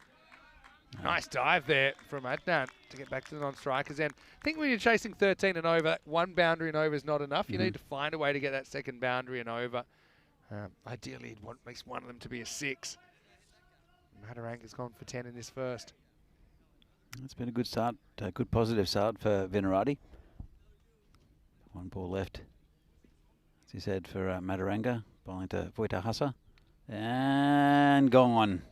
Well, that's good little cameo at the top. 10 from 5, 10 from 6, I should say. But he'll be annoyed at himself when he looks at this replay, because look at where the feet go. Doesn't get in behind it. But basically, all his weight was going to leg, and it was just too pitched up. It's kind of foreshadowed it a couple of balls ago. Don't mind him in that region, but at least wait and see where the ball's bowled. He's probably kind of pseudo premeditating it, and that's why he's annoyed at himself there. But like I said, it's better than nothing, isn't it? It does go for 10 off 6, and that's the end of the first over. It's 10 for 1. Yeah, it's again a few runs on the board for Vinohrady. They'll need more than that each over though to get this as total, and it'll be Tawari to come in to join the skipper Adnan. And again, they'll just need a good partnership with sensible batting. Adnan's a good bat. Can hit the long ball as well, can Adnan. But missing Muiz today, I think, who's probably the natural big hitter in this Vinohrady side. Yeah, true. But like I said, it's a start. Adnan comes out and I just feel like someone needs to step up, score a half century, maybe a 70 or a 75, something like that. He's a player I've got a lot of time for. Davidson Romani, you could see he's back in the lineup. He bowls with a lot of fire. And he's going to be bowling over number 2. Yeah, he's a good bowler. And just looking through the bowling lineup, Rick Tomar's there, Smith Patel, Sudesh, Samira. Then got to see Sabah is an option, but or Davidson Romani, of course. Sabah's an option, but not really with that the damaged foot. I think they'll be your bowlers. It's just tucked around the corner. And Romani comes in. Just a short run, but he seems to get quite a lot out of it. And bursts towards the crease. Just got Roy in there, Uda Galagi. Yeah, you could bowl a bit of off spin. Yeah, I don't mind his office.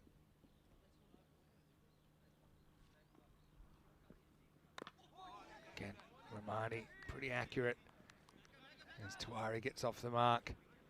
A little push. Yeah, power play as well. You'd be wanting about 40 in the power play. It's looking a long way off at the moment, but even, something in the 30s. Just to give yourself a bit of a platform. If you go down, you want to go down having given it a fair shake. You don't want to be defensive either. Well, hence Vinohrady opening. Yeah. But I think everyone's got their own line of where aggression turns into maybe recklessness. Hmm. And I think Vojta's shot was the other side of it. That's why he reacted the way he did, I think. But anyway, that's that. And he does get 10 at least. Tawari facing Ramani. Oh, that's a lovely shot. Cracking shot through the covers there by Nilesh. Just stepped towards the ball and caressed it with a bit of force. 4 runs to Vinos. Yeah, lovely shot. And well, these two have to build a partnership. Said a little bit thin on the ground, Vinohrady, but nice shot there from Tawari. And you reckon about 40 for the power play. It's about right. It's coming in. Oh, it's the Tanky there who just fumbled that ball. Could have been a chance for a run out. Have a look at it again. And if he'd picked it up cleanly, I think possibly he would have been home anyway. But I do like the bowling of Davidson Ramani. I think he's a top-line bowler for PCC. Again, he's putting it in dangerous places. You compare it to some of the Vinos bowling where they really struggle with wides. I mean, I didn't look at the final count in the end, but it was 28 runs in wides, plus 4 leg bites, so 32. It's just a lot of extras. And less than 100 runs actually off the bat. Right now, Vinohrady after 2 overs, a 19 for 1. Yeah, 19 for 1. They've just that wicket of Vinohrady, but these two look like they're going to hopefully build up a little partnership. Here's the table. You see PCC, they've only played 1 game, and so in 5th position. Vinohrady have played 1, lost 1, and it was quite a spanking against Brno. But PCC, well, as mentioned before, if they win this one, it'll be 21 in a row in this this fixture, as Madaranga will continue. This one's hit down the ground, and well, it'll be 4, I think. It's Smith Patel is pretty quick. You can't get onto it. Wasn't it? Madaranga's having a go at his skipper. It wasn't the most convincing of shots, but it just kept on rolling. This outfield, I don't know what has been put on it. I mean, they've covered it in grease or something. I don't know, but it just seems to be running so quickly at the moment. And you can see in a couple of little dry spots. We haven't had rain for a little while. So cut away into the gully area, no run. But it was an awkward looking shot, and it just kept on rolling and rolling and rolling, and he was quite wide there, Smith Patel. And Samira's told his captain to bring him round in no uncertain terms. So it is Riddick Tomar, who's the captain of PCC for this tournament. Comes Samira again, charged down the ground, picked up pretty easily by Smith, just a single.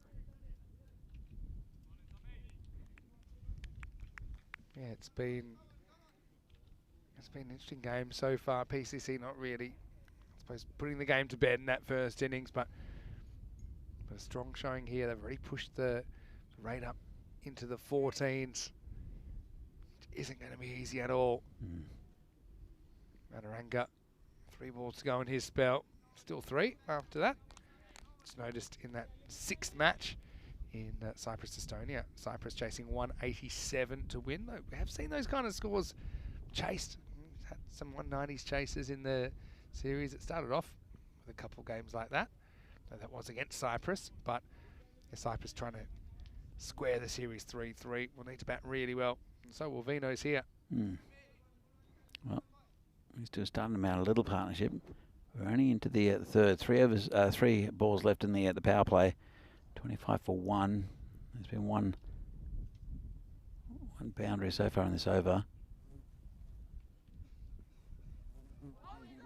And good bowling outside of stump by Madaranga. Yeah, they've been just a lot more disciplined with their lines. I'll say the same thing again, but it's very, very good stuff by Madaranga. It's not often you see 2 slips and a gully in for a T10 field.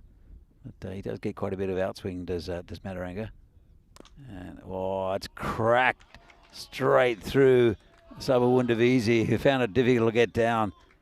And that's just a little bit of a pitch there from Samira. Have a look at this. Great shot. Really good shot. We've seen a couple of those already. Someone needs to play a big innings. Could it be Tuari? He's made a promising start. Yeah, look, 29 for 1, going about 10 and over in the power play. It's not too bad. They have lost 1 wicket. Comes Mataranga again. Short, just tucks up the batsman.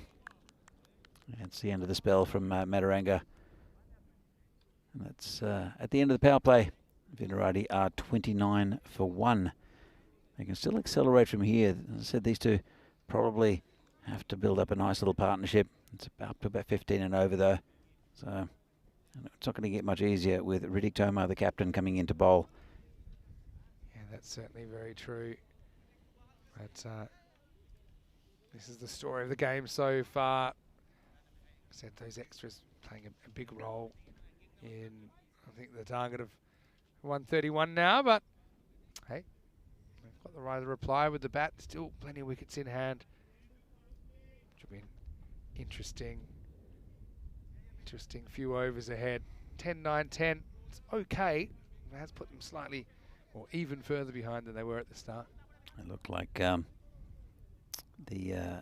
the umpire there, Shobit Bhatia, was giving us a little wave, a circular wave, but it does signal the end of the power play. Hello to Shobit's parents, of course.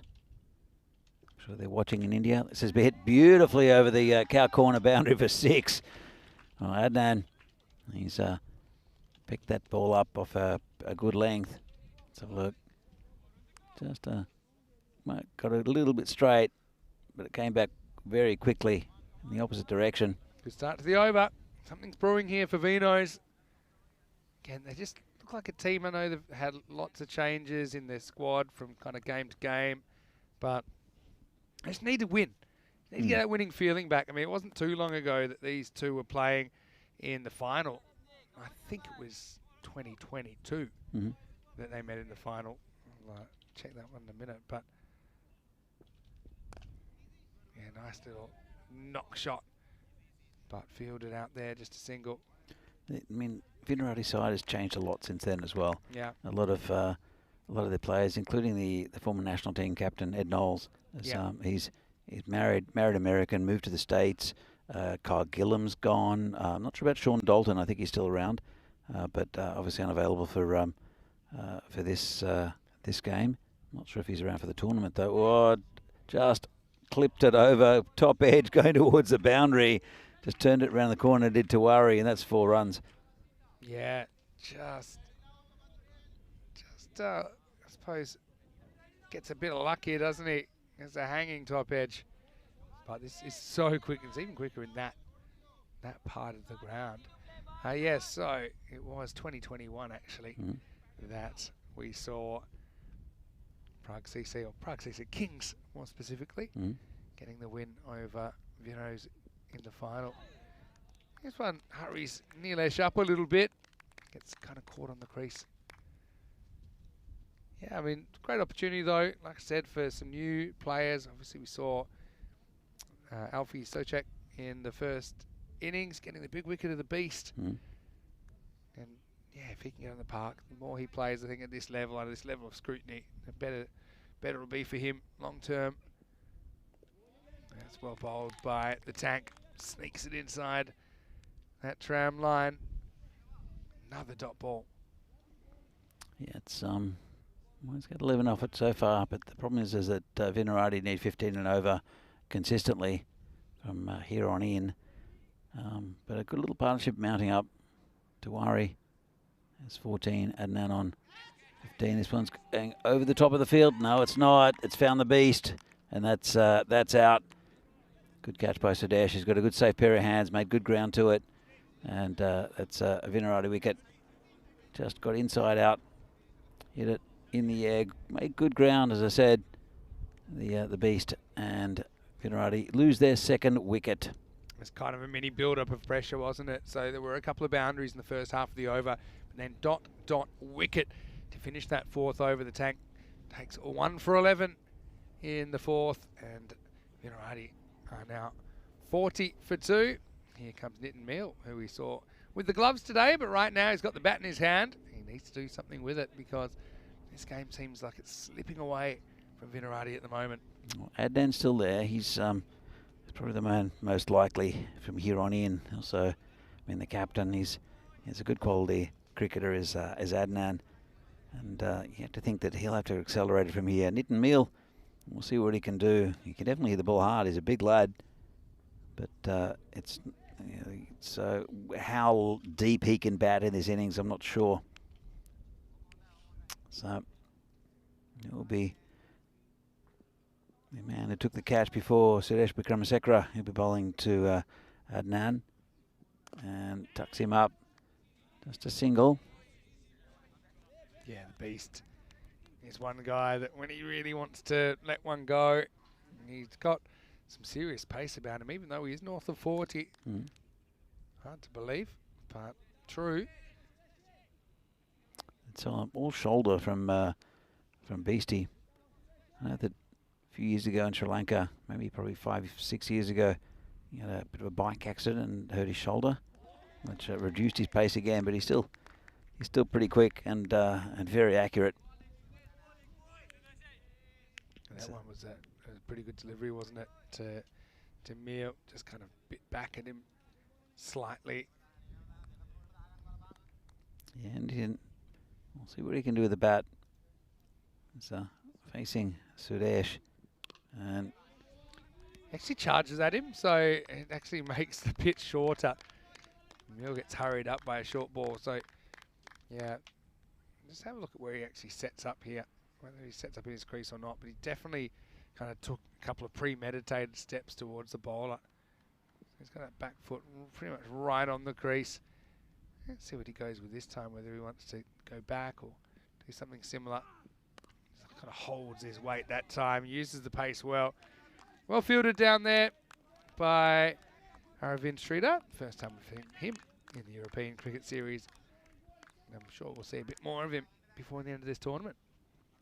Yeah, so Emil gets off the strike. In a tight over so far, only 2 from it from the Beast. Adnan, when will he have to start taking risks?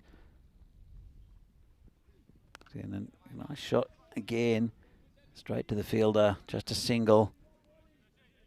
And difficult man to get away is Wickramasekera. Yeah, he is. He's only conceded 3 off this over. I can think of so many occasions when he's been able to deliver an over of 3 or less on the network. There's also wicket-taking a bowler, but I think it's more containment in this stage. It brings wickets though, doesn't it, if you can contain. He needs to find a way to punch back. Oh, he almost loses his poles there. That'll be the end of the 5th over, and the score is 43 for 2. Fantastic effort from Suresh Wickramasekera. Leaves Vinohrady 88 to get in the second half of this innings.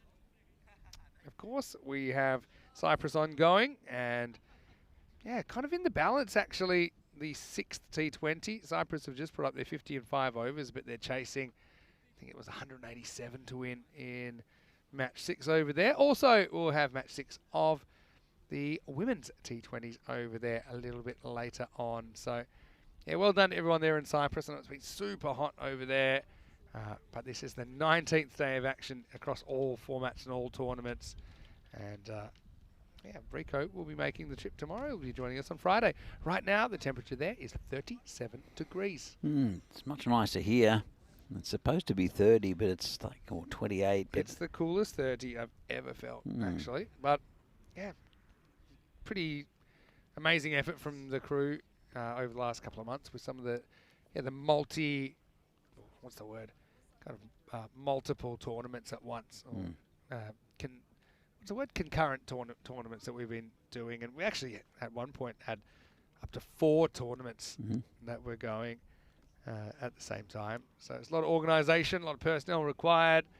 And yeah, hopefully you appreciate that we've given you a little bit of variety as well. Of course, T20 Internationals, that's the format's kind of been earmarked by the ICC to kind of grow the game. And you've already seen that happening with the 20-team World Cup. And I think today USA plays South Africa in the first match of the Super 8s. What do you make of America's performance in that? Yeah, I mean, they don't seem intimidated. That's the thing. I think it helps they've got someone like a Corey Anderson who's done it all before. It's quite funny. I saw some sort of meme, if you want to call it, or well, he's bowled him. Smit Patel comes in and he's rocked Adnan Stump's very first ball. Adnan probably sensing the pressure and the run rate, goes after this, comes in from outside off. But it's that in-swing, I think, that does it for Smit. Perfect start for him, 43 for 4. Yeah, good piece of bowling and wild swing from Adnan, but you're right. They probably had a bit of a chat during the drinks break as how to push this run rate, and that's certainly not how to do it for Vinohrady. As the skipper has to go, and it'll bring a new batsman. It's Anil Kumar who'll come and join Nitin Meal out in the centre. So Corey Anderson, yeah, he actually married a young lady from Dallas, and that's why he moved there in 2020. And now he's playing for USA. He's qualified on residency. But a few people were saying, New Zealand people saying, what's he doing, basically? But New Zealand, they've crashed out of the tournament, and USA is still in. Yeah. So, but I would say he'd kind of fallen out of favour with the New Zealand selectors anyway. But I just think having that experience, because sometimes at cricket, and it's no different to here that we're talking about different levels of cricket. We talked about the Dominators coming in. That sometimes in your own head you can kind of lose the battle before you get out there. You start to forget that the people you're playing against are just human beings, just like you. Yep. Okay, and they might be very good at what they're doing, but you need to give yourself the best chance of challenging. And I think we're starting to see some of the kind of second-tier nations, if you want to call them that, like the Netherlands, for example. This is hit up in the air, and well, Davitsi still fielding down there at mid-off. He won't be able to make the stop, and 4 runs to Vinohrady. And Okuma gets off the mark. Yeah, it's a nice shot down the ground. You can see how much Davisi struggled to get around there. And 4 runs to the total for Vinohrady. Smit is a good bowler. Picked up that first wicket. The scored a wide. Then the other thing I'd say about the USA team, they've got someone like Netravolka, who actually grew up and was in the Indian system and played Indian under-19s, for example. Okay, and now, he hasn't made a professional career out of cricket, but obviously still a very good player. USA always has issues trying to unite. So as this is a hang the bat out job. Love that attack. You mentioned that's something that's kind of been missing from some of the outfielders in this tournament. Aravind is able to still keep it in front of him, but can't quite turn it into a catch. But yeah, seeing the first word of USA is united. They have so many different competitions, and I think internal politics that it's very, very difficult.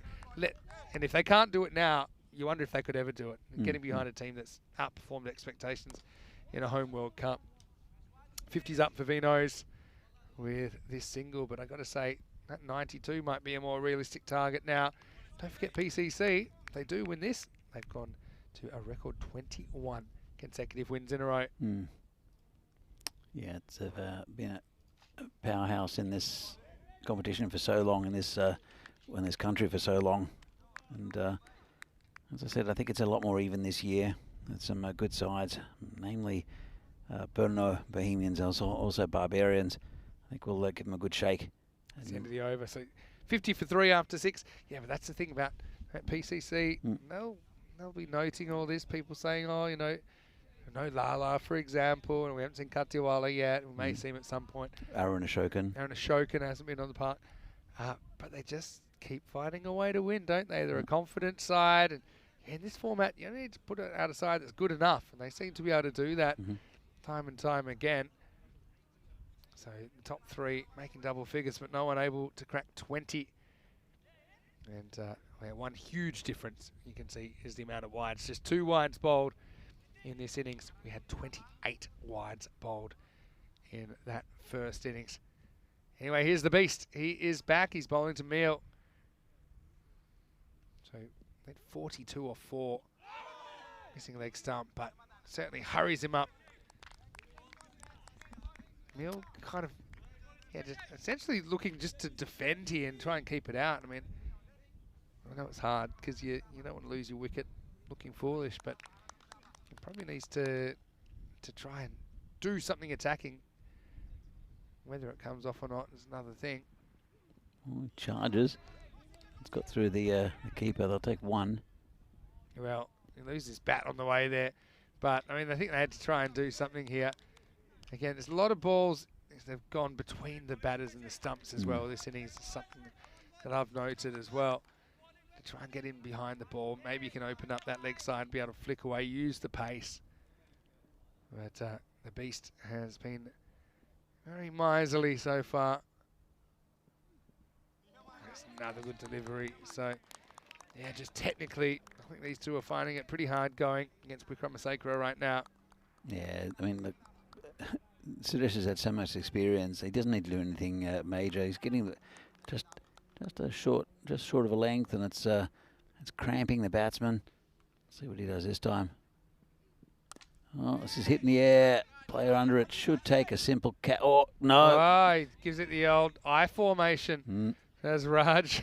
And Aravind, I think the last thing he was expecting was for Raj to pull out.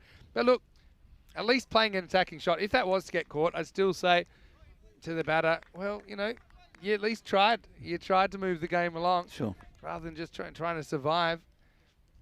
Gets super lucky, though. Gets a single.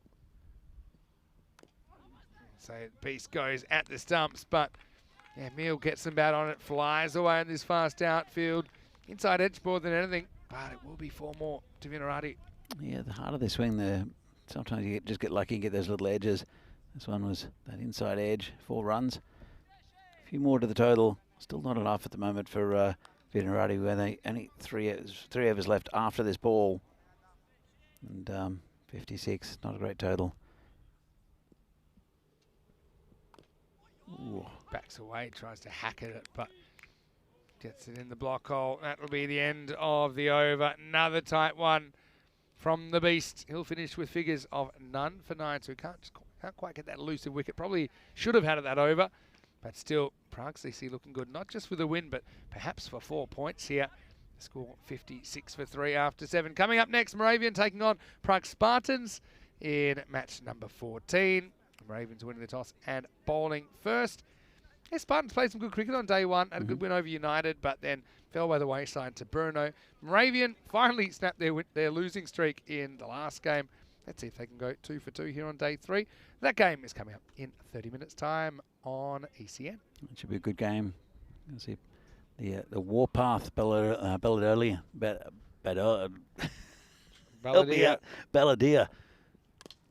So this is hit in the air, it's gone back, and, well, they got in each other's way somewhat.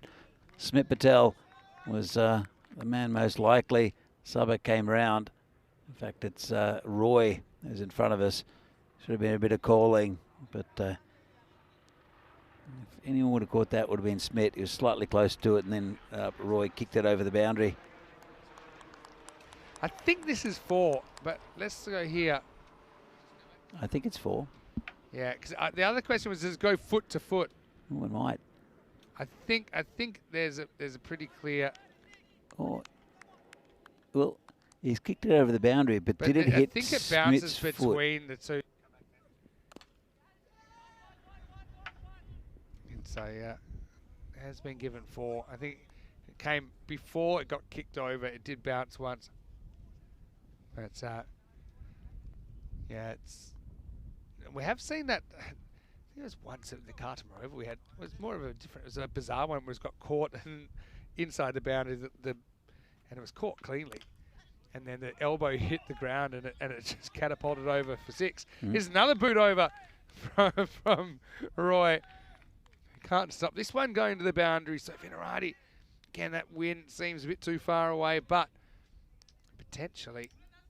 And looking at keeping their point here. Probably not the best effort there from Roy. That was hit pretty well there by Nitin. That's not more of a reason though to go with a foot, is it? No. It's probably less. No. Good Anyway, replace there. Yeah, Beast just pulled rank and said, I'll take the fielding position. Thank you. And now it's a good strike. It's a really good strike. And that's gotten about as close to taking out Dennis as you could believe. Well, Dennis, he's given us the thumbs up, but this one was coming straight towards him. Maximo badly needed for Vinohrady, and it might be time for Dennis to rethink his life choices and career choices up there in the camera tower. A nice shot there from Nitin, who's starting to strike the ball pretty well. Might come a bit too late though. But Riddick Tomar, well, I think they're going to replace the ball because it did get pinballed about in that tower. Dennis has had a bit of a rough time up there. We had some wind issues the other day. Time he's joined by a Grizzly. 21 of 14 for a point though. And for PCC, well, obviously, they want to finish as high as possible. So they've won all 4 here.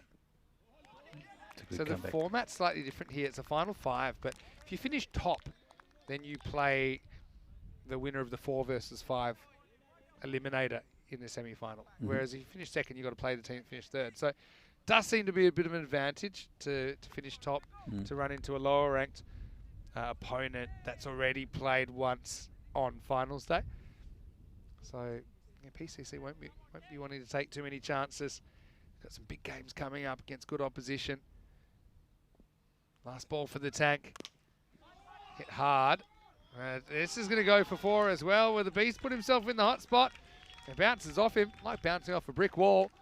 Emil claps back at the end of the 8th over, 75 for 3. That was smacked at Beastie.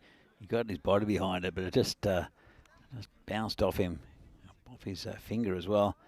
So nice shot by Nitin, who's he's looking pretty good actually. Yeah, I mean, he struggled with when Beast was bowling, but the other bowlers have been to his liking. He's been able to really express himself.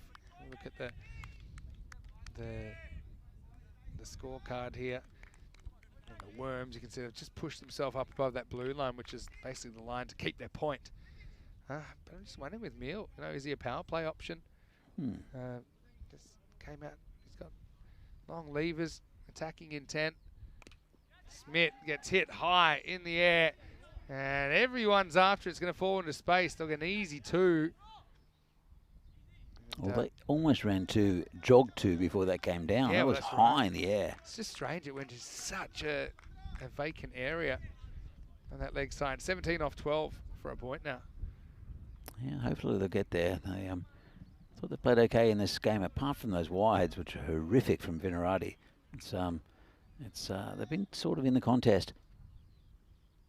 From Smith again. Tries to hoik it to the leg side, but no contact this time. Yeah, Vinohrady, they'd be hoping to find their way into that top 5 one way or another, and that's why it's important. Even if you lose, try and keep that point. You're in a position to keep it. Oh. That'll help. That is a little nick, and running away for 4. Hilal Ahmed. Well, I can't see past his shades, but I do think I saw his eyes roll back in his head here. As this is just a bit of luck more than anything. But again, it's luck you create by... I think he played for that. He played for... He played to hit the ball. I don't think he played to actually edge it. I think he was actually aiming more towards the... I don't know. It looked like he just tried to flick it over the top, which he did successfully. I'm going to give him the credit for that one, Vinny. I'll give him the runs. But yeah, I mean, he creates it by trying to attack. So that's good. There's a question, where is Davisi fielding? And I think he's in gully. Yeah, they moved him from down the ground. Yeah, there's no point in getting him. Earlier. Yeah, he's in a catching position at gully. Yeah, so now he's, that kind of, what would you call it? Like a 45 on the offside. Or gully. Yeah, gully back on the circle. It's, yeah, Vinohrady, they put themselves in a position to at least get this point out of the game, and it wasn't looking like that for a while. No, well, it's some good hitting from Meal. A good little partnership between him and Kumar. Let's hit hard. Yeah, Meal's been brilliant here, and looks like he will get to that point. Still not there yet, but he charges, and Smith, this kind of bowls a stock ball, doesn't he? But gets hammered down the ground. 86 now for Vinos with the ball to go on the 9. He's He's a big boy, is Nitin. He's got a reputation of having a bit of a short temper as well. So he's unleashing his aggression on that Grizzly. And on the bowling of Smit Patel. This is where you got to bowl who you think your best option is, I think, in the last over. As this, it's up in the air, and that's going to be gone. So, yeah, it's nice innings from Meal, but he's going to have to go. But he has put his team in the position to at least get that point. Having said that, I mean, they're not there yet, are they? There's still a tricky little 6, I think, to do it. But he'll go for 25. Smit ends up bookending his spell with wickets. He'll finish 2 for 18. And after 9 overs, the score is 86 for 4. I'm sure Meal will get a good reception from his teammates. Yes, they're going up again. Give him a, I don't know if it's a hug. Looks like it's going to be a hug. No, yeah, it is. Big hug from a couple of the players. And he is popular, is Nitin, in this side. As I said, he can be scary at times, but he's a teddy bear at heart.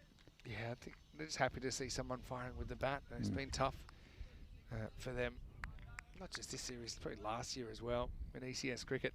Anyway, hey, bit of a thriller on our hands. I think Ramani's going to come back. Davidson Ramani, 6 off, 6 required for a point. So phrased another way, PCC can take all 4 points if they can defend 6. So that's what I think they'll be trying to do.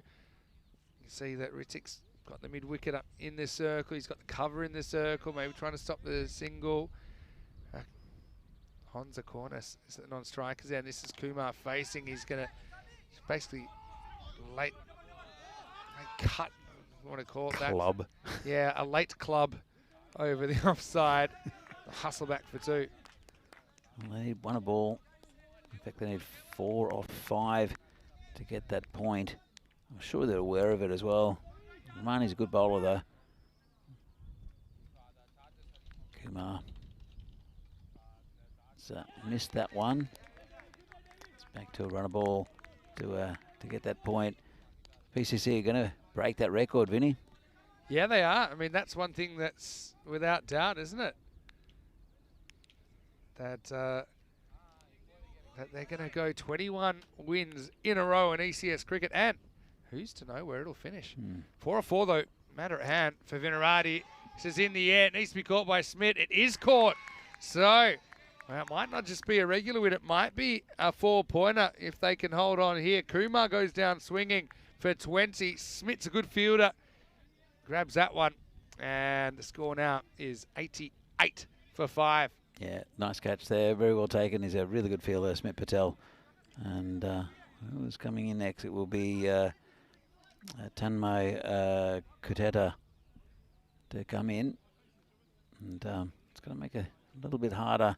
A dodgy 4 would be great for Vinohrady at this stage. It will be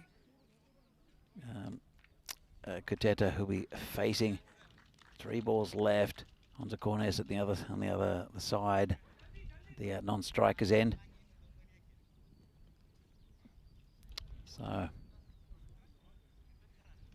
but nothing. A little bit of a thrill here, don't we? Nothing. Well, sort of in a 3. minimo way. In a minimo way, but it's better than no way at all. Yeah, but true. When you consider that, we talk about what happens when teams are close together on the ladder. We talk about a lot about net run rate, but this is even more important than that, isn't it? Absolutely. It can be the difference between making the finals and not. For example, 4 of 3 required. Oh, it's 2 in a row. Ramani is going to castle the new batter, and oh wow, that was pretty comprehensive. Have a look at it there. That's Kuteta. That's come out, and he's lost his stumps very first ball. And well, got a feeling if he can deliver another one like that, we could be looking at a hat-trick. We haven't had one in quite a while. That golden duck makes it 88 for 6. Yeah, so it looks like it's Sivindu Jayasuriya will come in, and with Ramani on a hat-trick. He's a very compact bowler, is Ramani, so, and I'm sure he'll be able to get it towards those stumps. What's the bet? It's going to be a wide, Vinny? Well, with you here, probably about 88%. But anyway, have a look at the hat tricks this year. We've almost gone a whole month without a hat trick.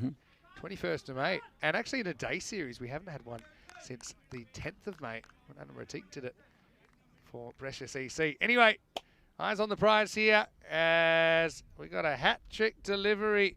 Jasuria, the batter, and he's going to smash it. Well, how about that? And not just that, it'll be the 4 runs it'll take Vinohrady at least to a point. So Prague CC, again, they'll be happy that they break this record. But Vinohrady, they might have a little bit of satisfaction there against their old rivals. Yeah. They cost them a point. Yeah, look, happy for Vinohrady and getting that point. And Romani, unfortunate, he deserved a hat-trick. I think he's bowled really well. But those 2 wickets, I think is enough. But 92, well, again, without those extras, it would have been a much closer game. As Romani comes in and this hits straight down the ground. Smith will come around, pick it up, and they'll look for 2. Not quite sure why, but that'll be out, I think. Well, he's looking for the replay. That's out. He doesn't swing. He doesn't slide the bat there, Jasuria. Doesn't help himself. You watch this. But, yeah, gloves off for no reason from Hilal when he knows he doesn't have to throw. But have a look here. It's not good cricket, is it? It's not good cricket. But anyway, like I said, and why do they go for 2? I suppose every run counts when you look at net run rate and these sorts kind of things. But yeah, in the end, it will be history for Prague Cricket Club. They now become the holders of a pretty special record, 21 consecutive ECS victories, and they have overtaken Alby's Army in Sweden now, a record that stood for almost a year, and they're not done yet. They still have more matches to come. Coming up next, though, Moravian versus Prague Spartans in match number 14. That match is starting in about 15 minutes. Moravians win their toss and electing to bowl first. Let's have a look on the spring production highlight reel as Madaranga was able to get Hasa after Hasa did manage a couple of boundaries, but Vorder's going to be upset at that because he hit a couple of 4s, didn't he? That's right. And the first highlight is him getting castled. I was just thinking the same thing, but look, they kind of fell a little bit behind, never really found a way to make it up, and that's one thing about PCC. Even with a few players missing, they always seem to put quite a strong side on the park. Smith started by rattling the stumps, but yeah, for Vinos, it wasn't really happening for them, though they did get a bit of resistance, didn't they, through the work of Anil Kumar. In particular, didn't Meal, who I thought struck the ball really nicely. Yeah, absolutely. Look, it's, both those teams are they're under strength. We've mentioned quite a few times as Nitin Meal tried to kill our cameraman there, Dennis, and he's okay. There's a thumbs up, and but it was good hitting from Nitin. Ended up being caught there by Raj, and then it was Romani who took the couple in the last. It was a really good catch there by Smith Patel, then first baller, and then for the batsman, and then that was that boundary that got the Vinohrady side a point out of this game, which they probably deserved in some sense. I think they bowled okay. They got good early wickets, but it was the 50 from the tank Riddick Tomar, which pumped the score up, as well as 2 many wides by Vinohrady. Let's have a look at here. Hasa with 10, Adnan with 17. All the top batsmen getting a start. Nitin Meal, probably the pick of the batsman with 25. And, yeah, look at the difference in wides. 2 wides, very disciplined there for PCC. 93 at the final total. It was very tight from most of them. Tomar went for 15, otherwise very economical. 2 Smith Patel, David Timmerman, who's come back into the side. Yeah, just quickly with that winning streak, so Prague CC, they won their last 4 games in season 22 in the ECS. They won 15 straight in last year's series. Now they won 2 in a row. That's year 21. And, well, you can see the bowlers there sharing the load and ultimately keeping Vinohrady down below the 100, although Vinohrady did scrape enough to get a point out of that, only just. We'll take a break then. Moravians versus Spartans coming your way in around about 15 minutes. Until then, Vinny Sounding, Mr. Maximo with Danny Hitchcheck. Hope you're enjoying today's action. We'll see you the other side of this break for more European Cricket Series.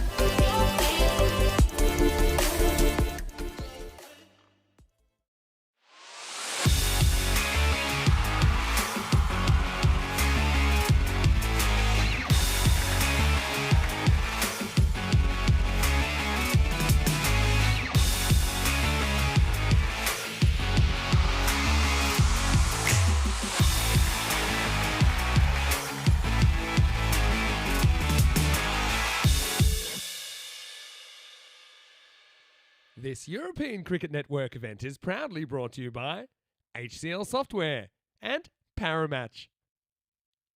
Hello and welcome back. Still 2 matches to go in day 3 action here in the European Cricket Series. Czechia, we're here at the Vinohrady Cricket Ground. Now, they do think there might be some rain around. Hopefully it goes around us because we have 2 more matches that I can't wait to see how they unfold. Let's get into match 14 now, and we've got Moravian back. They're taking on Prague Spartans now in this one. A little bit earlier, we had the Sheriff Charles Croucher with the 2 captains. Let's see who wins the coin toss. Welcome to the toss for match 14 between Moravian and Spartans. Spartans to call.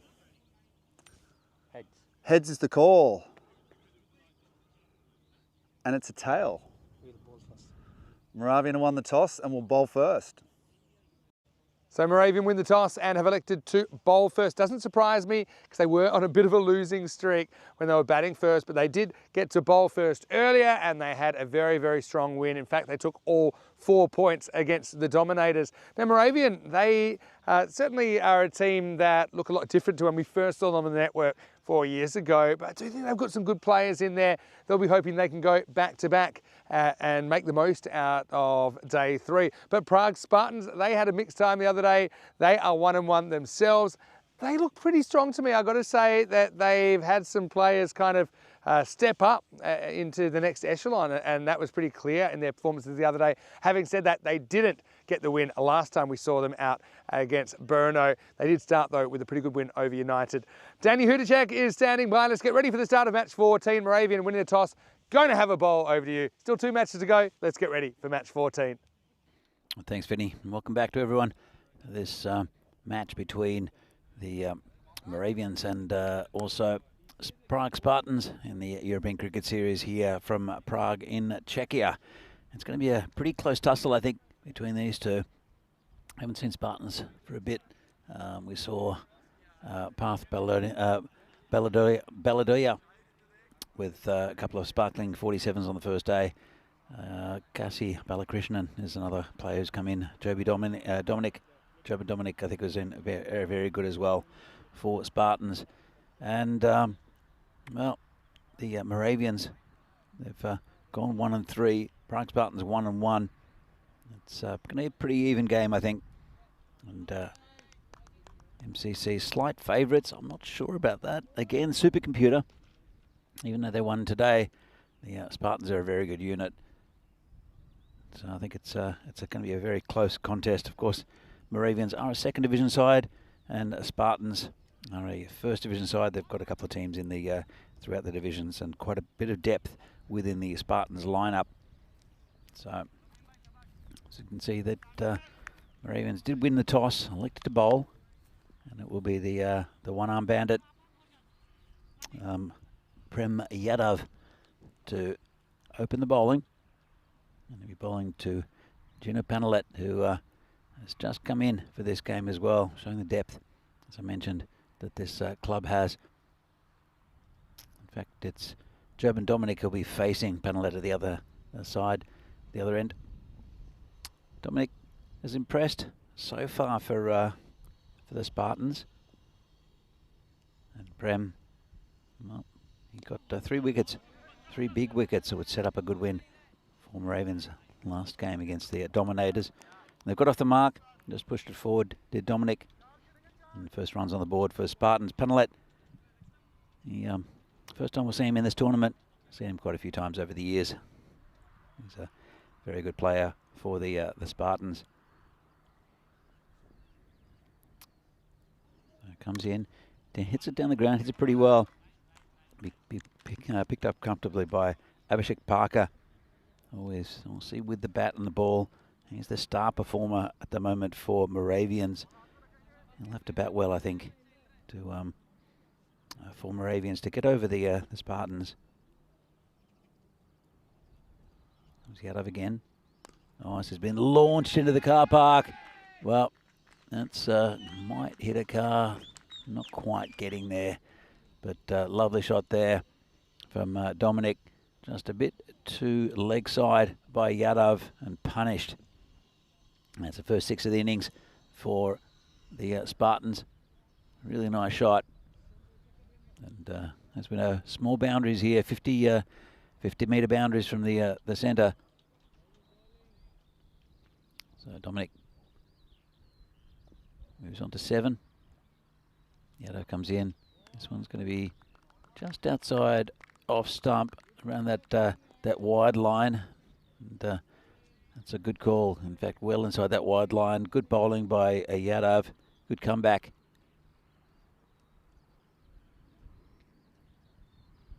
Eight so far off the over. Couple of balls left. Comes in and misses that one. It's got through the keeper.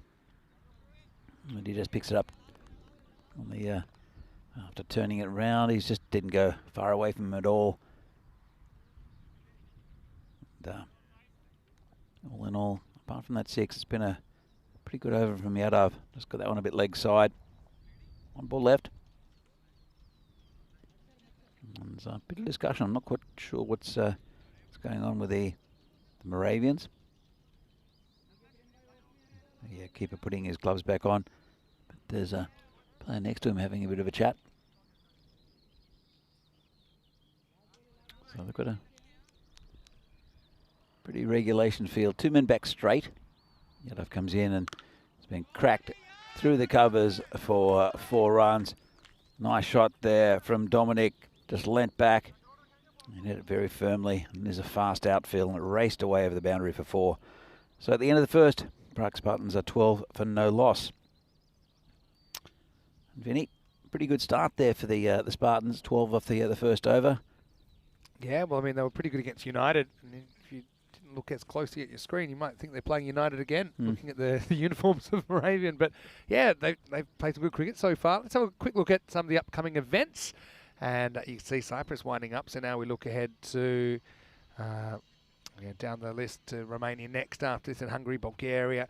We have a bit of bonus work in Croatia for a weekend there, 2nd to the 4th of August. But bottom of that list, the one I'm interested in, that's the new one on the list, and that's the Valletta Cup, which this year, a bit like the CE Cup, will be a women's tournament. Fantastic. Taking part over 5 days in Malta. So it's our first chance to play some cricket in Malta, or broadcast cricket in Malta. Now Parker's got straight through panel it here. Don't know how this misses the leg stump. It missed everything, but just it missed the bat, missed the pad. But how did that miss that leg stump? Whoa. Well, I know there's ECN stickers all over those stumps, but one extra sticker, you think? One extra sticker. One extra thickness. So yeah, the Valletta Cup's a really good tournament, actually. First time will be for the women. Oh, this is it. Well, sometimes you just stick a hand out and it sticks. It's hurt him, though. Oh, well, I think the shock has given way now to pain for Parker, who had this absolutely laced back at him. And there's been some brilliant return catches lately. None better than this. Check it out on the replay. Thanks to Spring Media. Bang. He's not even looking. He kind of quarter turns. He's starting to turn in his follow-through. Parker, take a bow. Well, that was Spider-Man stuff, really, wasn't it? Is that Peter Parker or is it Abhishek Parker? Whichever Parker it is, it's a tough one for the batter to swallow. It's 12 for 1. That was an absolute cracker. It was hit very hard back at him, and he just literally stuck a hand out, and it remained there. There is your HCL software player of the day. I'm sure about it. Let's have a look one more time.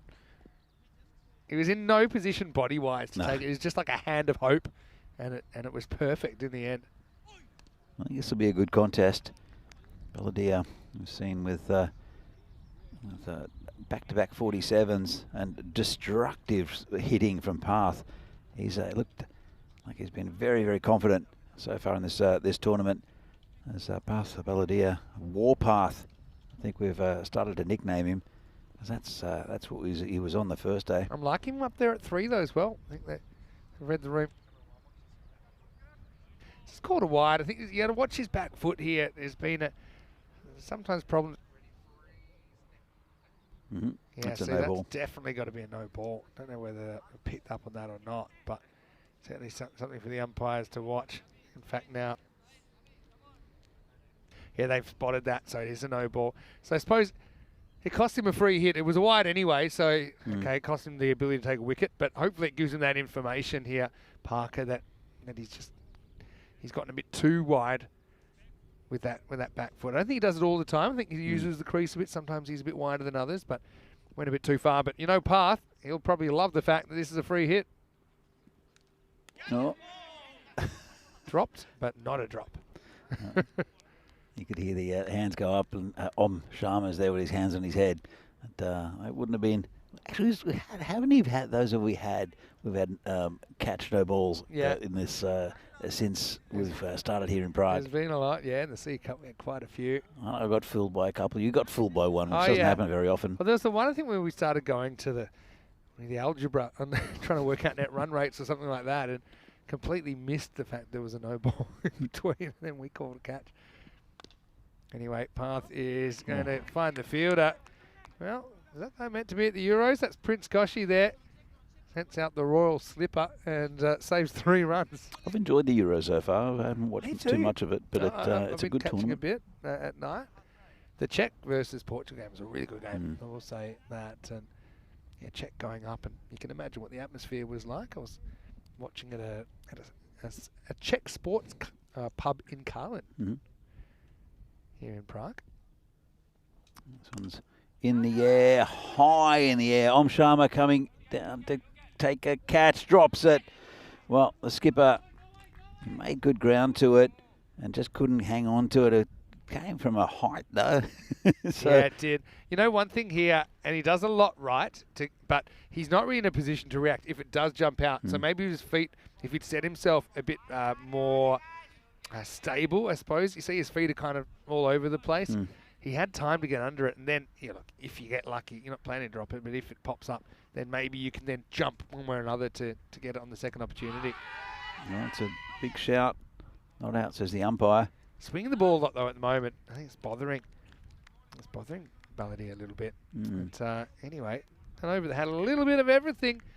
Parker takes 1 for 4, including what we think is the player of the day with that return catch, and the Spartans are 16 for 1 after 2. That swung in a mile. The Parth tried to hit that over into Poland, but couldn't get hold of it because of their swing. Here's the standings at the moment. Brno on top, but they had a loss yesterday against Bohemians. Are looking very good in this tournament, and PCC up the top. I'm sure those 3 in one order or another will stay at the top of the rankings for most of part of this tournament. Moravians 4th, but they have lost 3 games, and it's mainly to the fact that they've played more because they have to travel from a different part of the country, so their games are clumped. So Ostrava, first time we've seen them in the European Cricket Series, and we will see them, I think, for the first time on Friday. So they have 3 games on Friday, 2 on Saturday, so it's kind of a block for them. As we get another one, it's entertaining the fielder there on the leg side. It's Kisan Kumble who dropped that one. That was smashed at him as well. Blind him up and went straight through him. I guess he saved 3 runs. Yeah, it's a positive spin on it at least. This one's going to do a bit too much. So Ostrava, they play Friday, Saturday block, and then they'll play Wednesday, Thursday block of 5. I think good sensible fixturing. Maybe it's a bit harsh on some of the Prague teams that sometimes only have to play 1 game, which can be an inconvenience. But I suppose, sometimes if you're trying to get people available for a 3-hour window essentially in the day, it's a bit easier than if they need to give it the whole day. It depends on everyone's work situation. Some people are flexible with their work. Some people are working at night. Just one of those things in European cricket we're always conscious of and trying to provide a bit of a solution.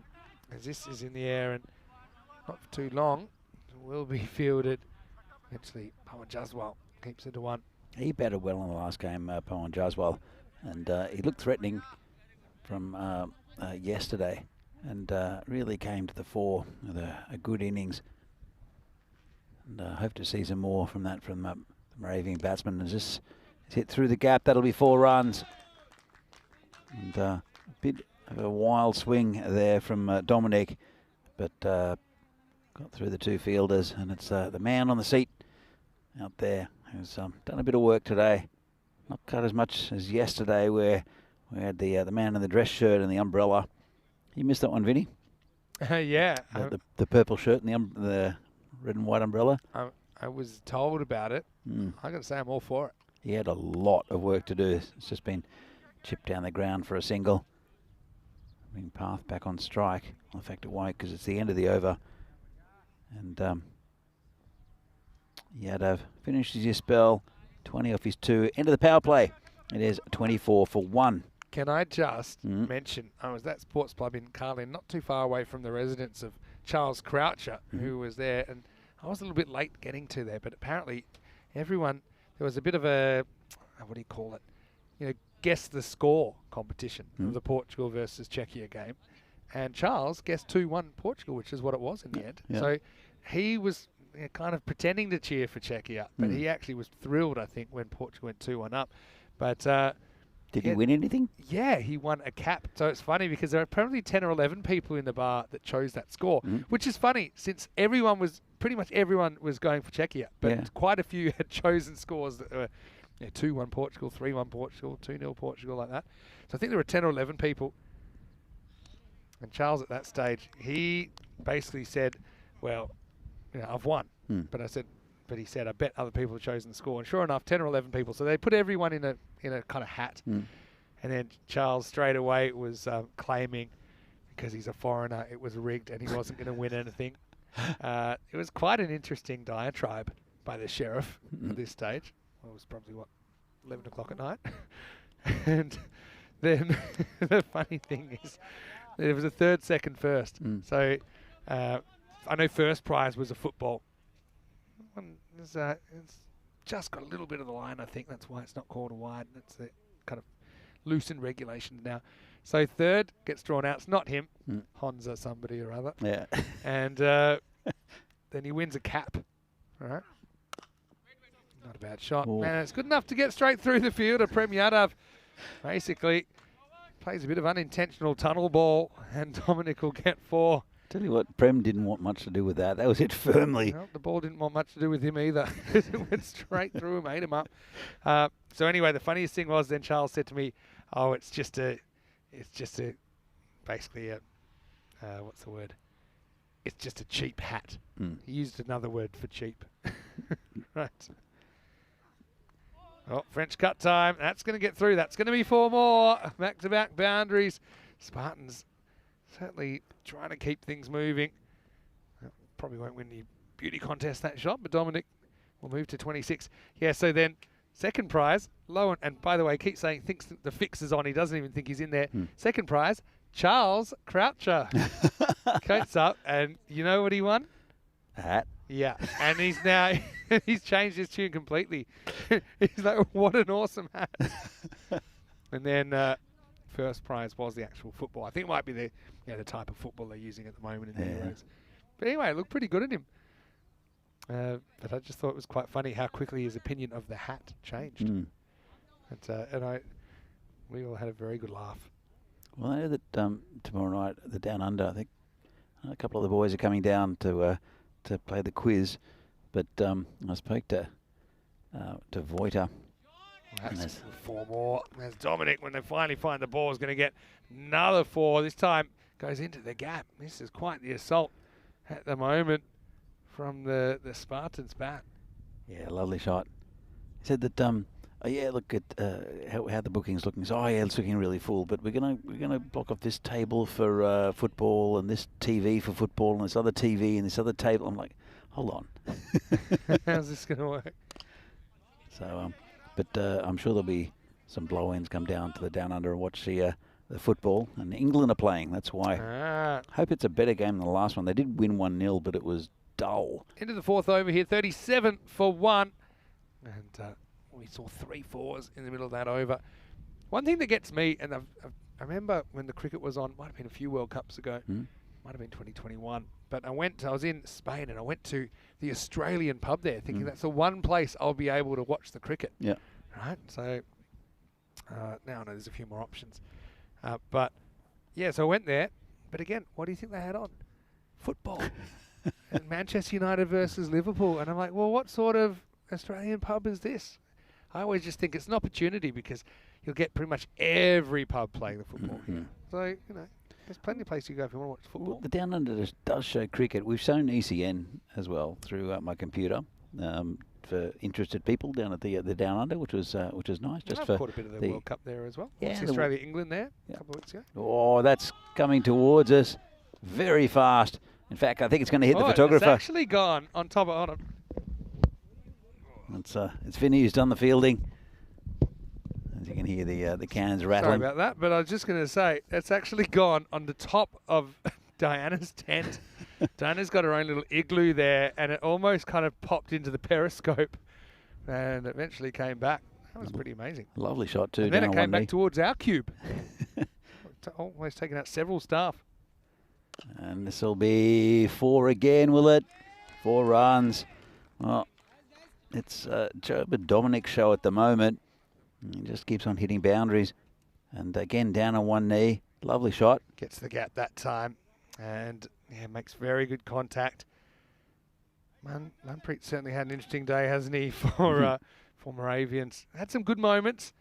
Just got to get it right at the moment because Spartans are starting to look really dangerous. They were slow out of the blocks, but Dominic 41 off 18 is putting them into a decent position. Didn't I hear you call it was going to be a bit of rain? The sun's come out. And I think you said that.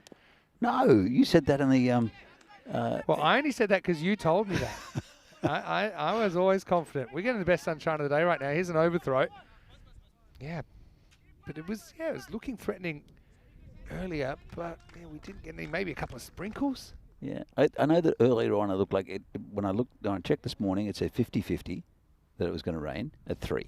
And then I looked at, there's a Norwegian weather organisation who are very accurate, as Norwegians are probably, that's another 4 runs through the leg side. And I think it's brought the 50 up as well. Let's have a quick 47 now to Dominic, but 50 for the side. But it shows you the proportion of runs that he scored. It's been... Parth has only faced 6 balls. And... well, he's been the form batsman for Spartans as well. But Dominic, 47 off 20.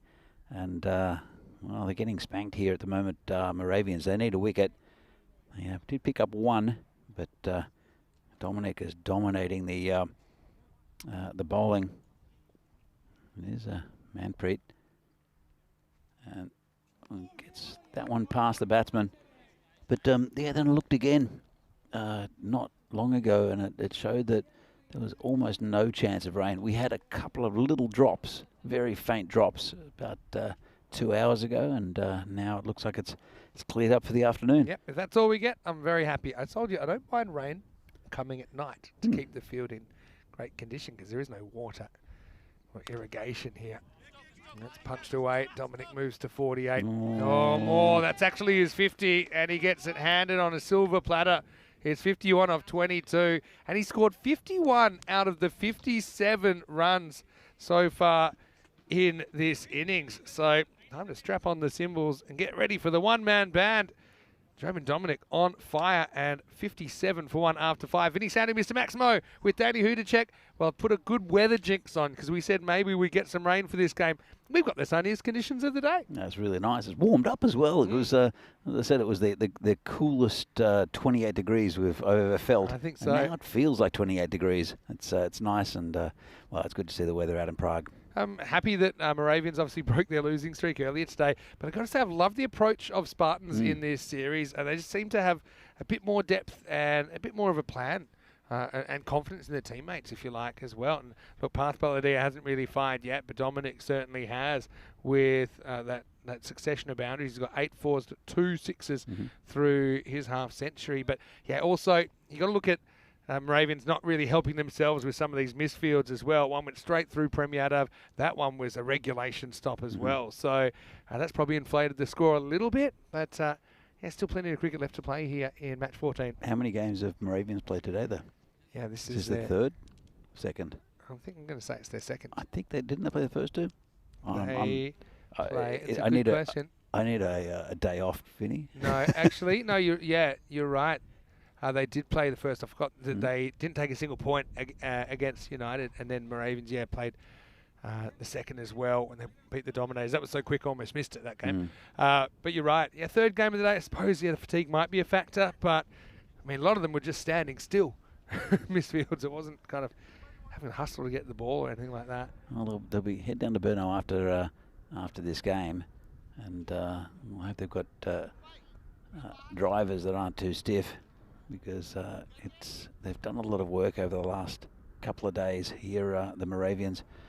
And it'll be Om Sharma, the captain, to bowl to Parth Baladia, who, as you said, hasn't got going yet. He's been the form batsman for Spartans. Tried to hit that too hard.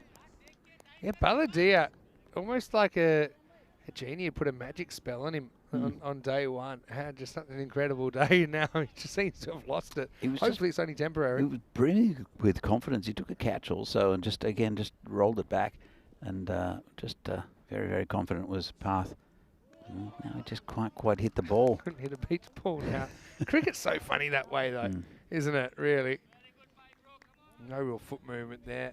Pretty good location from Om Sharma. It's a good start. Om does get the occasional delivery, like a good start from for the overs, and then he'll get one a bit too straight occasionally. And this one's, well, it's got past the fielder, who kicks it towards the boundary and won't catch up with it. Oh, good effort. Not sure if it's if he's been able to cut it off or not. This is such an interesting one. It's really about where his foot is at the moment that he puts it back with his hand. I mean, first he buffs it with the foot about here, nook, which probably actually sped it up a bit. Let's have a look. This foot on the rope. line. There you go. 4 runs. You can see the rope collapse. In fact, the ball went over as well. Yeah, so that's another good reason it's 4. So I'll give you 3 reasons it's 4. But well done by our crew at Spring Media. Good replay there. Shows that Parth does get 4. Well, not the most convincing shot he's played in this tournament, but good enough. I would like to see Dominic get more of the strike. He's well, halfway through the innings, and he's halfway through to a century, so he's hitting the ball very well. And Parth is not. And they tried to get the quick single through, the fumble from the keeper, but that wasn't on. And they're having a chat at the moment. I think Parth saying, I can't find the white thing at the moment. Yeah. You take the strike. So Dominic, 51 of 22. Non-Dominics, 7 of 13 in this innings. Yeah, big swing and a miss again. I want to know who possessed Parth on day one. I did have a couple of days ago when he hit those 247s. I had a bit of a little word saying, well batted Parth, and hope you continue in the tournament like that. Well, it's a little bit better. There's a player under it and drops it. Well, again, it's not great fielding by Moravians. Yeah, it's Prince Koshi out there. Gives Parth a life. And they hustle back for 2. Means Dominic will get the strike into 6 overs. 63 for 1. The Parth hasn't hurt you yet. That's not to say he can't turn things around. Maybe I jinxed him by getting into his head and telling him he was batting well. I'm not sure. I'm sure he noticed he was batting well. True, but that confirmation, sometimes it's just you start to believe your own hype. And it might be. I'm sure he watched the innings back and thought, like, I'm untouchable. And the this cricket universe just comes crashing down. Normally, whenever you get too far ahead of yourself, life's a bit like that in a way. Anyway, 6 overs down, 63 for 1. Talk about life crashing down. Vinny, we've been well treated here by everyone locally. We've had little snacks around. There's a fridge that should have beer in it, but doesn't, obviously. We had some beer ale in there before, which is non-alcoholic beer. That was a nice little thing to enjoy. This is hit high and long and 6. Great catch. And great catch. Finally, they hold one. Yeah, well, don't waste them. But Dominic has put it out of the ground. And I think that perhaps Abhishek Parker's sending a few not so subtle messages to some of his teammates there by running about 10 metres over the boundary and pouching that catch. But how about Dominic? He has dominated this scoring so far. Oh, there's another one, and that's over the fielder, and another 6. Well, I think he's honing in on us, Vinny. That one's a bit closer to us. Yeah, but the length from from Manpreet allows it, doesn't it? Doesn't he? It's kind of a step hit ball. No real wind to speak of at the moment. Clears that front leg. We're not quite out of the screws, but another 6 to the total. Yeah. So we've been very well treated here, except they've run out of coffee pods. Yeah, I noticed that. Oh, it's too easy. Oh, yeah. There's the proper Tortuga. It's a super Tortuga. I reckon 3, like a cheerleading squad where they had 3 people high, it still would have gone over their head. You won't see this kind of thing anywhere else in the world. Watch this one go. It's smashed, and it was flat, and then... What could the fielder do here? The fielder could say, I'm so glad they didn't roll into my shins. I don't know if he would have stopped it. This is hit pretty nicely. Player coming round. Can't get it. 4 runs again. Well, Dominic, he's on 71 now. And Path, I think he knows his job now. He wants to just give Job and Dominic the strike. And it's good power hitting here from the Spartan. Just doesn't matter where Manpreet bowls it. He's just smashing him everywhere. And hard as well. It's not just a little tap job. Oh, it's another 6. And oh, he's put it down this time, Parker. Well, at least he saved himself a long chase. But geez, this is some hitting at the moment. Look, he's on, you know what, pace. Dominic, this has been such a fantastic display of ball striking. That's been great. Great to see. And it's probably what we haven't seen too much of in the past in the cricket here. This one's hit beautifully through the offside this time. And, well, there's a fielder in front of us just looking around. Not quite one ring. Not quite able to understand what's going on. That's Pawan Jaswal. So 81, 7 overs down now, 93 for 1. This is an incredible individual effort. Mentioning that right now we do have the Cyprus Estonia series, which is ongoing, and you can actually tune in whenever you like. Right now, looks like Cyprus are just going to fall short of the target in match number 6. So the men's series will be 4-2. Estonia win that series, but really competitive series. Estonia women don't have a win in the series, but they'll have one more chance to bring one up. They did get within a few runs in last night's match, so you can also channel hop, if you like, Rico and Nish over there in Cyprus on a very hot day, unsurprisingly. So Dominic's on 81 of 28. That's a Path Pelladier. He's just not hitting the ball very well. I'm sure he'll just try to prod a single. Well, to be fair, Path's going to try to launch it. I'm not trying to fool anyone. The thing is, the play here is probably actually just get one. You know, but I don't think he's thinking that way. Well, it's hit hard, and, well, it's gone straight through the fielder. This is me fielding this one. We've had a lot of action today, haven't we? That one's cube bound. It just hit so hard.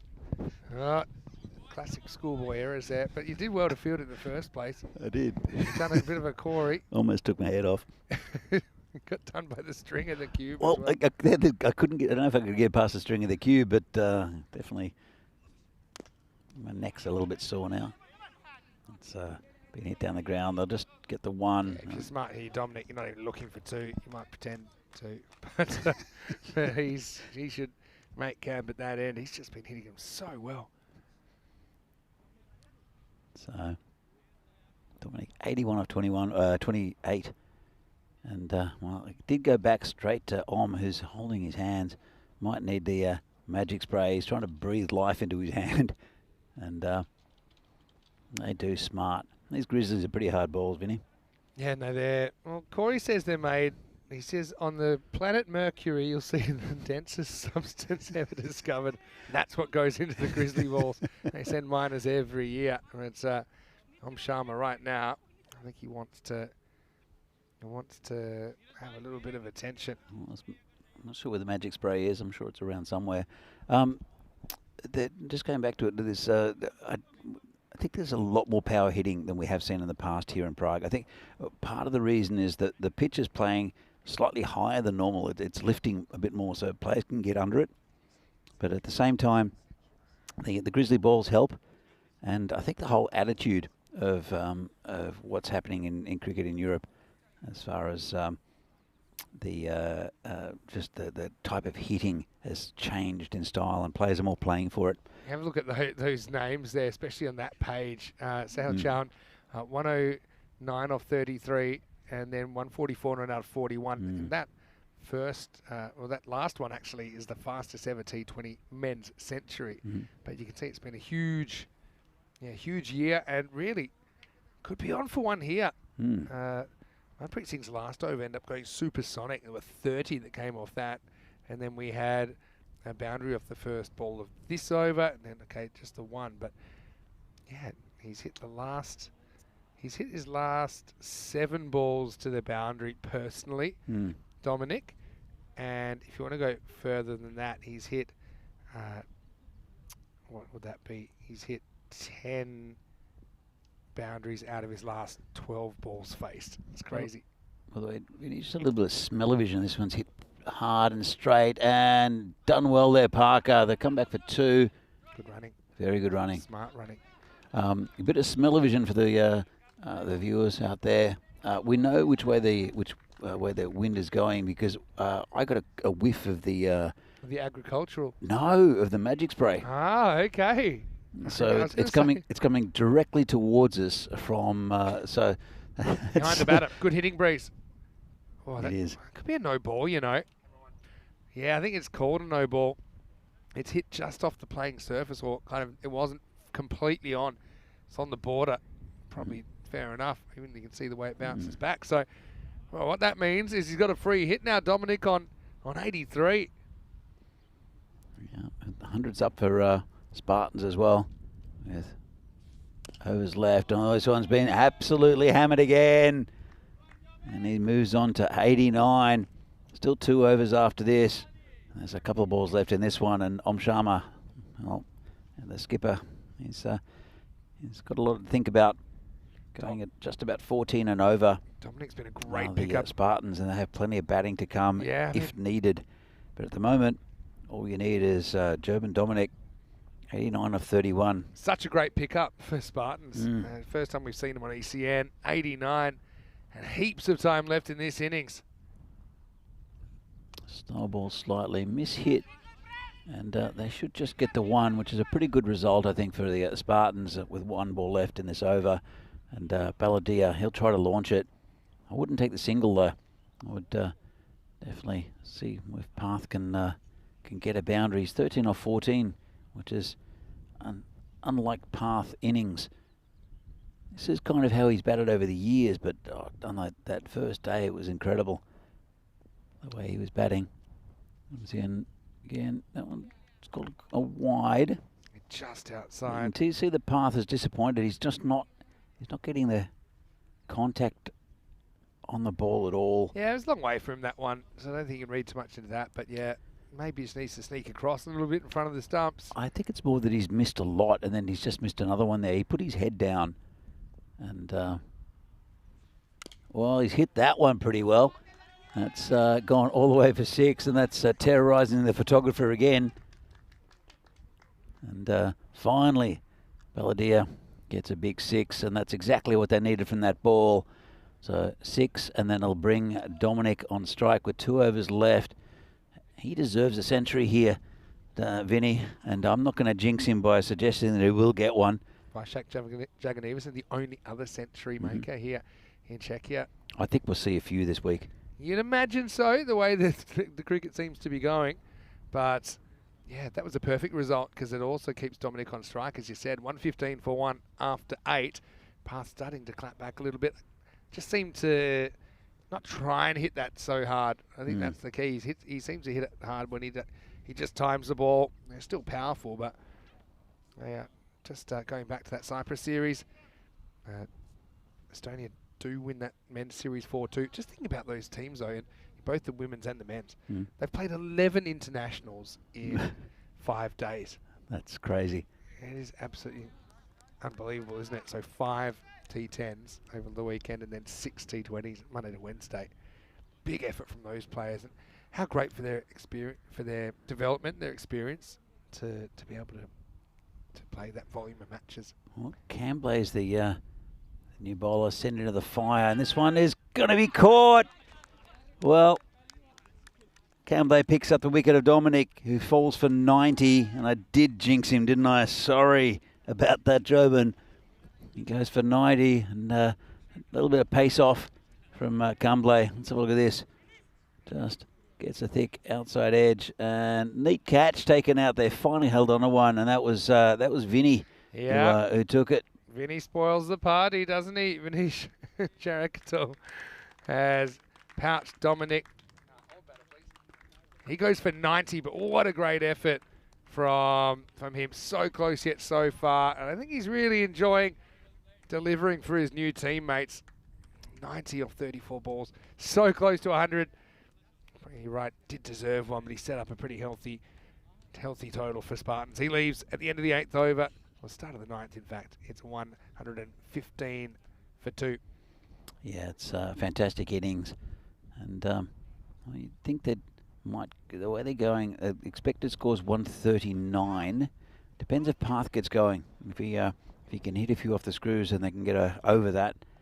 So he's a powerful hitter. But Cambay made the breakthrough.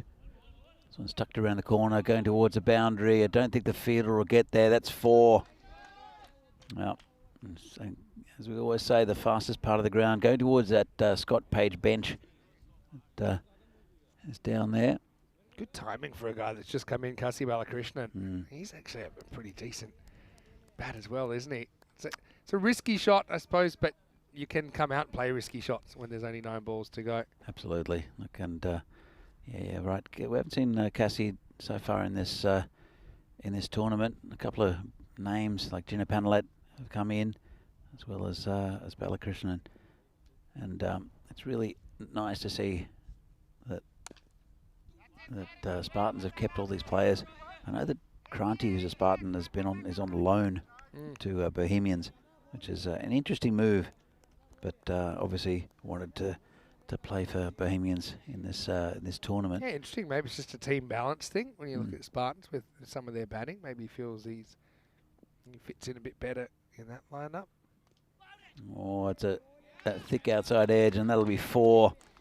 Really went hard at it then, Path, and just similar in a sense to the one that dismissed Dominic, but didn't go to Vinny at that time.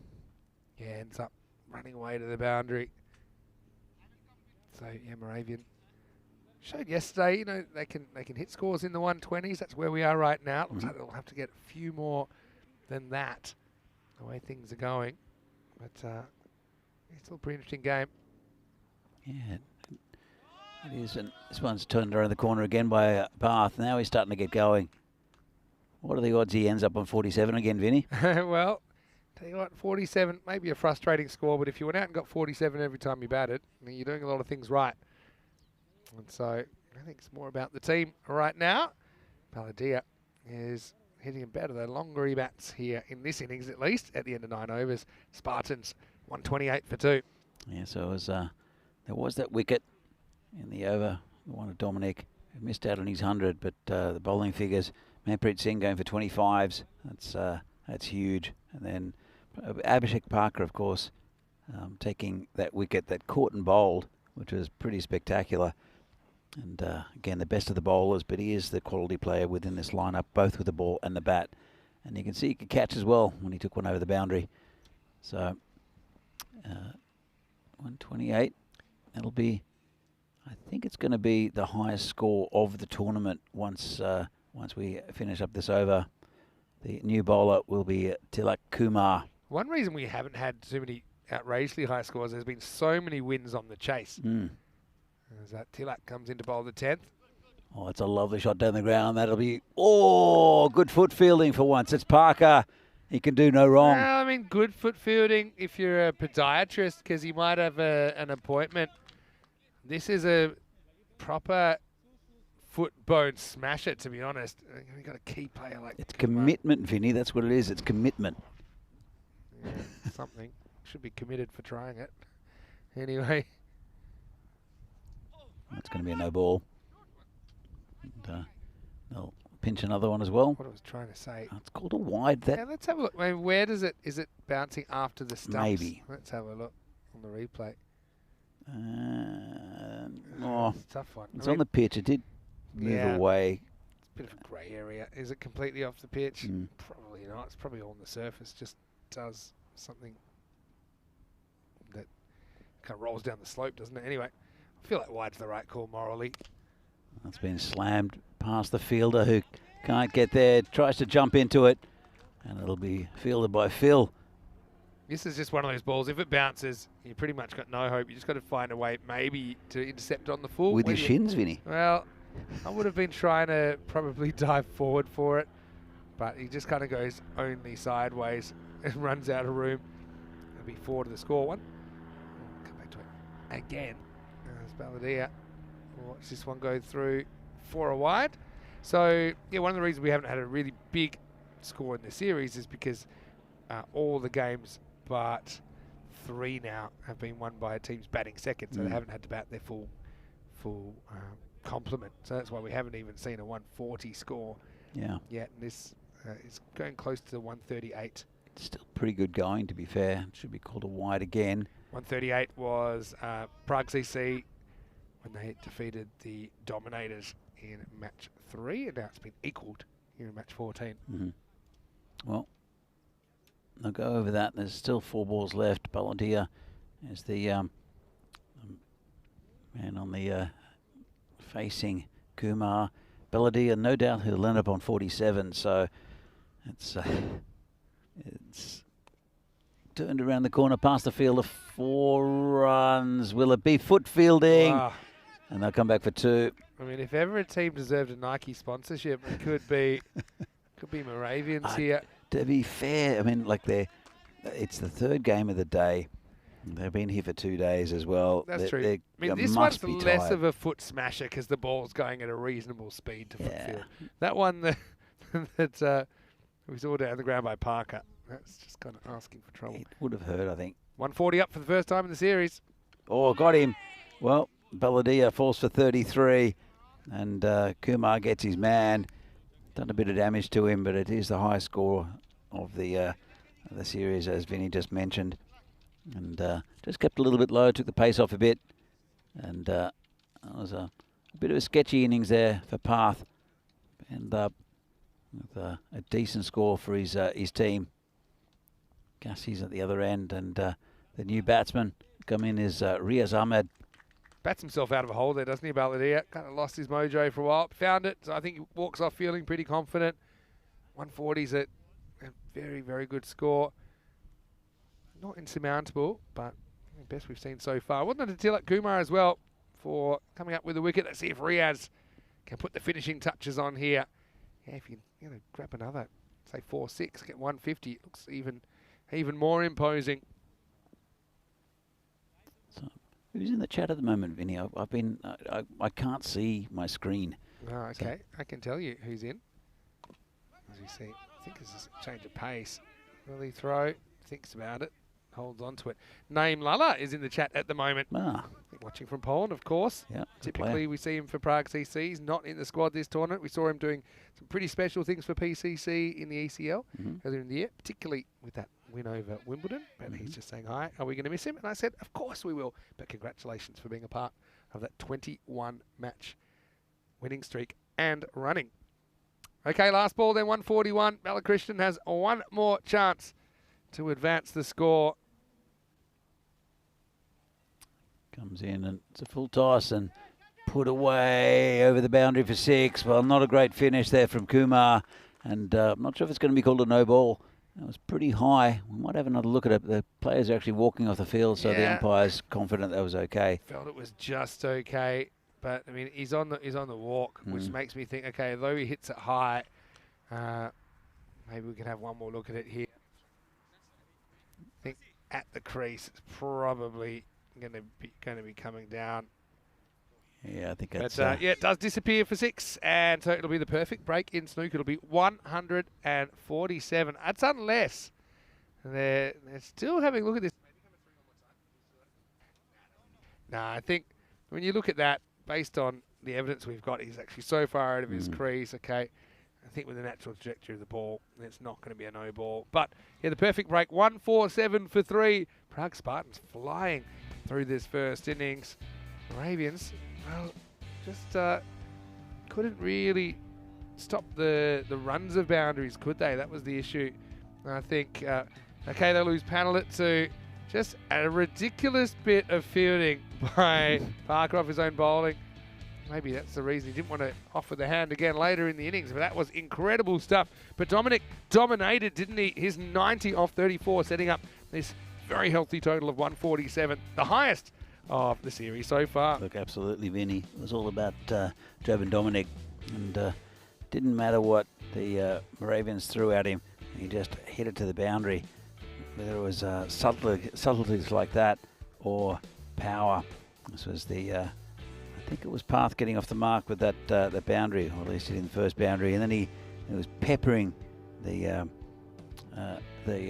wildlife all around the ground. This went through the fielder, and it was difficult for Moravians. As I mentioned, they've had a long couple of days with. This is their 5th game in 2 days, the 3rd one today, and they played the first one in at 9 o'clock. So it was really quite a difficult challenge for Moravians to keep up the impetus. They had a good win this morning, but Spartans, they came in fresh, and Job and Dominic has absolutely smashed them all over the ground. A sparkling 90, which was the highest score of the tournament so far. Just kept on hitting 6 after 6. And that was Parker trying to catch it over the boundary. This one was slammed at the fielder. And just power hitting from Jovan. Looking forward to seeing him in the rest of the tournament as well. And if they can really all click, I think Spartans have a good chance of getting into the top 5. See, this is the catch. Good catch by Vinny out there off their bowling of Kisan Kamble.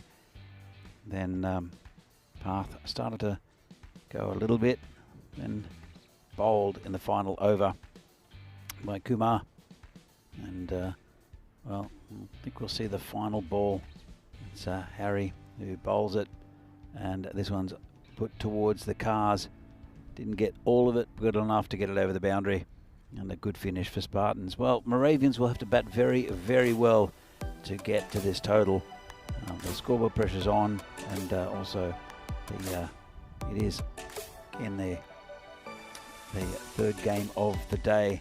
You see here, Job and Dominic with 90.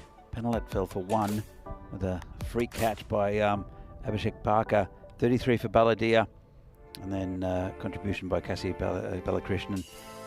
Wide's not too bad, so 9 extras. 143 for 9, and going at about 15 and over for Moravians. Might be a tall order, but we'll see what they can do.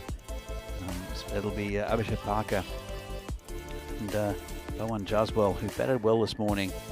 Have to do a lot of the heavy lifting for Moravians. See the bowling figures not pretty for Manpreet. But until like Kumar picking up a wicket, but for 19 off his over. Kisan Kamble with a wicket, and also Abhishek Parker, who was a pick of the bowlers, picking up that free court and bowl, and only conceding 17 runs. So, in this European Cricket Series match between Moravians and Prague Spartans, a big total, the biggest of the tournament so far, 147. They lost 3 wickets, and Moravians will need 148 to win if they can to get the 3 points out of this one. There is the extra point to play for as well. We'll give you all the stats you'll need to follow that when we come back. It's the second half of this game, the second innings, that of Moravians, very, very shortly. See you then.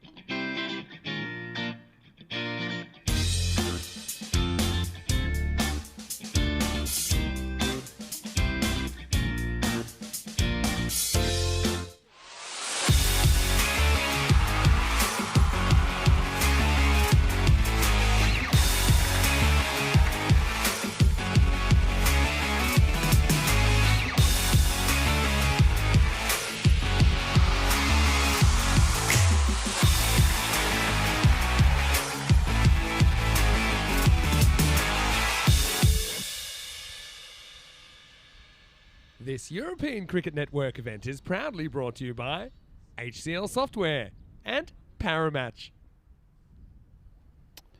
And welcome back to Prague for this European Cricket Series Czechia match between Moravians and Spartans. And Spartans are in good form. 147 was this score. They need to, well, for a point, Moravians will have to get have to get that in 7 overs, which is unlikely. And for the point for Spartans, they have to restrict the Moravians to 102, which is possible. There is some good batting for Moravians, and it'll be no doubt Abhishek Parker will be coming out first. I'll look and confirm that. It will be Abhishek. I'll have to have a look at his batting partner in a minute. But a good innings there from the Spartans. We will see, I think, higher scores than that during this tournament. Maybe not consistently, but that's the first batsman to hit the 90s. We saw, I think, 3 hit the 90s last year, and 100 from Jagan Everson. It was mainly because the ground was lightning fast, and it is lightning fast as well during this tournament. We haven't had much rain here for a few weeks, but the ground looks nice and green because we did have a lot of rain, soaking rain, a few weeks back. So, and the ground has been beautifully prepared. The combination of Phil G and Venki, and also the local groundsman from the golf club next door. It's Milan. So, looks like it will be Abhishek Parker and Pawan Jaswal to open. These two, well, Jaswal batted very, very well in the previous innings. It'll be Ray Prolu will open the bowling for the Spartans. I've got a bit about them, the Spartans this year. And Jaswal, as I said, I think he's grown into this tournament, got more confidence, hitting the ball nicely today. Just about to get underway. Here's Ray Prolu bowling to Jaswal. Down leg side. We've seen quite a few wides in today. The wind is probably not helping things. A lot of in-swing there for Ray Prolu. It's interesting with these grizzly balls, these new balls, swinging quite a lot. There is always a constant breeze here at Vinohrady. Nice ball right in the block hole, squeezed out for a single, and Jaswal gets off the mark. It'll bring Parker on strike. The target is 148. Remember, 103 for the bonus point to try to get past for to try to restrict them to for the Spartans. Ray Prolu, good start. Is that wide, but right on the money. Really pitching it up is Ray Prolu. Again, bowling to Parker. Is it just a slight change in the field? There's a fly slip coming in. And this one's just tucked around the corner by Parker to mid-wicket, just a single. Very watchful start from these two. They're going to have to start to go pretty early. They need a good power play, but also they wouldn't want to lose any wickets. Of course, it's only 10 overs, 3 over power play. It's Ray Prolu, and beats him outside off stump. You can afford sometimes to start a little bit slowly and then build into an innings and then accelerate. But when you're chasing 148 for victory, there's not much of that to be had. Here comes the bowler again. Hit nicely over the covers. That's 4 runs. First boundary for Moravians, and that's Jaswal. He'll get it. Lovely shot. And not much wrong with the bowling. Maybe a little bit wide, but Jaswal continues his good form from earlier in the day. Let's have a look at this. Let's give him a little bit too much width. Here comes Ray Prolu. A couple of balls left. optimistic appeal there, going down leg. But no run. Dot ball is a good ball for Spartans. It's amazing how just keeping the runs down, these dot balls, and it just chokes the batting team. Such an important tactic in this form of cricket, and also T20, but more so because 10 overs isn't a long time to bat. And hit nicely through the leg side this time. This will be another 4.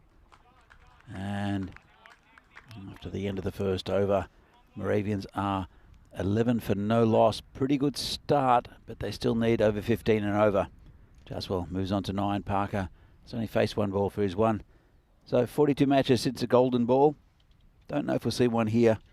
And Vinny, it's well, one of the reasons I think we won't see a golden ball is that United aren't involved. That's true. They've been involved in all 3 golden balls here in Czechia. So I'm going to do some golden ball roulette. Golden ball 21 is what the computer has asked me to talk about. Okay, golden ball 21. I'll have to look up. We go back. Oh, this is actually a really good one. It was in Landskrona in Sweden, right? And there was an amazing double header between Malmö and Helsingborg Royals. One of the games had one of the teams, Malmö, needing 12 to win, and then losing 8 wickets for 4 in the last 3 overs. That wasn't the golden ball, and it finished with 4 wickets in 4 balls to the bowler in the 10th over. So they were 5 down and went wicket, wicket, wicket, wicket, then 1 and run out. So that was it. So that was a crazy finish. But the next game was a golden ball, and Prasenjit Behera was batting for Royals, right? But this is where communication is key. And even though it was explained multiple times, even though it's in the conditions, everything, everyone's, you know, that's why we take 2 minutes, 3 minutes. The referee goes on, explains to both captains. 2 or more, batting team wins. If it's less than that, so if it's 1 or if it's no runs at all, then the fielding team wins. For some reason, this was the controversy. The batter, Prasenjit, looked at the square leg umpire just before it's about to be bowled. Right. As this is sliced up and over the top. Jaswal's going to get 4. I don't need minimum of 2 boundaries and over, I think, to keep pace here. There's one of them. So I think this is what I heard anyway. He said to the square leg umpire, so if it's 1, I get another ball, right? And then he looked to kind of just push and run to point. They get 1. I can't remember if they came back for 2 or not. But yeah, and oh yeah, I've got to tell you, it was actually a 1 short anyway. It was run out going for the second run in the air. Almost catches it. Well, I can't believe he made the ground there, to be honest. Really took off. That's a DCRI Prolu. Jaswell gets a bit lucky and gets dropped. Yeah, so anyway, everyone else is just celebrating around him, and he's just kind of like, what do you mean? Golden ball stories. He actually made it and overran it in the end, right? Probably, believe it or not. So yeah, that was a chance that Taigi, the bowler, and this one goes to mid-wicket just for a single. Do you know one thing I've been meaning to watch and I haven't had a chance yet because we've been super busy, is Volume 4's out of Golden Ball compilation. So we've started putting together like the last ball of regulation time and the golden ball and the time in between. Okay. So the videos, depends, they can run like half an hour, some of them. Because it's kind of like 3 minutes and they package them in groups of 10. So I'm looking forward to, when I get a chance, watching golden balls 31 to 40, I suppose. That's the end of a pretty tidy over there from Nero Taigi. Comes from around the wicket. And gets a lot of movement out. And as we see the table, here, Moravians are on 4th. That's for the fact that they've played 4 games. They've only won 1. Spartans have won 1, lost 1. But I think we'll see them up in the top half of the table at least, the Spartans. So looking around, just watching this game is Big Joe Cope. He'll move into the Vinohrady lineup this afternoon. I know that Ash the Pie Man is going home. I think Alfie Suchek has rowing, apparently. Well, that's good training as well, isn't it? I thought rowers always did it kind of first thing in the morning. Possibly. That's the thing. They probably do, but he's definitely got the frame of a rower. There was a lot of activity in the river yesterday, I got to say. A lot of stand-up paddle boarders. Yeah. That's a thing at the moment. Mm. I always just wish like a wave would come to take them out, but it's probably pretty unlikely on the river. Anyway, here's over number 3. He's bowled okay. So far in this tournament has Riaz Ahmad, but there was one over. I'm not sure who it was that took him apart, and he looked shell-shocked. It was a game yesterday, or was it the day before? It was on Monday. Monday, I think, where he started off really well, and I think he took the headband off. And it was against Brno, I think. Oh, yeah. Yeah. Ratul, maybe. He's hit firmly down the ground, past one fielder, and good effort there.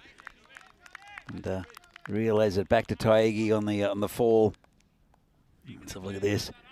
Hit along the ground, and I want to take a bit of a lesson from this. Will Moravians, good piece of fielding, and just throws it back to Taigi. It's Dominic, who's there, who batted beautifully for his 90. It's Riaz again, and swing and a miss. I'm just trying to think back to that over the other day. Brno, geez, their openers looked so good though, didn't they? Ratul and Dylan Stainer, they kind of mixed things up a bit. They had 5 games in quick succession, so you can understand why.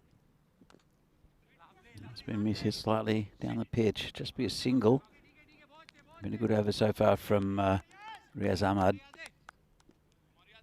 And bring Jaswal back on strike. Parker not hitting the ball as cleanly as what he's seen him. Jaswal's looking okay though. 21 the score.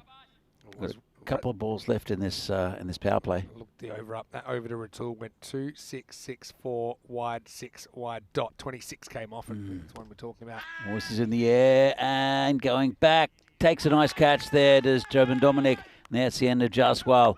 He judged it very well.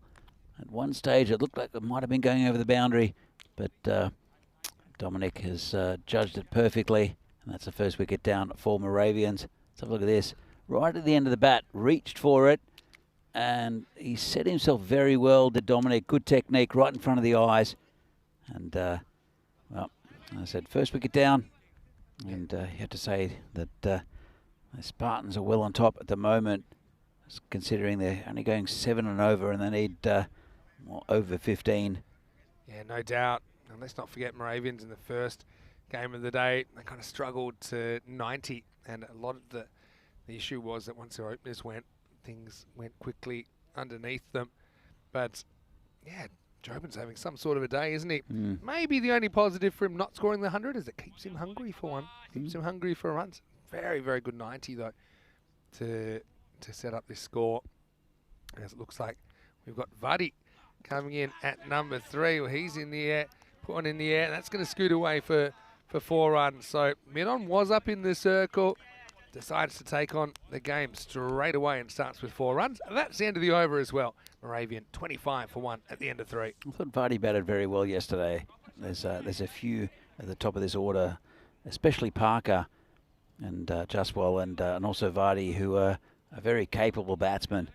Parker, the star of this team, as we can see here. 11 off the first was about right. Then a couple of 7s. And you know what? They're ahead after the power play, just by 1 run. But then the acceleration from Jobin Dominic really just brought the Spartans up there. The score up to just under 150 is very good going. 15 and over. And it would be Rapolu to continue. We're bowling to Parker. Swing and a miss. It's got through the keeper. I'll take 1. We saw Balladia struggle a little bit, and he was in good form a while ago. This one came in quite a lot. Yeah, I think it moves off the seam. And Parker's struggling a little bit at the moment to get it out the middle of the bat. Maybe it's that fatigue factor you talked about. I think it might be. Look, he's done a lot. He bowls as well. He's one of the best fielders on the Moravian side too. Probably coming in again. And hit me firmly. A couple of players coming around. Oh, it's got through both of them. Well, German Dominic was there. Taigi, I don't know if he got in his way or not, but no, it went straight through them. Taigi, I don't know what happened with Taigi. Did he slide? Because the leg of his pants rolled up. Let's have a look. And I think, to be honest, he was in great position and Dominic just kind of put him off. maybe. I don't know what happened, if there's any contact or something like that. But yeah, Dominic just had too much range there. Too many cooks. I think either one of them independently would have stopped it easily. Well, they're right in front of us, and I know we're wearing cans, but we didn't hear a call. This one's whipped away on the leg side. Fielder picks it up and throws it in.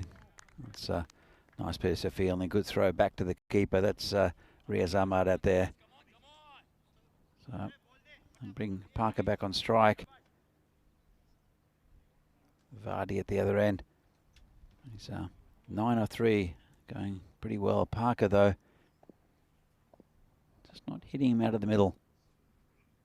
It's again got a little inside edge. Have to do well. The fielder won't catch up to it. That's 4. And He's so fast this year. I know it was pretty fast last year as well, but partly last year was pretty barren when we were here. Even though it was actually earlier in the summer. We actually came, I think, second half of June. I don't know what would it have been. I know we came, no, I think it was second half of June last year.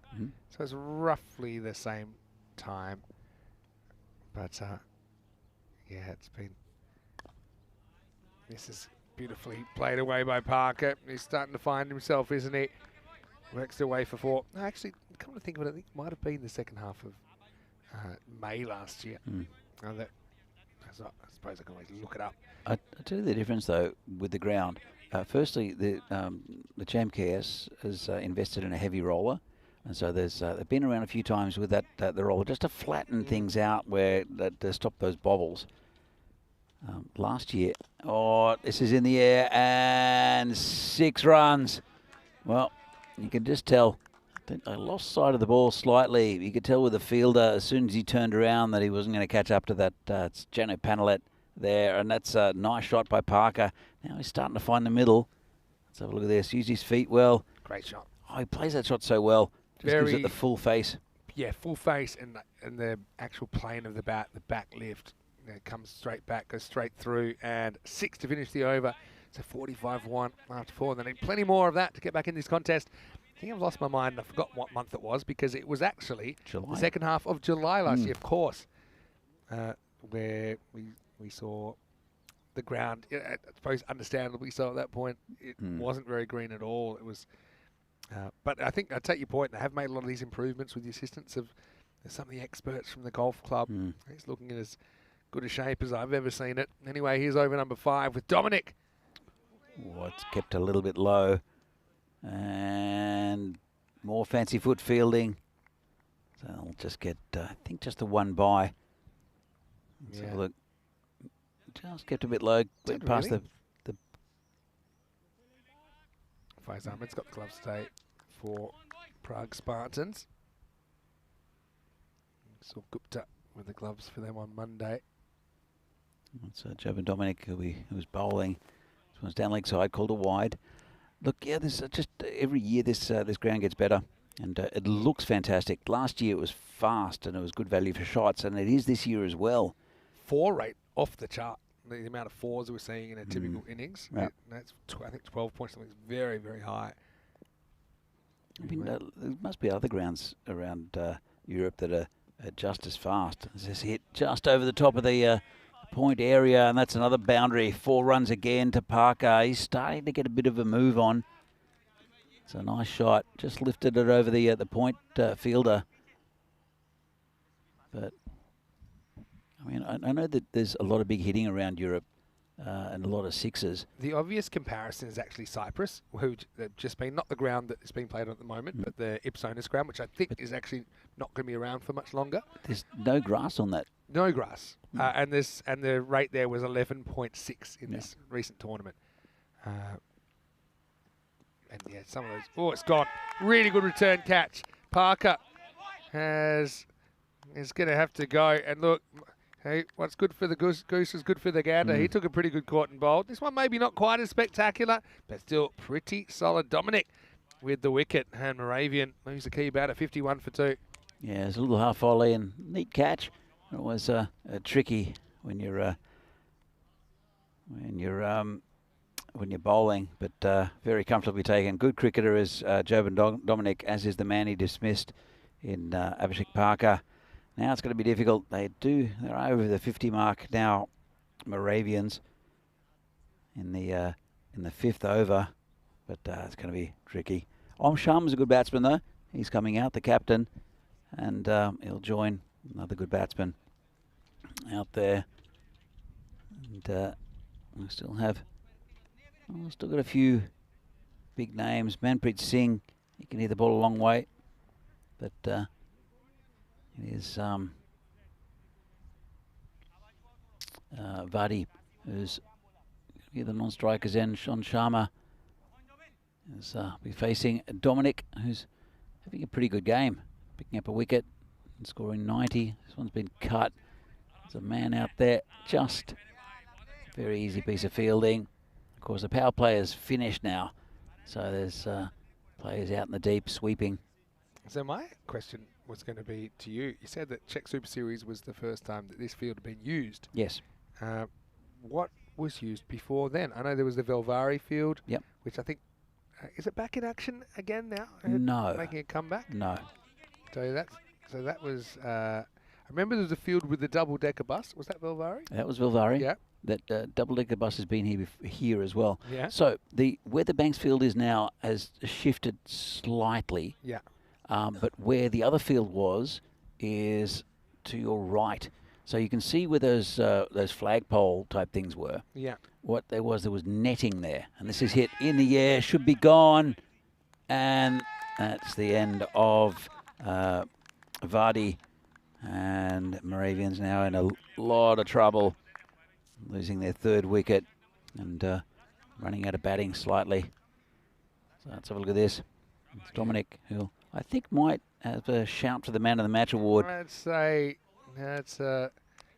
he is a shoe-in for it at the moment. He's going to grab another wicket there. So he's still going in this over. He's got 2 for 8. Okay, so are you talking about where the banner is? Is that where you? So if you look directly across, can you see where all those, they look like flagpoles? Oh, yeah. So Gotcha. there was netting in between that.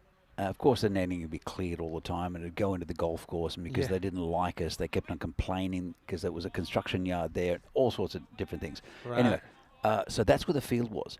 So the Banks field was slightly further up, or the pitch was slightly further up, and then the other field was there. And this became available, and it was put together. It wasn't really last minute. There's a lot of planning to put a pitch together. But the first time this pitch was ever used was during that series. So the field has been used, but not a particular part of the field, if that makes sense. So this kind of same, what's the word? Kind of complex, if you want to call it that. Yeah, they just moved the grounds, and it makes it much better because now there's a genuine car park where you can just drive in. But before then, it was a little bit risky with the cars. Yeah. There are different innovations as well. A couple of the cabins that have moved in.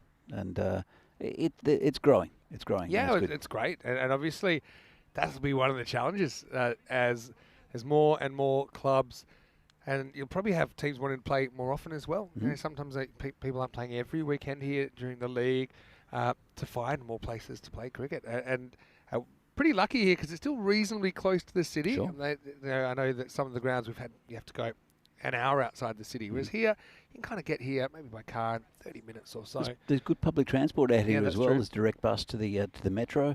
So But it's it is pretty cool to keep the fields together as well. Mm-hmm.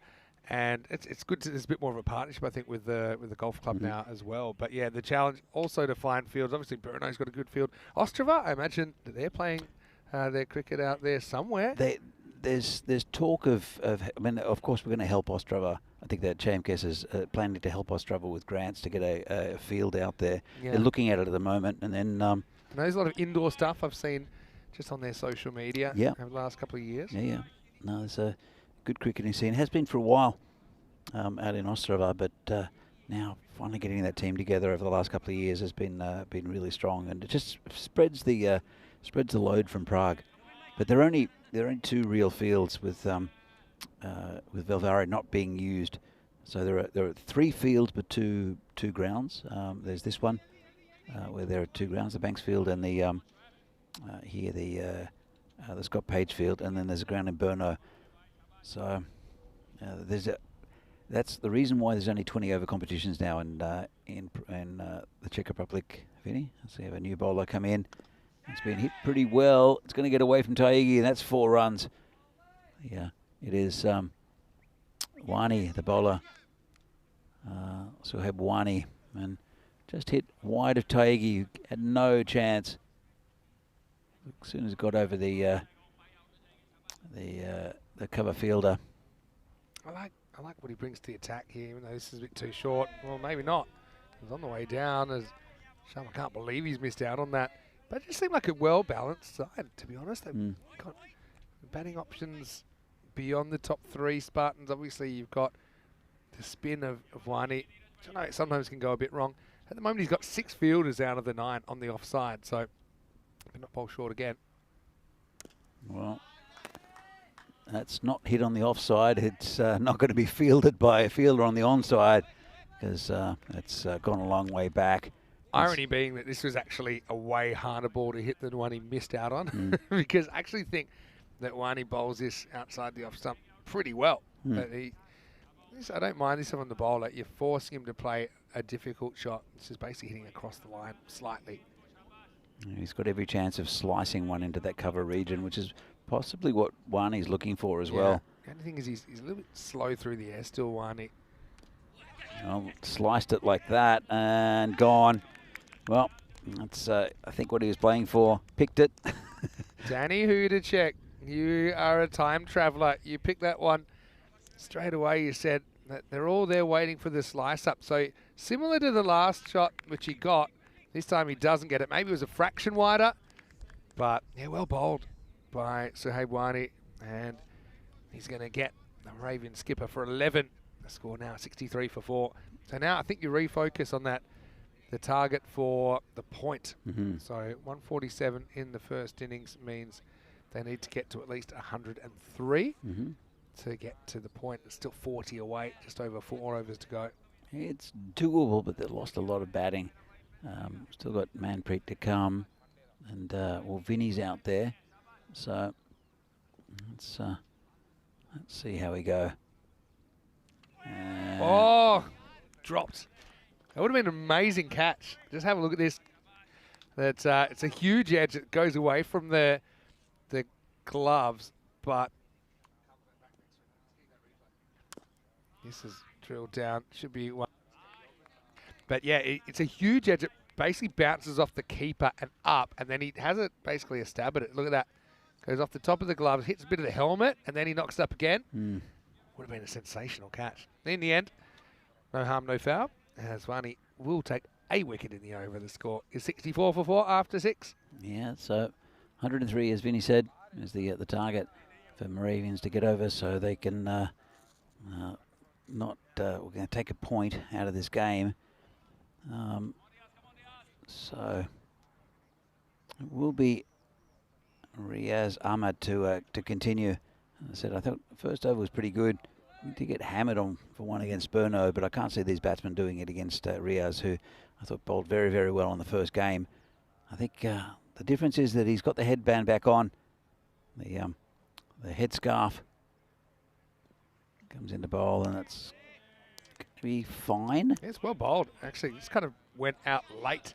About halfway through its journey, this one goes, zoop, takes a little bit of late swing.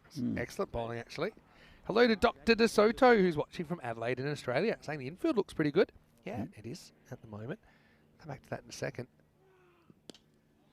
Well, there was a grunt from the bowler, but it was more than a grunt from the batsman, who smashes that over cow corner for 6. The oldest trick in the book, the grunted slower ball. It was a rolling off cutter, and yeah, well, I've got to say I'm happy for Manpreet. You know, he got really bogged down earlier, and now he's showing a bit more of what he's capable of. Lifts this one up and out of the ground. He'll feel good if maybe he could get his team at least to that target to get to a point. 103. Yeah, so Dr. Soto talking about the fact can't be easy to keep it green, given the artificial turf pitch. Obviously can't be moved. But, yeah, I was just going to say one thing you might not realise. Maybe you're going to say the same thing, as this is whacked away through the offside. Well, Manpreet certainly has improved his performance with the bat this afternoon. Stands and delivers 4 more. I was going to say there's no sprinkler system here. No. Is that what you're going to say? Yeah, there's no irrigation. Yeah. And there's talk about it because there is a possibility of getting town water here. It's just everything takes time. The local mayor's behind it, electricity as well. The cabins we've got here are all set up for electricity, so there's a lot of foresight. Yeah. And it's just what we're missing. But luckily, a few weeks ago, probably 3 weeks before the tournament started, we had a lot of rain. The Vltava, the river that flows through Prague, was up towards the banks of the river, almost overflowed, and some of the this is over the top of the fielder. It's going to go towards the boundary and runs away. Quick outfield. So yeah, we were very lucky with the rain. We haven't had any significant rain so far. You had a couple of drops in the since last Friday, since we came here, but that's the reason why the grass is looking nice and green. Yeah, it looks really good, but it's still fast. That's the thing. It's lush, but it's fast. It may not look like this all summer. Well, we've come at a good time. We started the local tournament, or local competition here in April, as Taigi picks it up one-handed, very coolly done, and throws it in. So there's been quite a bit of cricket, and as I mentioned, there's only a few grounds. There's here, which is used every weekend for I think 3 games a day over Saturday and Sunday, or 2 games a day, sorry, between Saturday and Sunday. As bowler comes in again, and then there's Brno. So they do get a lot of use, and you can see with the bowlers run up. The right-hand bowlers run up. It's starting to look a little bit bare. Yeah. But honestly, it's held up very, very well. It's a special place here. I've been a lot of cricket grounds around Europe, and I just think this is one of my favourites for sure. 7 overs down then. It's 79 for 4. Don't forget, still a game to go tonight, as Vinohrady will be back against the Tigers. 2 teams without a win in the series. They'll be desperate to get on the board, I'm sure, both of these teams. Tigers winning the toss and batting. Watch out for Sagor. Listed to open. He's always a danger, isn't he? For Vinohrady, well, I wonder if they'll stick with Hassa at the top of the order. A couple of ins there. We mentioned Joe Cope. Don't be put off by the -1 in the fantasy points. He's a pretty impressive in for Vinos. Well, Joe loves bowling in-swingers to right-handers. We'll come back to that in a moment as Dominic continues. It's hit straight to the fielder. Chance for a run out, and decided not to take the run, and he was bowling to Ratul and also Dylan Stain, who were left-handers. So he didn't really work for him. He bowled it pretty much on line.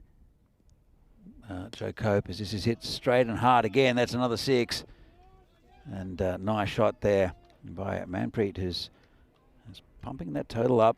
It's hard to believe it's the same guy that got 2 off 17 earlier, but he was just troubled a bit with the swinging ball. A lot of balls kind of curved into his pads. This is just step, hit, success for Manpreet. Maybe enjoying batting a little bit lower, maybe feeling a little bit less pressure. 18 off 16 for a point now for Moravian. It's going to be called a wide.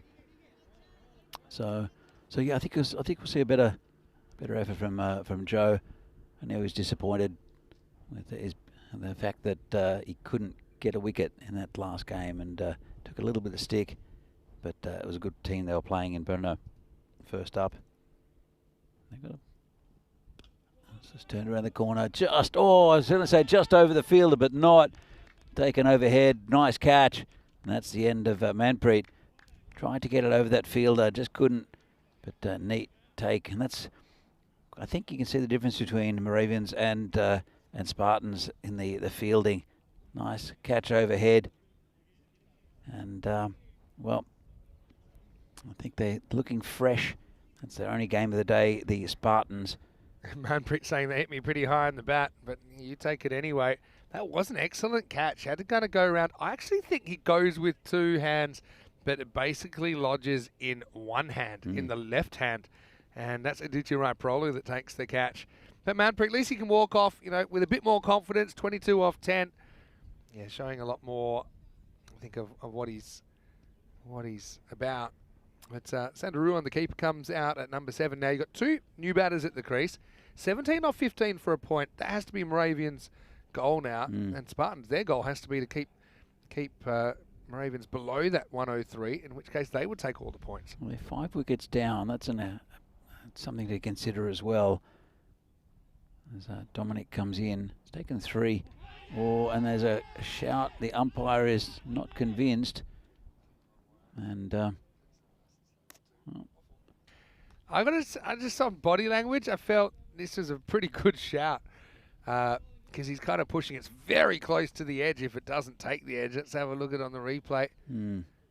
It's hard to think if there was a noise, there could be anything else, but the batter's just kind of saying, hey, what are you talking about?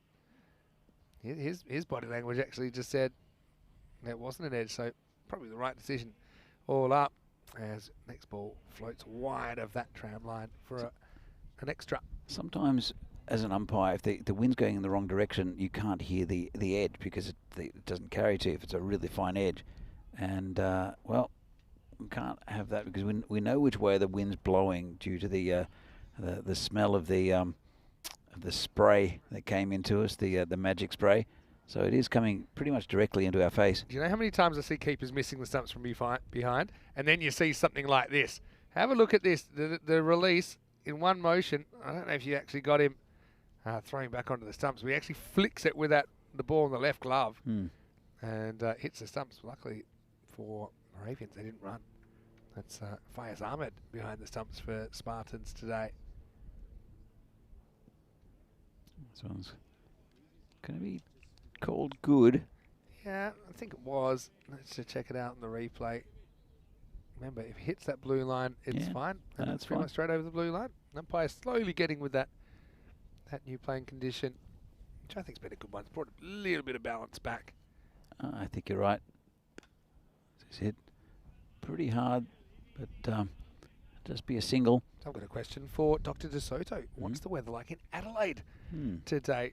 It's starting to get a little bit cool down there in Australia. Right here, we're 8 overs in, and Moravians are 89 for 5. Means that they need 14 off the last 2 overs to keep their point here in match 14.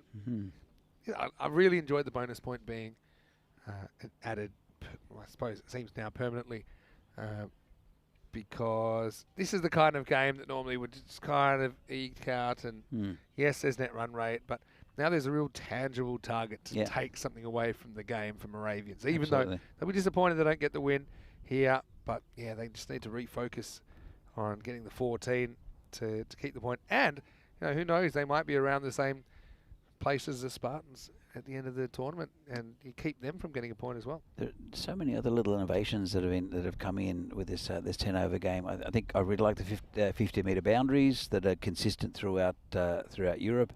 I also like the what was I going to say? The clocks one. People love the clock. The clock. Oh yeah, the clock's great. The clock works. Yeah. It actually forces teams to not dawdle. Yeah, that makes everything on time. But no, lots of little innovations along the way. The fact that the new batsman has to face the first ball after they get so caught. No crossing on a catch. Yeah, I think that's a really good. And that's been taken in all cricket now. I know. I think it's really good. Did it start with the European Cricket Network? Well, we did it first. And this is going to be whipped away. Sandaruan will get 4, get them closer to that point. 10 off 10 required now. Chagi with his favourite round the wicket mode of attack. It had been discussed, I think, in a few different places, but I think we actually bit the bullet and said, yeah, look, we think it's a good idea. So many last over chases. There was kind of a set batter at the wrong end, or at the non-striker's end, and then they would get on strike due to a wicket, which just didn't feel right. Yeah. And I think it's not as important in longer forms of the game, but definitely in a 10-over game, there's lots of situations where you've got to say, you know, it doesn't really make sense. The batters change ends on a catch. No, it's really good. This is in the air. Player coming forward won't get there. They'll look for 2. They'll have to hurry. Good throw and gone. Well, it was an easy decision there for the umpire. It was an interesting one. I knew straight away, good throw, he was gone, and it was a good throw. So I suppose you can kind of humph and galumph and say, oh, why are you running 2 there? But I suppose they do have the wickets to play with here. They could have got an extra run. You can see, the only thing here is he turns blind, so he actually has no idea where the ball is. Maybe he would have made a different decision. But the keeper there, Fires, did not have to move a muscle, really. And he made sure of the run out. So it'll be 1 and out. Sandaroo one, who's run out for 6. 94 for 6. And we've got to have another BP thriller here. Had one a little bit earlier on with United. So they need 10 off just under 2 overs. 10 off 9, yeah. Well, once that gets credited. But they took 1 run, so it should be 94. Yep. Because they've lost 6 now. Yep. So and they need. It was 103, isn't it? They need to get to. So yeah, 9. 9. Pardon me. So 9 off 9. But they have lost 6 wickets. That could come into play as well. Yeah, potentially. Happy just to score off every ball here. Don't do anything too crazy. It's a nice shot and flung back to the bowler there by Wani. Because you imagine you're going to get a couple of wides in here. So I'd just be thinking, if I'm Vinny here, you know, bat on ball. If it's in your zone, sure, crack it. Play an attacking shot. But you don't have to be kind of wildly heaving away like that. Pretty much exactly typifying my point. But you know what?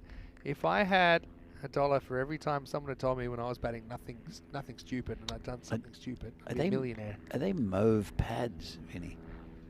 Mauve Yeah, I'd pad say sky blue, but I get where you're going with it. Hints of lilac. Ooh, lovely his approach, but this should be gone. Oh, maybe not. Doesn't quite carry. They're thinking of it. They're going to take it on. Hey, that's a great heads-up run because the ball was continuing to go further away from the fielder. So he said, well, while you're watching and chasing it, we could be running. So that time they do get to. End of the over. Yeah, I like Vinny's approach. It reminds me of my career when I see attacking shots like that. End of the 9th, 97 for 6. So they'll need 6 runs off this over to keep their point. There's also a reminder because he's got Vinny on the back of his shirt. Yeah. Well, he came up and he said hello to me. Yeah. Start of the day, and I said, "Yeah, sorry." He said, "Sorry, I didn't get to meet you yesterday. I know you were off." I said, "That's okay. Looking forward to seeing you play today. And do the Vinny camp proud." He turned around and showed you the name on his back. So I don't think he changed his name just to be No, more I don't like think me. so. I think he's a Vinish. he is a Vinish. Played with a Vinesh before. We have a lot of Vinays.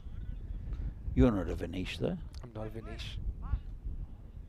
You are just a normal Vinny, sort of. Yeah, Okay. more or less. Yeah. Just like Rico's Rico. Fair enough. Anyway, this is going to be Aaron Rajendran who's going to bowl last over. So, all right. Well, Moravian, you can get something out of the game here, but you need 6. Do you go for it in one shot or do you try and creep up on it? That's the question here as we get ready for last over of match 14. Oh, good start there. Thought it looked like a bit of a gimme ball on that. I like his action, actually. Comes with quite a high arm action. Gives a bit of air, not a lot of turn, but Did that go the wrong way? It looks like yeah, a it was finger just kind spinner. of, it floated out a little bit. It's just an off spin, it didn't spin. Oh, it's gone. Well, nice piece of bowling there for Rajendran. I just got a feeling he's encroached here. My spider senses are up, okay, because it's so quick and he didn't have to rush that much. I might be wrong, but let's look from side on and let's see if his gloves stay behind. We won't really see from this, but Looks pretty good to me. Let's have another look. So it's... Whoa, you could be right there, Vinny. You could be right. this will be a no ball. I'm telling you that now. See, my 6 cent. He's... Yep, you're right. Yeah, it's going to be a no ball. So here we go. Takes the ball, but he's in front of the stumps. He does the crocodile catch. Yeah. But it's in front of the stumps, and you can see him move backwards. So No that's ball. a no ball. Good Yeah. call, Vinny. You know, sometimes I know too much. I just knew straight away when he swept at the stumps there that, number one, he didn't have to rush that much. No. So I think this is going to be a no ball. It will be. The batsman's coming back. Well, hold on. Is it? Yeah, it's a no ball. Oh, yeah. Okay, cool. Done. I knew that. Yeah, no, look, you're a pretty experienced wicketkeeper, Yeah, Vinny. no, and, that's a good move. It's a good move to sweep, but you've got to make sure that you you start slightly further back so that you don't risk doing that. Because, okay, that is a good example of having to rush and sweep. I call it sweeping, grabbing the ball on the way to the stumps. But yeah, you just got to make, if you start too close to something, that's a risk. Yep, absolutely. So anyway, hey, it helps them out a lot as far as trying to get this point, doesn't it? Free hit as well coming up. Get out this ball. Oh, I can't get out this ball. Poor Regendran. Oh. That's another no ball coming up. It's going to be a no ball for height. So Regendran's gone from 0 to 0. Plus that'll get to the boundary. There's the point for Moravians. Well done to Moravians for getting that point. Let's have a look. He started off so well, and was unlucky not to get the stumping. It's just gone to the boundary path down there, trying to cut that off. So, well done to Moravians. Another free hit. Another free hit, yep. Time to party. Yadav saw the light, but was pushed back to planet Earth. This time, not really a free hit, kind of a shot. Matty will punch it for one. Maybe he forgot. Maybe he forgot. So, Prem Yadav is on to 6.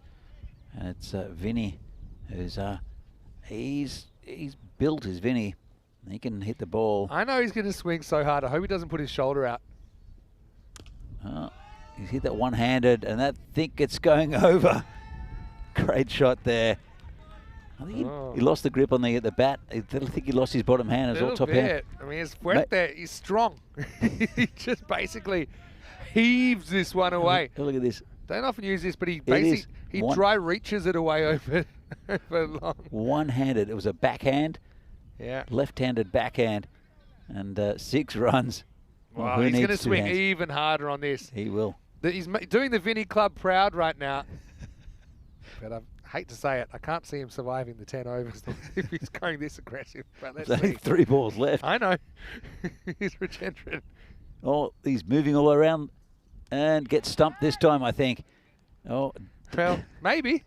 Let's have a look. The ball's on the ground, so I'd love to know how it got there. Oh, I think the keeper threw it into the ground. Let's have a look. Again, has he stayed behind the stumps? He's definitely out of his crease. But this will be interesting. Take one look and I'll probably be able to tell you. Yeah, that's fine. That one's good. Yeah, well done. Well, he learned his lesson there, didn't he? And once again, the predictions coming thick and fast, and most of them have been true. Again, they want to have another look at this. I don't think there's an issue with this at all. Remember, the camera's not perfectly side on either. So if you can see all of the stumps, it's normally fine. And see, I think that's fine for me. You'd have to be conclusive that he's moved in front. But, yeah, he will be gone. Hey, so Regendran, hey, I'm happy he gets a wicket because he deserved one. Absolutely. Probably should have had one earlier. But now he does have one. And Moravians won 10 for 7. Well, they've got past that magical mark of 103, so they will get a point out of this game, the Moravians, and the keeper will get his stumping. He's frustrated that he didn't get the one earlier in the over. Look, he throws the ball into the ground. You don't often see the keeper spike. Can we stay with it here? Yeah. Touchdown. I like that. I know people go, oh, you're changing condition of the ball. We're smashing our balls all over the time. That's not going to do anything. All right, Koshi comes out, the Prince, with potentially 2 chances to be a hero. They've put in a slip, so they'll obviously rate his batting. Let's see how we go. Regendran might sniff a mini bag here. Well, he's got 2 more balls left for a hat-trick. He wants 2 here. He's greedy for the strike. They'll decide against it in the end. Hey, so well done to Spartans. They'll take 3 points out of this. Moravian, I think credit goes to them partially as well. Getting something out of their day in the end. Remember, they didn't get a single point out of the first game, but they got 4 out of the second. They got 1 here, so 5 points out of 12. Almost 50% of the points, not quite. Here's the last ball. So going just in front of the fielder. Time to run. We could have a 3 here. I got a feeling. Oh, maybe not. But maybe not even interested in the end. Protects the average, just Koshi. And Moravians are going to finish 113 for 7 off the 10 overs. The margin will be 34 runs. Probably a fair margin. So as Moravians, like I said, they can be at least happy that they take a point out of the game. Don't forget, we are about 15 minutes away from the final match of the day. Vinohrady versus the Prague Tigers. 2 teams that desperately need a win. Tigers winning the toss and electing to bat first. Stay tuned for that as we'll roll into the highlights of this game don't forget, last game of the day as well, we've got random question time. We've got maybe a bit of food chat as well, but Moravians, a lot was on their top two in particular, I think, with Jaswal and Abhishek Parker. There was some nice stroke making early, really. That was a tough one that went down. Jaswal got a bit lucky to survive, but unfortunately this one for the Moravian fans was held by Dominic, who had a really good game. This was a bit of too many cooks spoiling the broth. Parker played some nice shots. That was pretty as a picture. But really, the way the runs on the board, the 147, a bit too much for Moravians to handle. And then it was a little bit of the world coming full circle, wasn't it? Parker getting caught and bowled after he bowled off his ridiculous one in the first inning. Yeah, it was. Well, Parker is so instrumental, so important for this this team. And they did lose quite a few wickets. They did very well to get over that 103 they needed. There was some good batting throughout. Manpreet scored a few. Parker scored a few, and also Jaswal up the top. And they got there in the end. But it was a pretty good effort, I think, from the Spartans. They held their catches mostly and did pretty well in the field. But, as I see, this one just going over the fielder.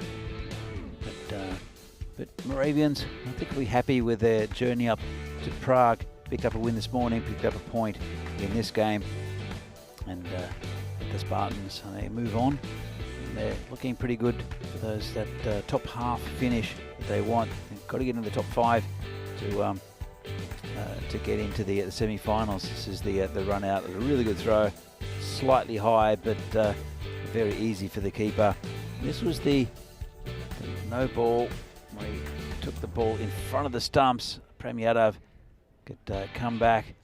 This is the one-handed 6 by Vinny. That's a highlight as well. And then the stumping. Yeah. Tried another one-hander, I think, He Vinny. looked after me because, yeah, I said he wouldn't survive the over. I was proved to be right at that time, at least. Fayez doesn't encroach.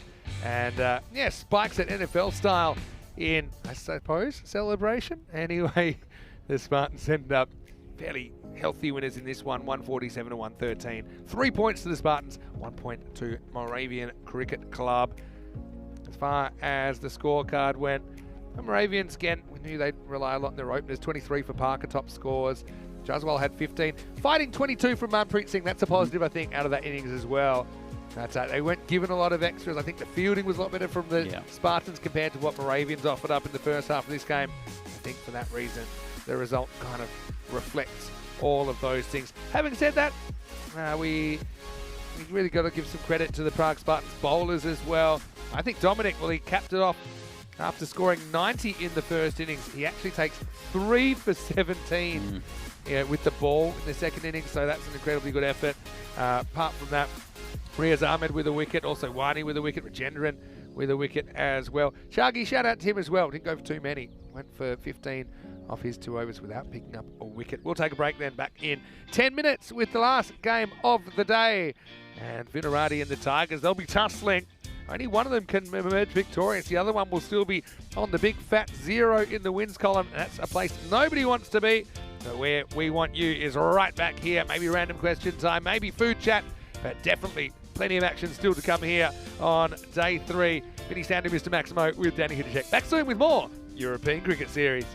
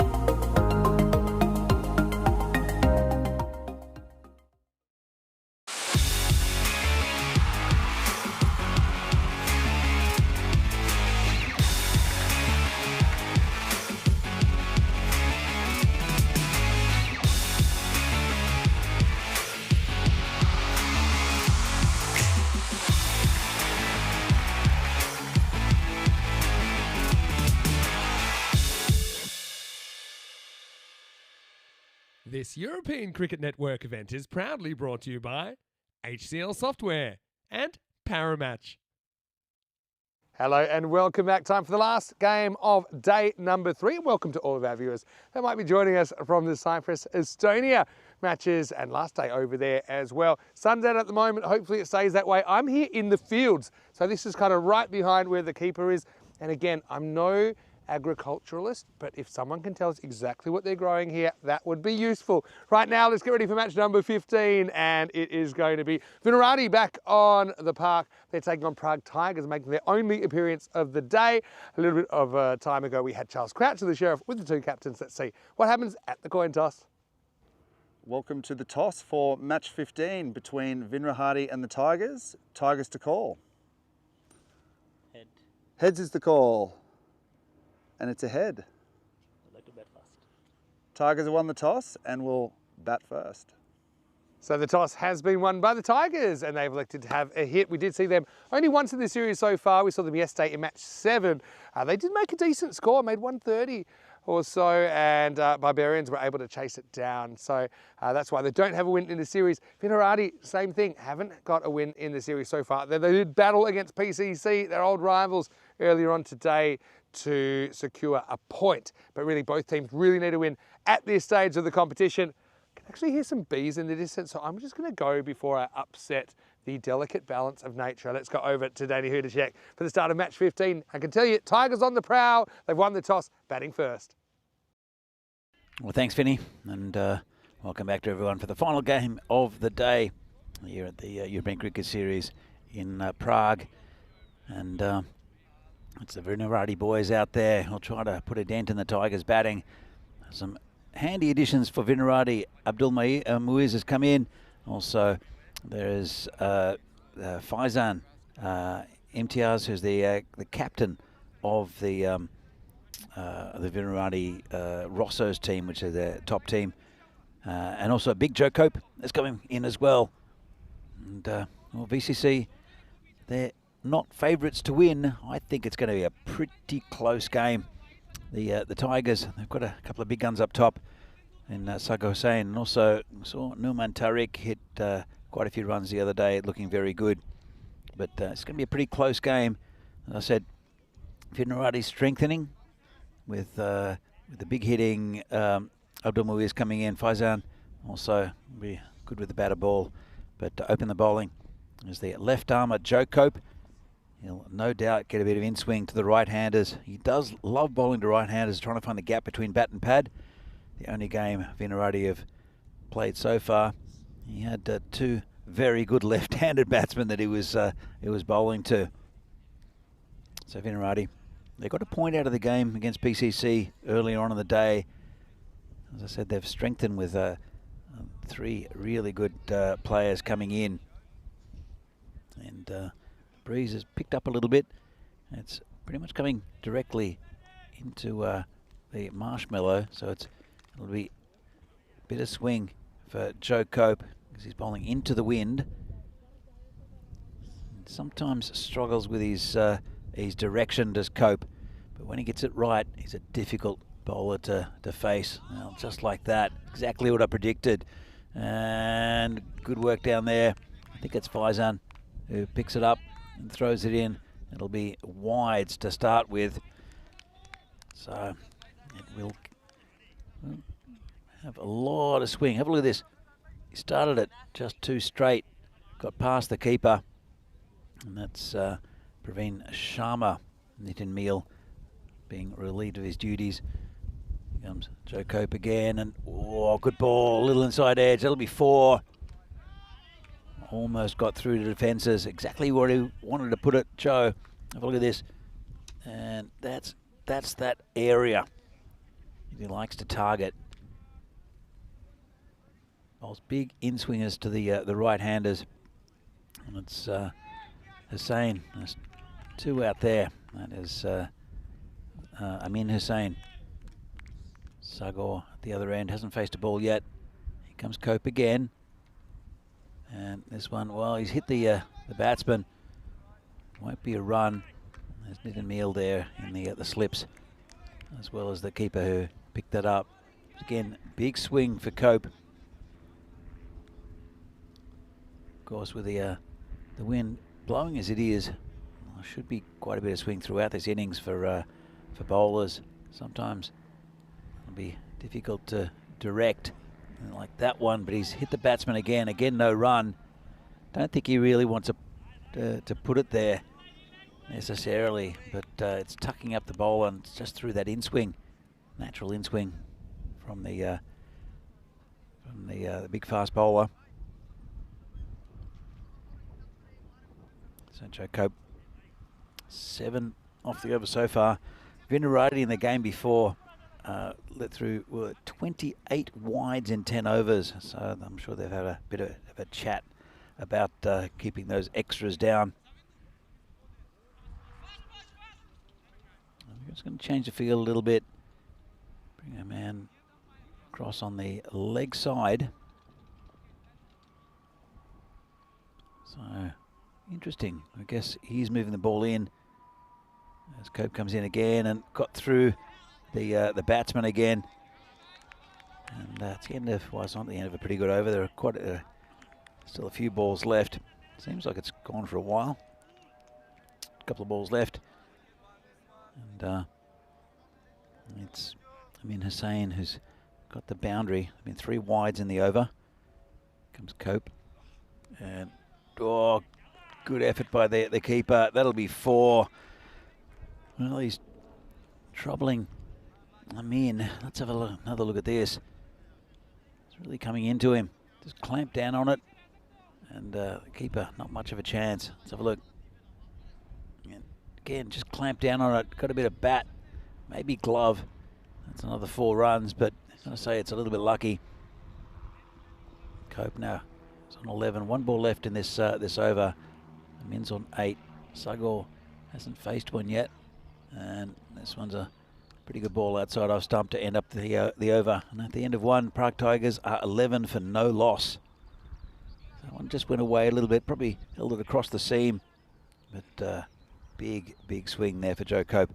As we see, this is what's happening at the moment in Czechia. Then we go east to Romania, Hungary, Bulgaria. Then in Italy and Rome this time. Then Austria, Croatia. And then the ECCs. And also split by Malta and Spain again. Vinny, pretty good start there for the Tigers. Yeah, they'll take it. I mean, Cope, I think some positives with his bowling, though. The fact he's moving the ball around. I liked the length he bowled as well. He didn't get the reward that he probably deserved. Adnan's going to bowl over number 2. Yeah, Tigers. It's hard to say who goes in underdogs here. Great stuff from Adnan. Positive is that they're moving around at Tigers. I think they did get promoted out of the Division 3, didn't they? Division 2. Has that happened already? After last year, or did they just miss out? I'm just trying to think. No, I think Tigers are a solid Division 2 side. Yeah. So I remember when I first saw them, they were Division 3. Then they got promoted to Division 2, which is where they live now. And there's the Dominators now who are in Division 3, kind of come out of Tigers. I think would like to join them in that division right now. Unfortunately for Hussain, he's going to have to go. He just tries to pull this one, but it really doesn't get up too high at all. And so Adnan gets his accuracy right just in time. I mean, Hussain goes for 8, and Vinohrady have something to shout about. It's 13 for 1. Yeah, just played all over that. That was not a great shot from Amin. Tried to hoik it, and well, I'll have to walk back.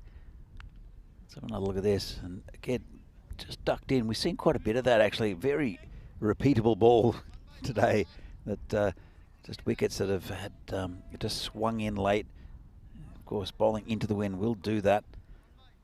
We have a new batsman coming in. It's Numan Tariq, who batted well for the Tigers yesterday. He hit the ball to all parts of the ground. So these are the 2 danger men, I think, for the Tigers in Sagor Hussain and also Numan Tariq. And Adnan has picked up his first. Tariq does go pretty early, though. See where he tries to launch him. Well, hits it back to the bowler. As the sun comes out again, the wind's picked up a little bit, though, Vinny. Yeah, a little bit. Sagor's a guy we actually recently saw play for Czechia early in the year. Made the squad for the Spain trip. Best of 5 ECIs. Actually, was great opportunity for him. I'll be curious to see what the squad looks like for the men's ECIs actually at the end of this 2 weeks. It's a Greek side that the Czechs know pretty well.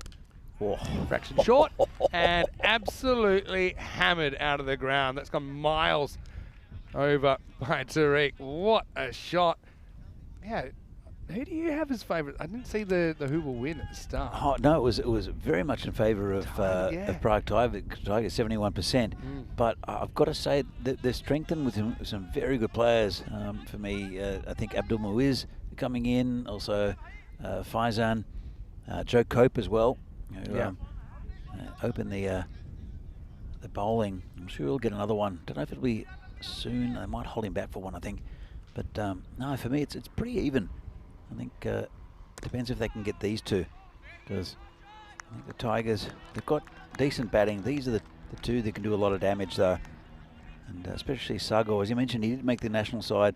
They shuffled their pack a bit with that series in Spain, and some of them played pretty well, but that was always going to be difficult against Spain at that time of the year. Good ball there from Adnan. Tigers, we always kind of feel that they might be a little bit thin at this level on the batting. By this level, I mean kind of ECS level, where you are running a lot of the Div 1 sides. Remember when they first burst on the scene back in 2022, they had an incredible start to their ECS journey. On their very first day, they defended 60. That's a game we thought there was absolutely no chance that they were going to be able to defend against the Barbarians. In the air, Cope backs off. I don't know. Joe obviously decided he wasn't going to be able to reach this. The thing with this is it probably wasn't going to go for 4, even if he did miss it. So he probably didn't have too much to lose to go for the catch. Slight misjudgment, I think, from Joe there. Maybe. And be over 21 for 1 after 2. Looks like he's going to take the ball for the third. And, well, again, he's a good chance of getting one of these two. He likes bowling to right-handers. He's getting a lot of swing. So you see the table here, 8th and 9th at the moment. They've not really played too many games. Vinohrady's played 2. Tigers, this is only their 2nd game. We haven't seen Ostrava yet, but these two will be battling it out in this game. So not, as I said, not much between the two sides. Probably Vinohrady still not quite at full strength. As Joe Cope comes in, and down leg side called a wide. Yeah, so we've been talking a lot about the records being smashed, the amount of centuries you've got right now. I think we're up in the 80s. One thing that I have hardly had to touch this year is the lowest totals defended. In fact, the last time we saw it updated was when the Tigers record got broken. Driven nicely, and it gets a finger on it. Is it enough to pull it back in? It isn't. Hussain comes to the party with 4 runs. Frustration there for Adnan, I think. He's a good athlete. He did get a hand to it, but couldn't quite get enough. And, well, it was a nice shot. This ground is so fast, though. So, Cope comes in again, bowling to Sagor. This one's probably okay outside off stump, I think. Yeah, so Tigers defended 60 on the 4th of June 2022. And I feel bad because Men in Blue held that record for, I think, a year and 3 months from February 21. They defended 63. And Stockholm Tigers in Sweden, obviously, they defended 62. So they're the new record holders, right? And seeing it had been so long, I thought it'd be a while before we'd see it again. But then the Prague Tigers, just 2 weeks later, knocked them off that. And it was a while. It was over a year that the Tigers held that record. And last year in Croatia, Ljubljana, who are actually a Slovenian side, they defeated the Zagreb Assassins 50, I think it was 56-46 in a real low-scoring game. That's to date the only time a score in the 50s has been defended. Of course, we're talking about 10 over duration matches.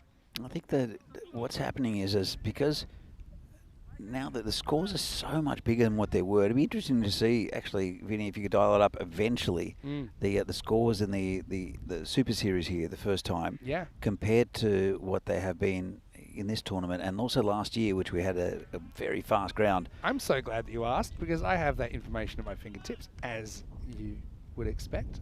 So back in 2020, the average run rate was 9.1 and over. But that was across multiple venues, I think, as well. Yeah. That may have just been for Vinohrady. But ECS 21, so it's probably a fair comparison. ECS 21 was 8.4 and over. In the air, can anyone reach this? No. Perfectly in between the keeper and the fielder there. I'll get a single. So I'll just talk per 10 overs, right? Yeah, so yeah. in 2021, average score was 84. In 2022, it was 88. And last year it was 117.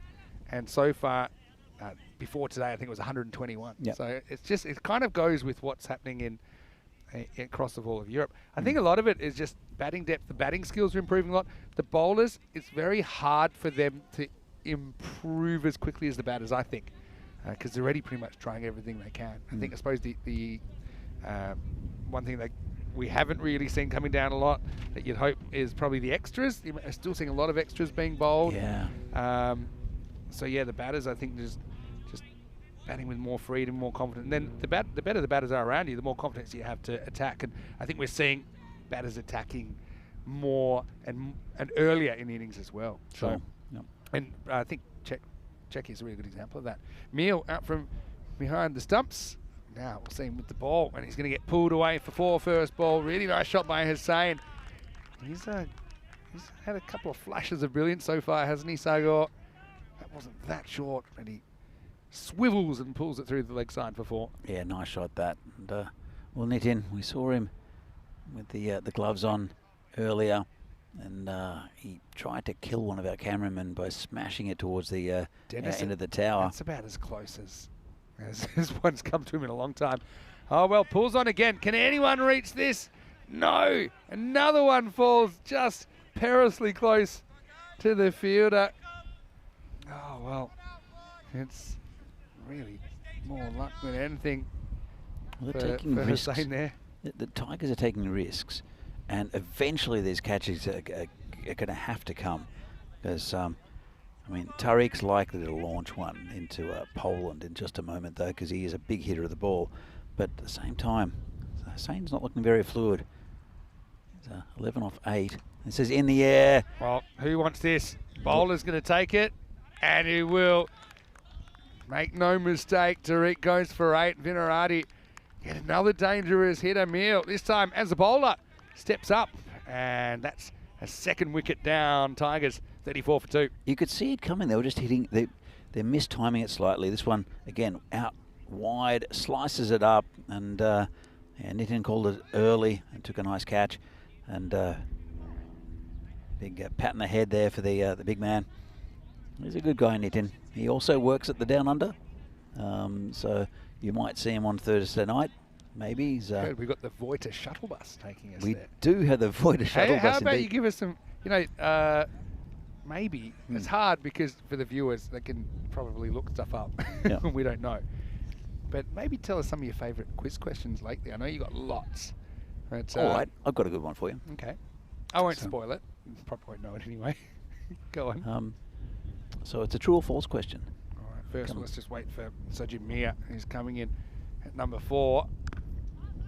Could be a no ball. I actually think it probably is. I think he probably plays it at the waist, but I guess we'll see. Well, look at this. I can concentrate 2 things at once. Let's have a look. No, umpire's not too concerned yet. Let's have a look. And he's back a bit, and it's Pretty close. high. He's like jumping on his tiptoes as well. No, I don't know. Well, not call a no ball. I think it was. Got away with a borderline one, at least. He won't get away. This is a wide. Okay, fire away. So true or false? There are more atoms of molecule in atoms of hydrogen in a molecule of water than there are suns in the solar system. That's a great one. I'm gonna type that up and put it in the chat. Okay, just All because right. some people might be listening on mute. Mhm. They might have heard enough of me after 3,000 games, so don't blame them. But okay, so the question is, True or false? true or false? There are more atoms of hydrogen in a molecule of water than there are suns in the solar system.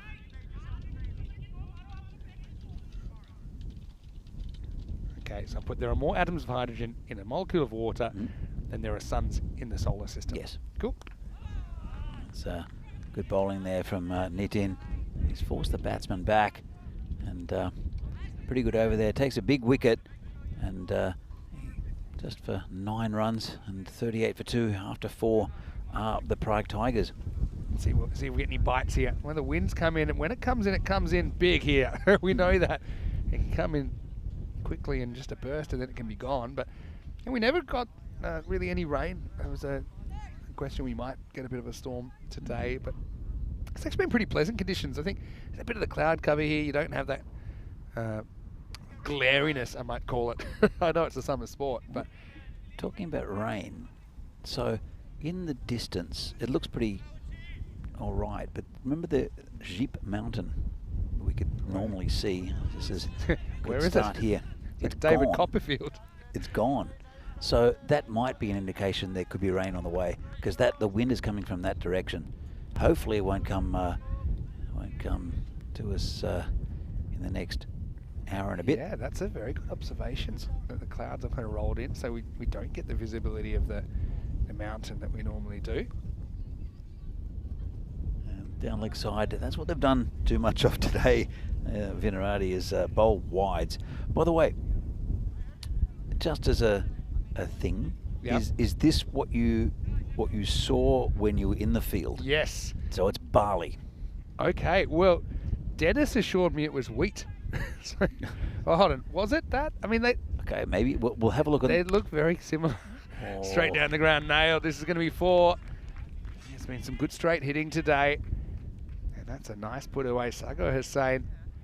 If you just isolate his boundaries, you'd say he's in the form of his life. The in-betweens haven't necessarily been completely convincing.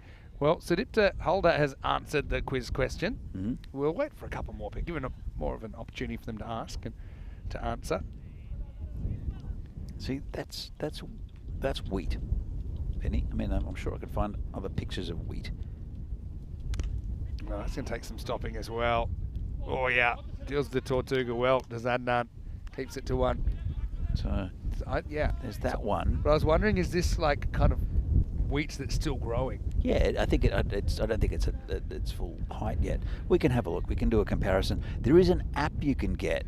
Oh, yeah. The Czechs love. You can actually get the plant species. That's so interesting you mentioned that. This will go to a bit of a random thread. Beautiful flick away. That is going. It's going. It's 1 bounce. It's 4 runs. Nice shot by Sajamir. He gets his first boundary. So I heard there's an app like that, but for mushrooms. Yeah, You know, there that is. people like to go into the kind of rural areas and look at mushrooms. Of course, some are dangerous, and there's all these different codes as to what kind of mushroom it is. There's the mushroom app. There are quite a few mushrooms that look like they're edible ones, but they're not. Yeah. The Czechs know them very well. They'll say, oh yeah, this is this mushroom. That's that mushroom. That's edible. That's not. That one's called Satan, which you probably shouldn't touch. Makes sense. Is that a hot one?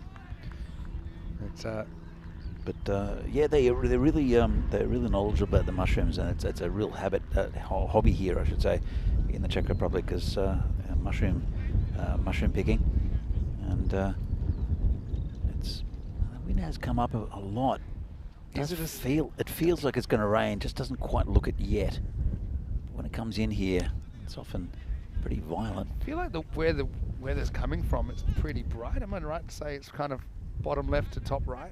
No, Screen, well, the wind's definitely going straight at us. Yeah, okay. Right. So you look at the back of the tent. So if you look in front, it's that. Yeah, exactly. Thanks for that, Dennis. That's perfect. And it's not too bad. You're making me nervous yet. now and thinking it's time to start packing the electronics away a bit early. I've been burnt before. That's the end of the 5th over, and the score is 50 for 2 Tigers. Many sound here, Mr. Maximo. Got Danny Hudacek, kind of quiz master general as well. Mention that you do the quizzes very well, and we'll be at the Down Under tomorrow night. If you are in the Prague area, why don't you come down and there'll be a bit of sport on TV. We'll have the quiz going as well. Right now you can see it getting blown away. It's not great for the Ducks, but yeah, hopefully we don't have any interruptions, as we'll keep an eye on all the electronics, making sure that nothing gets blown over. But I feel like kind of Superman could take away. Have seen some Superman stuff though. How about that incredible caught and bowled earlier? We've seen some other very good catches. And we've seen some very, very good hitting so far. I still think, though, here in Prague, the best is yet to come. Oh, absolutely. Look, there's so many good sides, and once they play against each other, like the top three, we saw Bohemians and Brno, and Brno was very tired at the end of 2 long days, and that was their 3rd game of the day. But PCC Bohemians is going to be a highlight as well. Also Barbarians looking very competitive. Spartans look really good in the last game, and there are no weak teams. You've got to say that Dominators have had a rough draw. They've had a rough draw, but I think they've got nothing to lose from this point forward. Okay, not even worry about qualification. Just concentrate on trying to play your best cricket. See if you can pick up some points. And they haven't actually got a point yet, but they've still got plenty of matches still to go. So hopefully they don't lose heart. But I'm much perkier now, Vinny, because the coffee pods turned up a little while ago. So I've had a bit of a coffee, and it's improved my mood. How's that? I'm in a very good mood too, actually. There's plenty of cricket happening around the traps. Got one eye on Cyprus, got one eye on the USA versus South Africa. I know you're excited about what's happening tonight as well. Yes, I'm glad you brought that up. So this first one's going to be wide just outside the off stump. And today I'm going to one of my favourite places in Prague, the Comedy Club. So it's a Metro Comedy Club? It's Metro Comedy Club. It's only a couple of years old, I think. Yep. And tonight's open mic night. I can tell you I will not be performing, but I will be an enthusiastic audience member. As this is dragged away to the leg side, and it's going to go for 4. That's a good result for Tigers. 50 off 5, 100 off 10. I think with Vinohrady's batting, it hasn't exactly been convincing, but we've got 2 good batsmen up top in Adnan and also Abdul Muiz, who can hit the ball a long way. Yeah, Muiz is a good in. It's interesting. Faizan is a good batsman. I had a chat to him. So I think the conditions will really suit you. He said, no, I'm going to bat in the middle order. I just tap the ball around. So, well, that's what you can do here. You can tap the ball around. And there's a big appeal. I wasn't convinced actually live. Let's have a look on the replay. I wasn't either. And looks like he missed it. Maybe a little flick of the bat as it went through, but I don't think it was actually the ball hitting the bat. Bowler had no interest. Thing with amateur stand-up comedy, in a lot of ways I like it, because if they're funny, it's funny. If they're not funny, it can be even funnier. Oh, you got to feel from when you see someone. You got to feel for them, but that maybe it's because I'm in the live entertainment industry myself. I would never. I'm quite an extrovert. People know that. I would never. I couldn't do it. I'm looking forward to seeing who I know get up on stage. Because I know quite a few people around town. Community here. Whenever I'm in Prague, I always try and drop in, and some very good hosts in there as well. I always like to keep track of, some of the other ways that people like to host. Well, there's a. We've just been handed something. This looks great. It's bad Brambacher. All right. No Ace idea. Orange With carrot. It must be good for you. We've been handed a couple of juices. It is kind of nuclear orange though, Vinny. And it's all in Czech, so I can't understand what's in it. It's not Czech. On the back it is. Is it? the sticker, ingredients. The sticker over the back. It's a Safthalt. Sorry, Saftgehalt. 20%. 14% fruit. And 6% Gemüse. As long as it's not 20% alcohol, we can probably drink it. But anyway, yeah. I mean, I suppose it's kind of carrot coloured. Well, very carrot. Are we going to try it? Yeah. Oh, I'm going to try it in a minute. Yeah. So, yeah, it looks nice. Thank you for. Who handed that to us? Was it Housey? This has come out of nowhere. This is Food and Drink Chat, if you want to call it by its full name. Short mistimed pull. I'll get a single. That's the end of the 6th over, and the score is 56 for 2. Okay, so this is what we've been handed, and it's called Bad Brambacher Ace Orange. There you go. I'll hold it up, and to show we're not kidding. If anyone look at that for orange. Good. Okay, and Danny's going to do the live taste test. All right. Okay. Let me just turn this off. All right, I'll try it as well in a minute. So I think I just felt a drop of rain.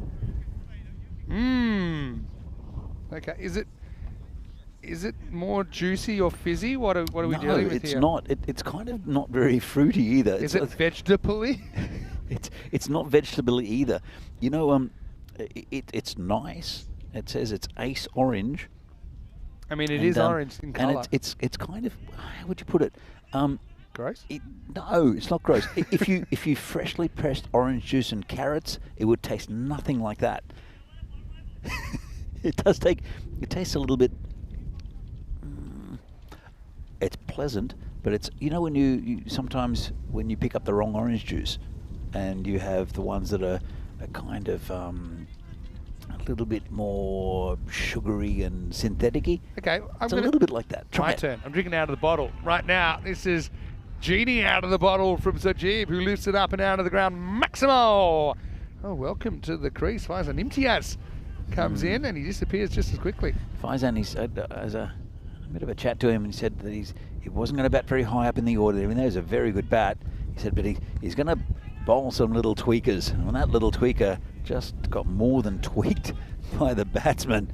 Should I be shaking this up or not? Not necessary. I think Okay, it my turn. matters. It doesn't look like it's settled.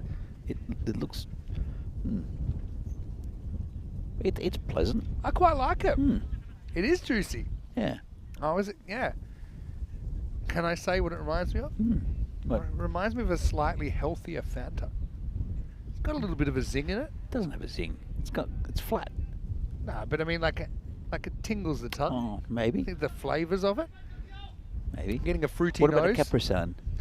Yeah, Capri Sun. Capri Sun, yeah. Yeah, it's pretty good. Hmm. Anyway, we're taking the food and drink chat pretty seriously today. Anyway, Chaz, time for another tweaker.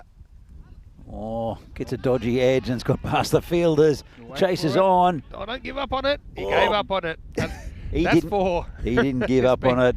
That was. There's 2 steps he gave up on it, and that's the 2 steps that cost him, I think. Just what I saw. I think it's Jaceria that went after it. Let's have a look at it. It's a big race. The effetometer just had a slight lull. You'll see what I mean here. Goes after it, and then about here, Yeah, I see. just kind of, had a crack at it, but in the end he couldn't heel it back into play. 4 runs the result. It's been a good over so far for the Tigers. 10 off it, off the 2 balls. Faizan comes in again, drags this one down. Not quite sure where the keeper is. That was going to be my question. That might have been out as well if it had hit. But yeah, Praveen Sharma, you've got to be up to Imtiaz. Got to be up to him. Maybe he doesn't want to keep in a helmet. You have to have a helmet on if you're going to keep up. But Is it a law now? that's now in our regulations. Good. We had mandatory helmets for batters, no matter what kind of bowling, and keepers keeping up as well. But it's been a very good addition, trust me. Did Sahil have anything to do with that decision? Well, partly those kind of incidents and potential incidents, not necessarily one thing in particular. Yeah. It's just we felt for safety it was important. And we know it can be difficult. Getting helmets are expensive, and what's more expensive is having to go to hospital because of serious injury. Remember Ruturaj first time we saw, I was here, he took quite a nasty injury. That was the first game, and that it cost him the tournament. No, it cost him his tournament, I should say. This is in the air and between the 2 fielders, and that's a nice shot there for 4. Yeah, it's well timed and well placed. Just gets a good piece of bat on it, releases the wrist at the right moment. I'm feeling more like we're going to get rained on now. It feels like it, doesn't it? The wind's really picked up, Terry. The wind's really picking up here. Yeah, that's a famous bit of ECN history from 2020. And this is in the air, player under it. It's blustery and takes it. Well, that's a big wicket. Mia, who's 27 off 15. That's Vinohrady, who's got a good safe pair of hands and judged it pretty well. It's difficult conditions for fielding. This might be a bit of a stretch, and that was a good catch, by the way, by Vinohrady. But one strategy for keeping back, and I've thought of this, is if you want the guy to just charge wildly and play a bad shot, because you'd say, now you can charge, you're not going to get stumped. And that's kind of exactly what happens there. I think of that, because I think of, okay, what are the benefits of keeping back? To what I would say is basically a spinner. Yeah. You can catch thicker edges, so and you do get those sometimes. Yeah, the negative normally is, okay, people say, well, then the batter can just charge. But sometimes people charge and lose their shape. I think that's an example there. But nice catch by Vinohrady. New batter out there is captain Ajar Alam. See, he charges straight away without a real plan. People get it wide. Faizan doesn't like it. It's pretty wide though, Faizan. Faizan might want to just get the ice checked if he doesn't think that's wide. But it was on the pitch. So this is high in the air again. Difficult one, and won't reach it. He was blowing towards the fielder there, too worried. Probably didn't recognise that straight away. It's My instincts are telling me start packing this stuff away. All right, this is what we've got coming up tomorrow. And Danny, you have been magnificent, but you are going to get a couple of days off. I'll be here tomorrow. And Phil G will be giving me a hand for most of the day. I think starts with a really interesting game. Prague versus United. The last game that Prague lost was to United, where they actually got bowled out for 49. That was 22 games ago. So can Prague CC keep their winning streak going? Also see Barbarians, Dominators. We'll see Spartans. We'll even see Vinohrady in the last 2 games of the day. Bohemians have been playing some good cricket there on before the end of the day as well. You can join us here in Prague, 7 a.m. GMT, which is 9 o'clock in Central Europe, and 12:30 p.m. in India. And tomorrow we'll have the monopoly on the ECN viewership, at least, because we're back down to one location for a while. Well, it'll be Anil Kumar to bowl, and look, it's going to be very difficult. Any catches that go up are going to swirl around, and they're being pushed towards or away from the batsman. So hitting down the ground is advisable. That's what he tries to do. And it's the umpire's lost his cap, and he's out. Yeah, I think he's giving it out. I think he's either that or he's asking, "Where's my hat?" Yeah, he actually goes to the hair, and I think, to be honest, he walks. I don't think he waits for a decision. But yeah, Alarm's going to go. He'll be out for just one. And Okuma picks up a wicket first ball. The score 75 for 4. Yeah, that was a violent burst of wind there. I was distracted by the cap going off. I don't think he gave him out. There was an appeal. I don't think so. I think he checked to see if his hat was still there. Do you think the batter thought he got given out because he goes to the head? Yeah, he did. He didn't put a finger up. He went to the head. He walks though. He walks. Well done to Ajah. I'm just saying, then he puts a finger up. Easy stat after you see the guy checking walk. for the hat. I thought it would have been funny if he looked up and saw the umpire, what he thought was raising his finger, but just feeling for his hat. But no, he definitely nicked it. Nice catch by Sharma behind the stumps. New batter comes out for the Tigers. Vinohrady Alarm watches one go down the leg side. Well, it's getting blustery here. It often happens in this ground. I've had good instincts today, and my instincts are telling me batten down the hatches. I can't see it raining though. I mean, well, maybe not. There's one dark cloud that might be coming at us. Yeah, that's the one that concerns me. Maybe it's kind of. But also, it's almost home time anyway. It is we can work almost off home the time. skeleton electronics. It's no problem. You do have about 16 monitors around you, and you've packed up half of them already. Most of them are just for predicting weather. Well handled down there by Nilesh. So it's a pretty even contest at the moment, going in about 10 and over are the Prague Tigers. Don't know who will win yet, because we haven't seen the second innings. Well, that'll help the Tigers. That's been hammered over Cow Corner. That's 6 runs from Alam. I think the wind's going a little bit that way as well, which helps. Actually, what we're doing tonight reminds me of one of my favourite text message exchanges that I saw. You know, people were buying things on marketplaces and stuff, and they're saying, you know, the price is $800, and someone says, how about $20? Have you seen this one? No. And so he says, the guy replies, sure, and then gives an address. After the guy's obviously low ball. Oh, gone. Yeah, nice catch. It's a big, thick outside edge, and I've got to say, Sharma's actually done a pretty good job with the gloves. Hasn't always been easy. Kumar comes up with 2 in the over. Vinohrady certainly restricting pretty well here. Makes that 84 for 5. Yeah, that was a big outside edge. Have a look at this. And took it high comfortably in the end. So it just cost him 6 runs. And well, that's the second one in the over for Anil Kumar. Vinohrady. Don't know if they're on top. It's pretty even still as a contest, going about 10 and over. I think they're just on 5. Top. I mean, the computer's saying otherwise. Maybe he's not trusting Vino's batting in here to chase 110, which is what it would be at this stage. Yeah, so anyway, the guy says, you know, the computer's whatever, 800. The guy said, how about $20? The guy says, okay, here's an address. Yeah, that's a full toss. Probably should have been whacked away, but Whereas old Hark misses out, and that'll be the end of the over. The score is 84 for 5, 2 overs remaining. Yeah, so the guy goes to the address, and so the next text is, okay, I'm outside the comedy club. And then the guy says, okay, we'll go inside, go up on stage and tell your jokes to someone else. Which I think was pretty innovative. It's, some strange people on the internet, but none of our viewers. No. Our viewers are completely upstanding citizens, I'm sure. Yes. And it's a completely rational decision to watch this, even with the South Africa USA on right now. Anyway, this is one bounce 4. But that's the beauty of modern sport. You can watch what you want when you want. You can even watch more than one thing at once. And right now, we're watching Sagor Hussain, who's had hardly any of the strike, have to say. He has played some cracking shots in there. That was banged away before. He's a very good batsman, as Sagor Hussain, and so if he's still in, the score can get really pumped up. There's another 4. Good attempt at the boundary, but just couldn't keep it out. And yeah, Sagor, he's now moved on to 27. To ride down there. I mean, you can't really criticise this effort because he's trying to get down. He's actually already out. Yeah, but I like the idea. He's at least getting down, trying to get the body behind it. It's just too well hit by Sagor. So Tawari coming again. He's taking a bit of stick. And this is in the air. Could be caught. Going to fall in front of the fielder again. Jeez, we've had so many of those, haven't we? So many of those. I don't really think that was catchable. And there's into the wind, I think, this edge. I think maybe another wind it probably carries. It's Faizan down there. Probably a more athletic fielder might have gone for it.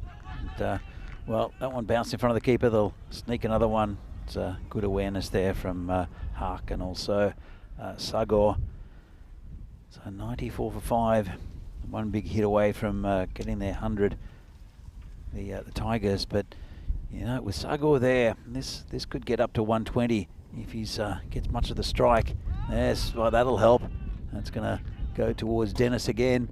It's Vinny, I think, will do the fielding. They're too quick for me. I would have got it, but yeah, another good hit. It's wind assisted right now. If you can hit straight down the ground, Sagor trying to make up for a bit of lost time out there. It was, just hit it really nicely. And he's brought up the Tigers 100. Vinohrady have to bat well to get to this, even though it's still within the range. One ball left of the 9th, and Sagor should just get a single out of this. He'll retain the strike. I think it's job done for him. 101 for 5 after 9. Tiwari, 28 off his 2. A little bit expensive. Hussain is 35 off 18. It's an interesting matchup between these two clubs because I think in this format, the Tigers, they love the short format. I think they want to play their shots. They want to take risks. That's the way they play anyway.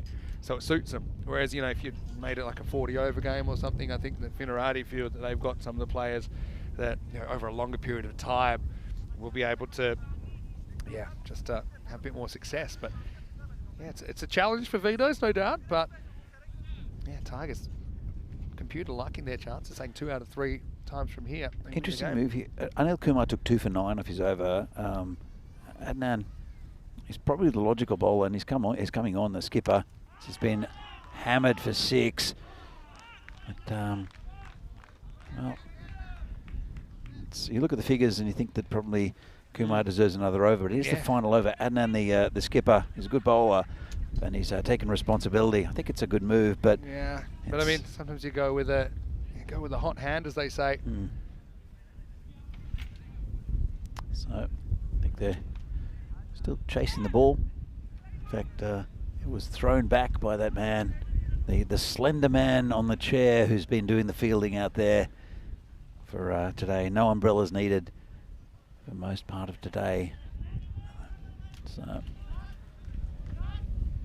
going to put another player back, because I would put also, there's Nitin Meal is inside the circle at cover, but in that area on the offside, there's a big gap. Here comes Adnan again, and this is hit high in the air. That should be 6 again, hitting with the wind. Just got to get a bit of loft on it, and it's going to carry. That's a really good shot because it bounces way more than expected. But, you know, when you're in good form, when you're seeing them well, you seem to be able to react in superhuman time. And he just kind of raised about a bit more, I think, at short notice, and slammed that one straight out of the ground. Again, wind assisted, moves to 47 off just 20. That's it. The wind assistance thing is very important. And again, nice shot to the fielder. Does well to get down to it, but it's going to go through him for 4. Difficult one there, and that's brought up his 50, Hussein. So Sagor is on 51. Have a look at this. It was never really going to be a catch. It's a good effort there from Anil You've got to Kumar. feel for him. But I suppose at this stage, you know, they might still be thinking if you can get him out, you can save some runs, but that's probably one time to try and back off. But having said that, if it bounces, it's a really tough stop anyway. Well, he slid into it. It just bounced over him. Unlucky. Yeah. 50, by the way, for Hussein. And now he wants more. He's going to get more. This is a big finish for the Tigers on the prowl. Maximo! Up into the 120s. Blink and you'll miss it. Hussein, imagine if he'd had half the strike in this innings. He won't quite get that much, but he's been very damaging. Well, I did mention it that I think his expected score going into the last over was about 110 or so.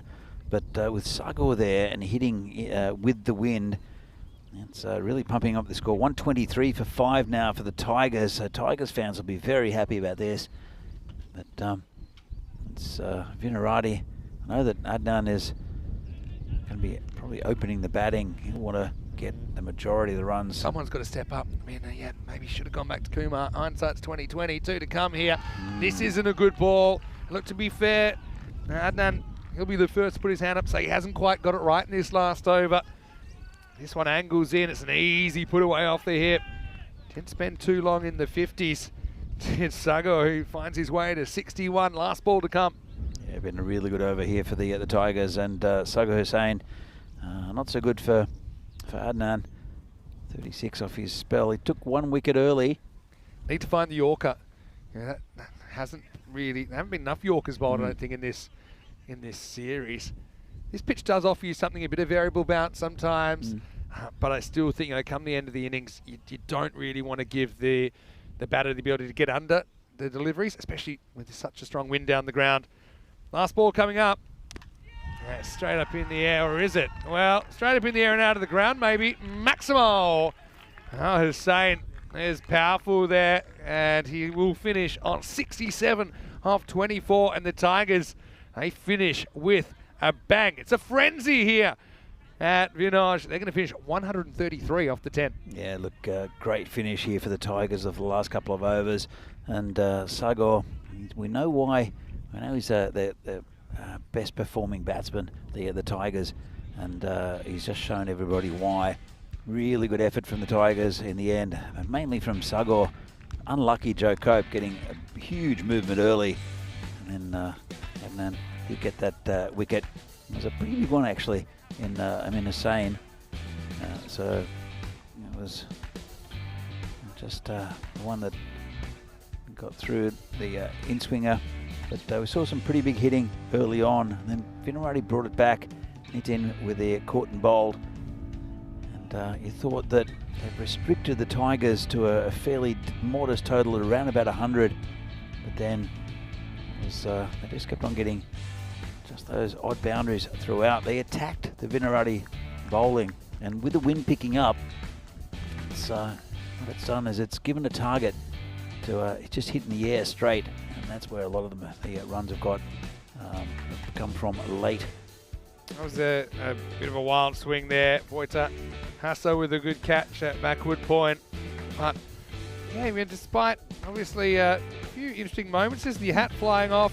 The umpire eventually gives it out, but long after the batter had walked. I don't know if he knew exactly what happened there, probably understandably so. Sunglasses not helping either, maybe keeping the wind out of the eyes, but yeah, for Vinohrady, you know, they kept trying to move the line along, and that was a nice bit of wicket keeping from Praveen Sharma, who took over the job in this match. But you know, also once this wind was blowing behind the bat, there were a lot of runs in this region. So yeah, straight down the wicket and slightly to mid-on as well. That's the vortex right now. It's a reverse vortex, if you like. And then decision in the last over to go to Adnan. Yeah, I don't know. I think maybe would have liked to have gone back in time and made a different decision. I thought that was a bit of a mishit, but with this wind, still went miles off the bat of Sagor Hussain, who finishes 67 off 24 balls. Only Sajamir reaches double figures out of the other batters, 27 off 16. 15 extras, it may be a little high, but I suppose you can understand in these conditions. I know it's a big improvement on what they delivered before. I think they had 28 wides earlier in the day. Vinohrady, they're going to have to bat really well to pull this one off. Bowling-wise, I think Cope did some good things earlier. I liked the length he bowled, gave the ball a chance to swing. Didn't take a wicket though, none for 18. 2 for 9, Anil Kumar, but never gets another over. Imtiaz with a wicket. Neil with a pretty good spell, 1 for 15, has an argument to say he was the best of the bowlers. Adnan did take a wicket, but also went for plenty. We'll take a break. Last innings of the day coming up. Random question time is in session. We've had some good discussions already. We'll take a break. 134 for Vinos to get on the board. Or can the Tigers get their first win of the series by defending 133? Vinny Sandy, Mr. Maximo, here live in Prague, and we're back with the final action in day 3. The other side of this break, you're watching the European Cricket Series.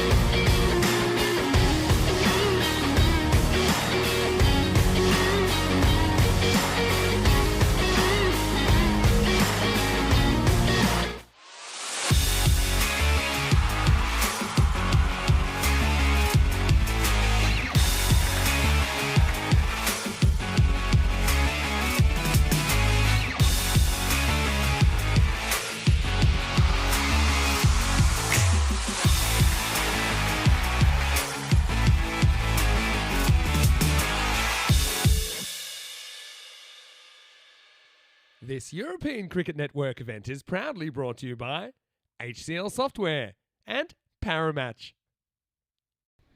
And welcome back to the Prague. This European Cricket Series in Czechia, and we can see the final innings of the day, and it'll be that of Vinohrady. So here's the bonus point equation. Vinohrady need the total 133 in 7 overs or less. Oh, they need to get 93, restrict to 93 the Tigers to get the bonus point. So it's going to be a good chase. Left-hander open. It's Abul Muiz, who's a big hitting batsman, and also it's Vojta Hasa, who'll keep his opening spot. As I said, I think he tried to hit the ball a little bit too hard in the last game and lost his wicket. But Vojta has got a good chance of getting some runs. This breeze still coming in, maybe not quite as strong as what it was towards the end of the innings. There's a bit of sun creeping in as well, but still, I think plenty of runs down the ground for Vinohrady, as there were for Sagar Hussain, who hit a fantastic 60-odd to pump that score up to 133. 134 for the victory for Vinohrady. They're capable, and Tigers, I don't want to restrict them. So it's Mahadi Alam to open the left armour. He's a good bowler, is Mahadi. And he'll be bowling to the left-handed Abdul Muiz. So, Vinny, how do you see this match? Well, Vinohrady just would love to pull off a win like this to just give him a bit of confidence back. And against a side that, you know, they're a little bit below where they are probably in the landscape of Czech cricket, but the Tigers are a side on the rise, and they're playing with confidence right now. 134 to win. We start with Alam.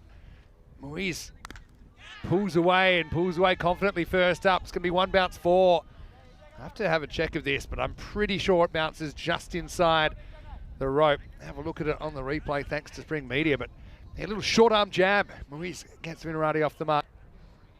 Yeah, it's a nice shot over the top of the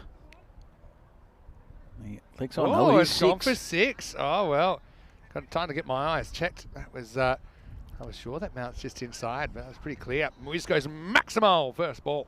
What a shot. Nice shot. And yeah, we can afford to do at the moment. I think with the breeze, it's not quite as strong as what it was to the towards the end of that innings for Tigers. But there's still a lot of runs down the ground. It's a good comeback though, isn't it, from Alam? Got to say, I like Hasa opening up. I just say he just can bat normally. He doesn't have to really change what his natural instincts are. I think these conditions suit him.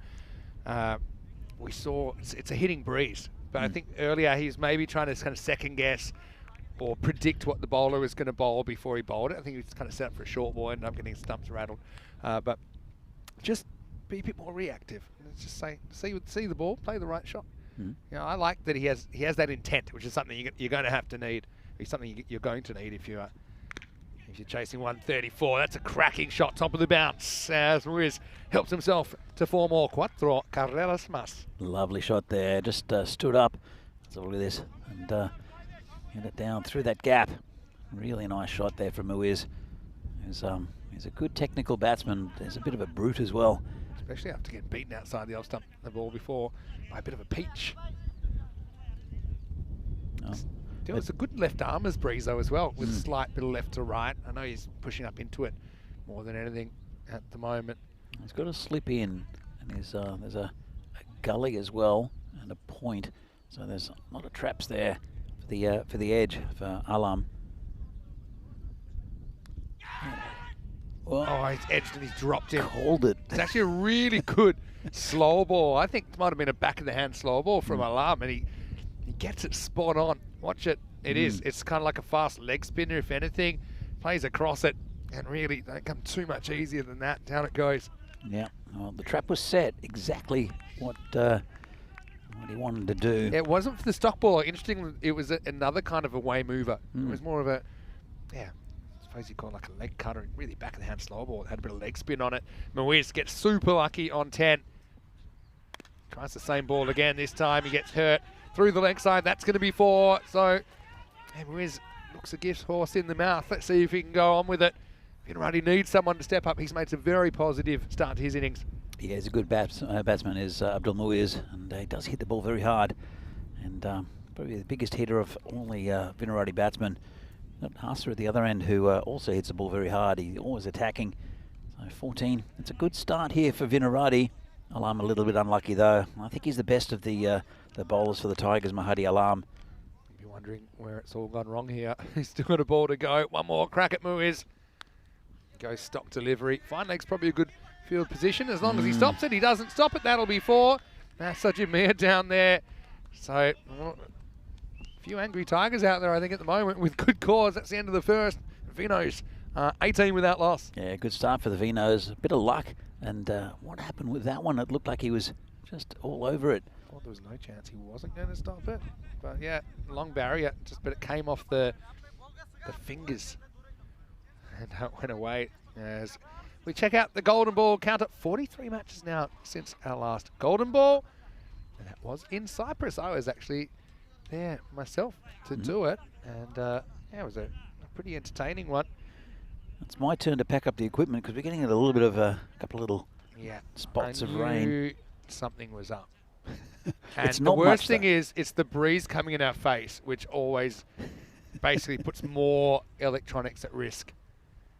So let's see. Who's the smart one now? There you go. You want to take that one out?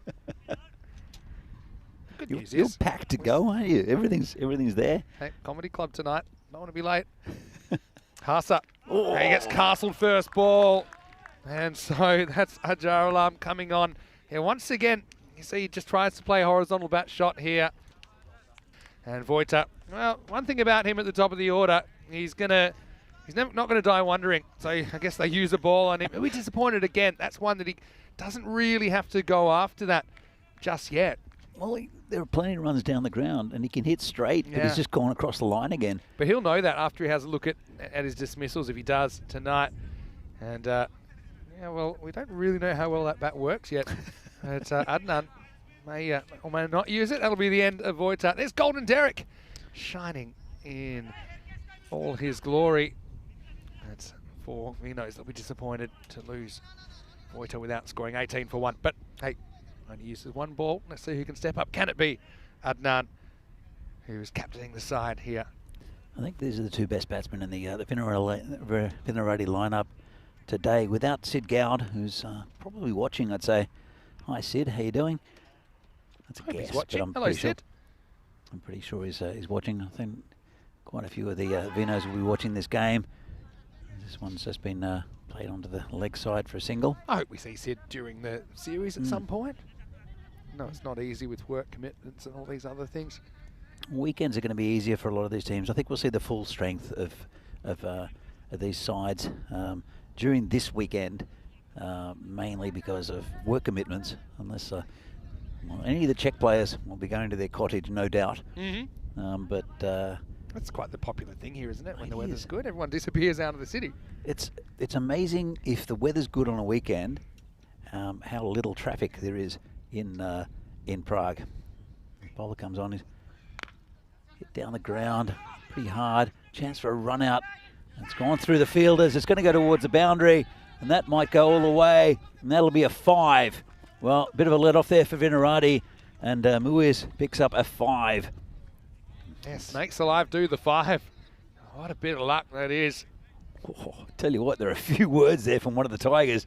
Talking about angry Tigers, it's the bowler is having a go at his the fielder there. That's Mahadi Alam.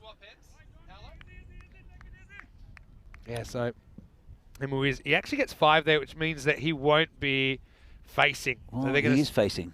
But he won't be in a minute. Okay, that makes sense.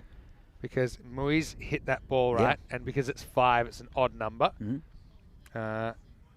Which means that Adnan's actually going to be facing. Yeah. Because it's 1 plus 4 overthrows. Yes, exactly right. So, yeah, it should be Adnan on strike. And I'm so confident that our officials know what they're doing that they will make that change now. There we go. So but, yeah, a bit of a bonus there. Score hasn't changed either. I'm sure that will in a moment.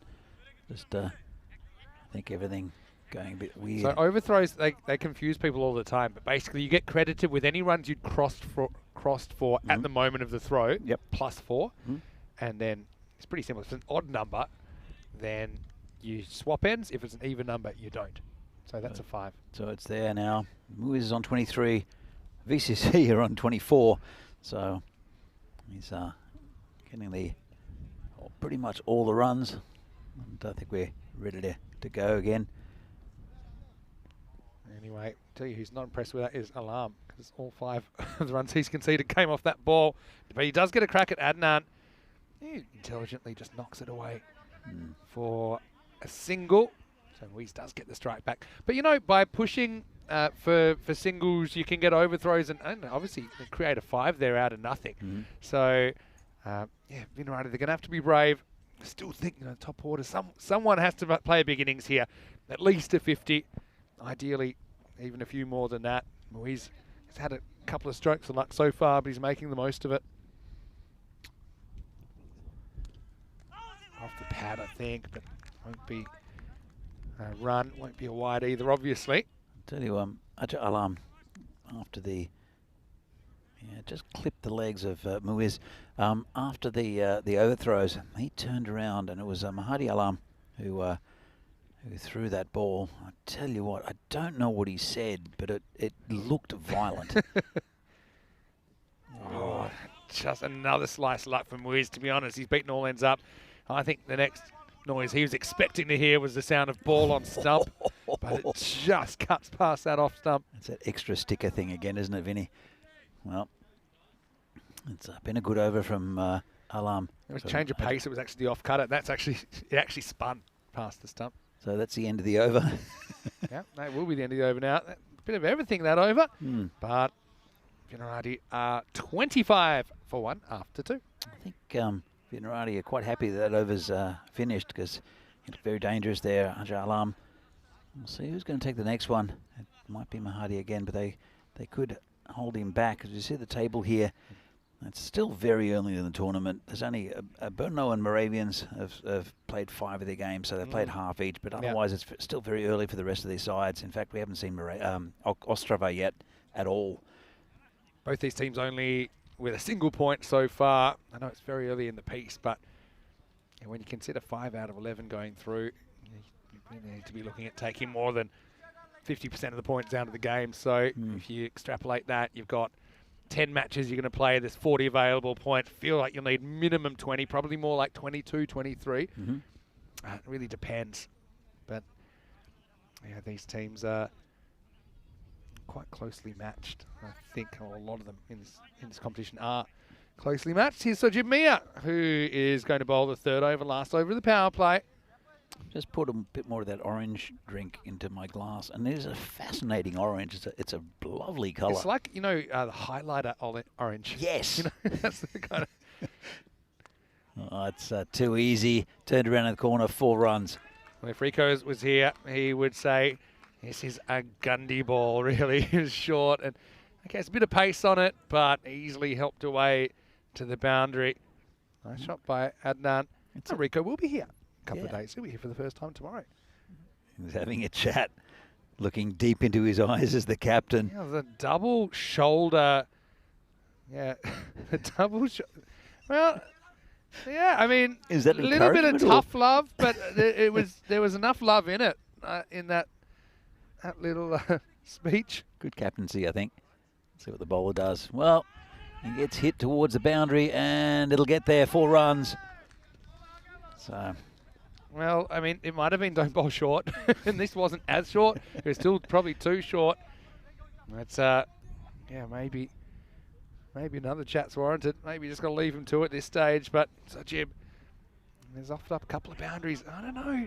Vinohrady still only given 25% chance. I feel it's underestimating their ability. If these two can stay in, they're both very good batsmen. And, well, it's a big if because this is in the air. I don't think anyone will reach it. And they won't. The bowler's the one who took off. And it's gone, well, no overthrows this time. A lot of backing up. They don't want to get a gobful from Alam again. They've just had the luck on their side as well so far, Vinos, haven't they? It's not something they've always had in the ECS of late, but that one pops into the infield. No infielder there. Well, the breeze has died down a bit. The sun is sort of half coming out. Those little drops of rain have disappeared, and it's still a gentle breeze coming sort of behind the from behind the bowler's, or not behind the bowler's arm, going into the bowler's face, so they can still hit straight with the breeze. And with the power play, still 3 balls left. That's where I think that Muiz is going to go. It's, no one straight on the, well, no one back on the offside. Well, hits it past the, oh, good fielding there. Put a hand out. That's really good fielding. I think it's Mahadi Alam who saved a few. Let's have a look at this. Just got down, put a hand out. More like it. And the irony is Sujamia was in that position. He let a fairly simple one bounce off him and go to the boundary.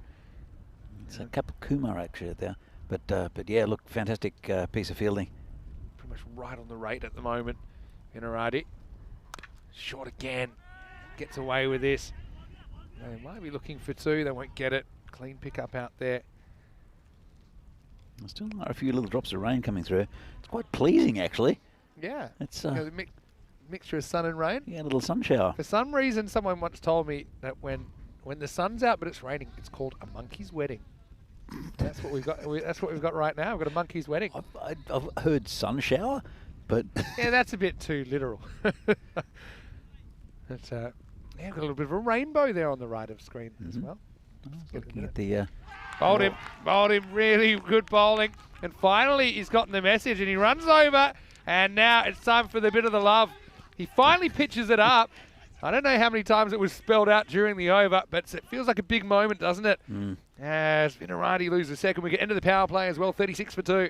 Yeah, that's well, you see it quite often, end of the power play. This was the chat he had to him before, like do something, do this, and look at this. It was a great ball, just missed a straight one. He's not happy with himself at all.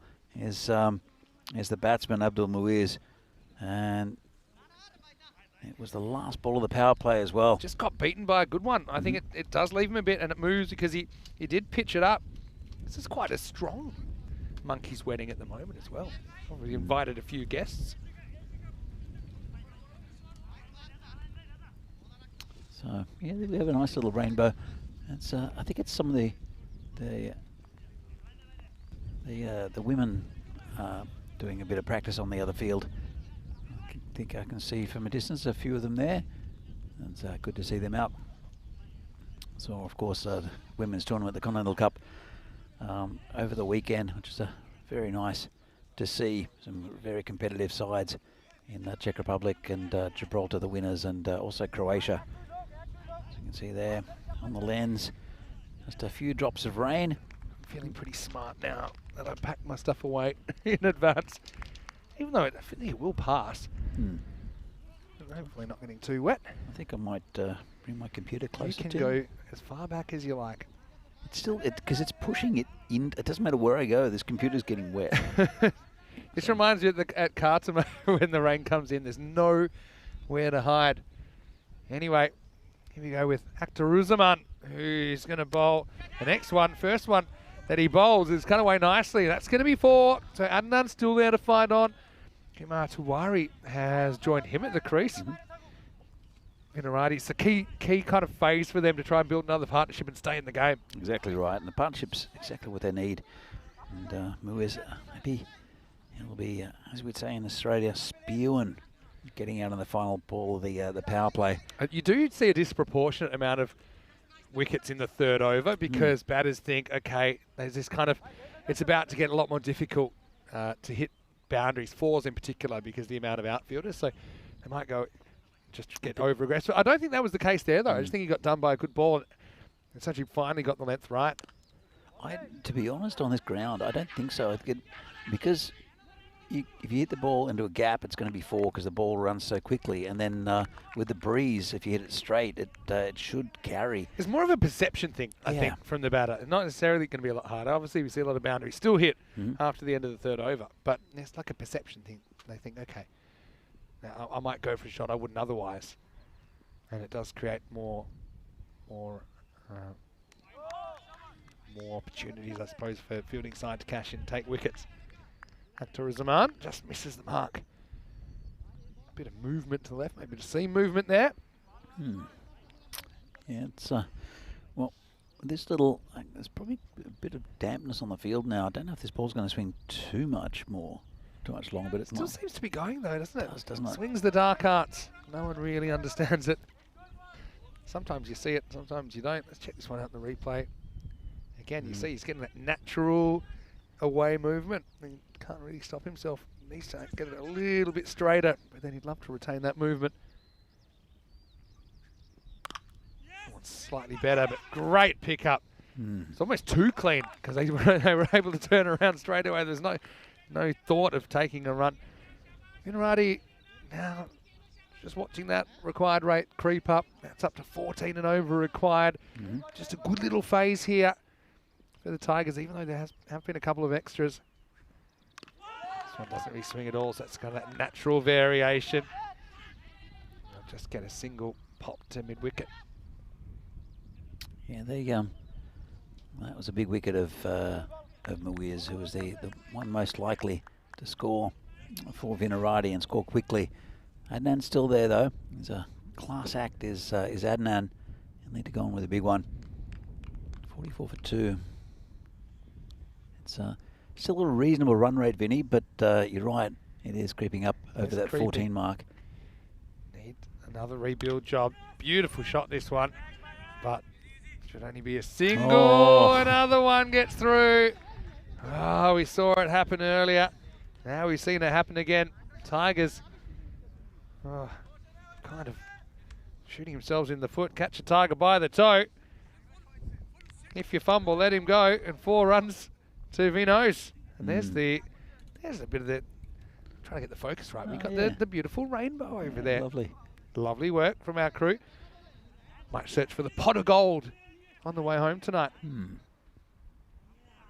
Speaking of gold, the Karlstein Castle I went to yesterday, there was an amazing amount of gold in the main kind of hall where they would keep the crown jewels and the holy, what do they call it, the holy kind of relics.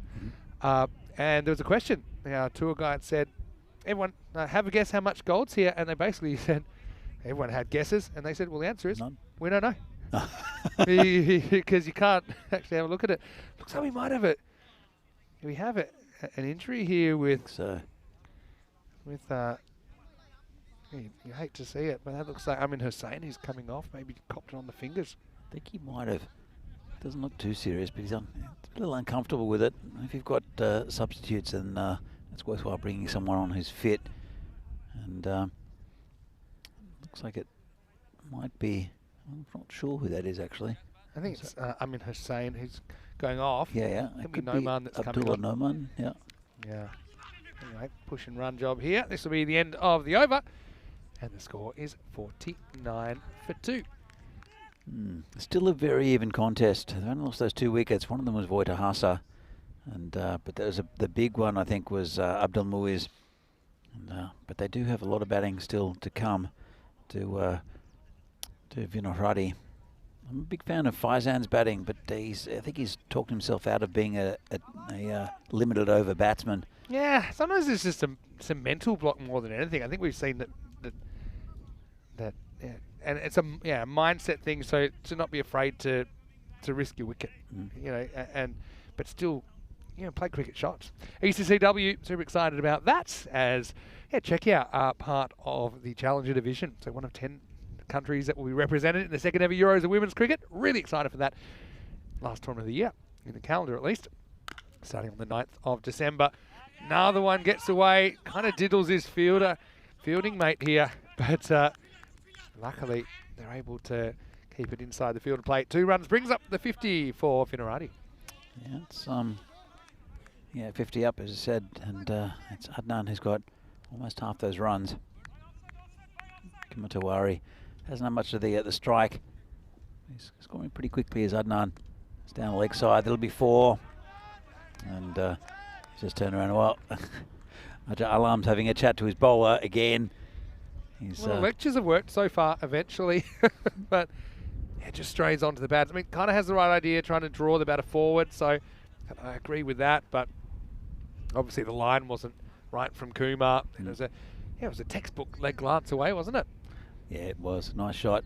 I love the fact that Aja's in front of us, so we can see him going frustrated. He's very animated, isn't he, as a captain? But it's good chatting to your bowlers. It worked really very well with Subjib Mia before. Gets away with this similar kind of ball, to be honest. Just sneak away for a leg bye. Yeah, have a look at that required rate. As long as it's in the 13s, it's pretty much where it started. Just creeps up over 14 again, but Adnan's a bit of a key here. Obviously, losing that last wicket set them back a fair bit, but they're given a 1 in 5 chance by the computer. Is this the one, though? We saw Nitin Meal with a few big hits as well. Wonder if he'll come in next. I think he'd have to come in next, based on current form as well. He did look confident when he was out there. And I'm a little bit surprised actually didn't come in at 4, considering how well he batted earlier. The thing is that, I mean, we often see it, we think, oh, this batsman's going to come in and blast. And often they try to hit the ball too hard. They remember how they batted in the last innings, and they were in a moment. Yeah, that's a good way to put it. They're in a moment. So that's, I suppose the skill is just not try too hard. Just, it's more of a mental thing than anything else. Some batters go too far one way and some get too kind of conservative. So if they go out there a bit earlier, they start to think, oh no, I can't bat the same way. Oh, this one. Inside edge. That was my initial thought. See what the replay tells us. It's a big inside edge, I thought. Yeah, it was. Well spotted and well heard. And, Shobit Bhatia, former Vinohrady player himself. Well, unbiasedly turning it out. He's still a Vinohrady player officially, I guess, but not playing this tournament.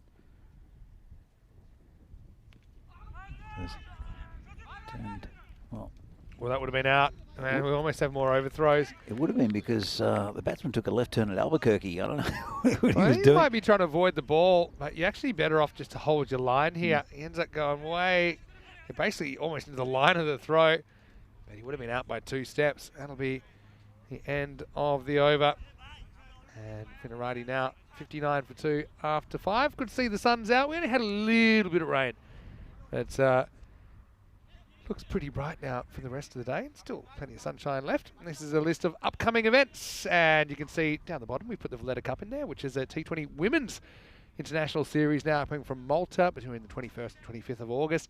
There's a good chance the next one we'll have on there, when we got room, might be the Tri-Series between Netherlands, USA and Canada in T20s. Now, obviously, USA and Canada both had some pretty impressive results. USA still in the T20 World Cup. Canada, don't forget, they had that big win as well.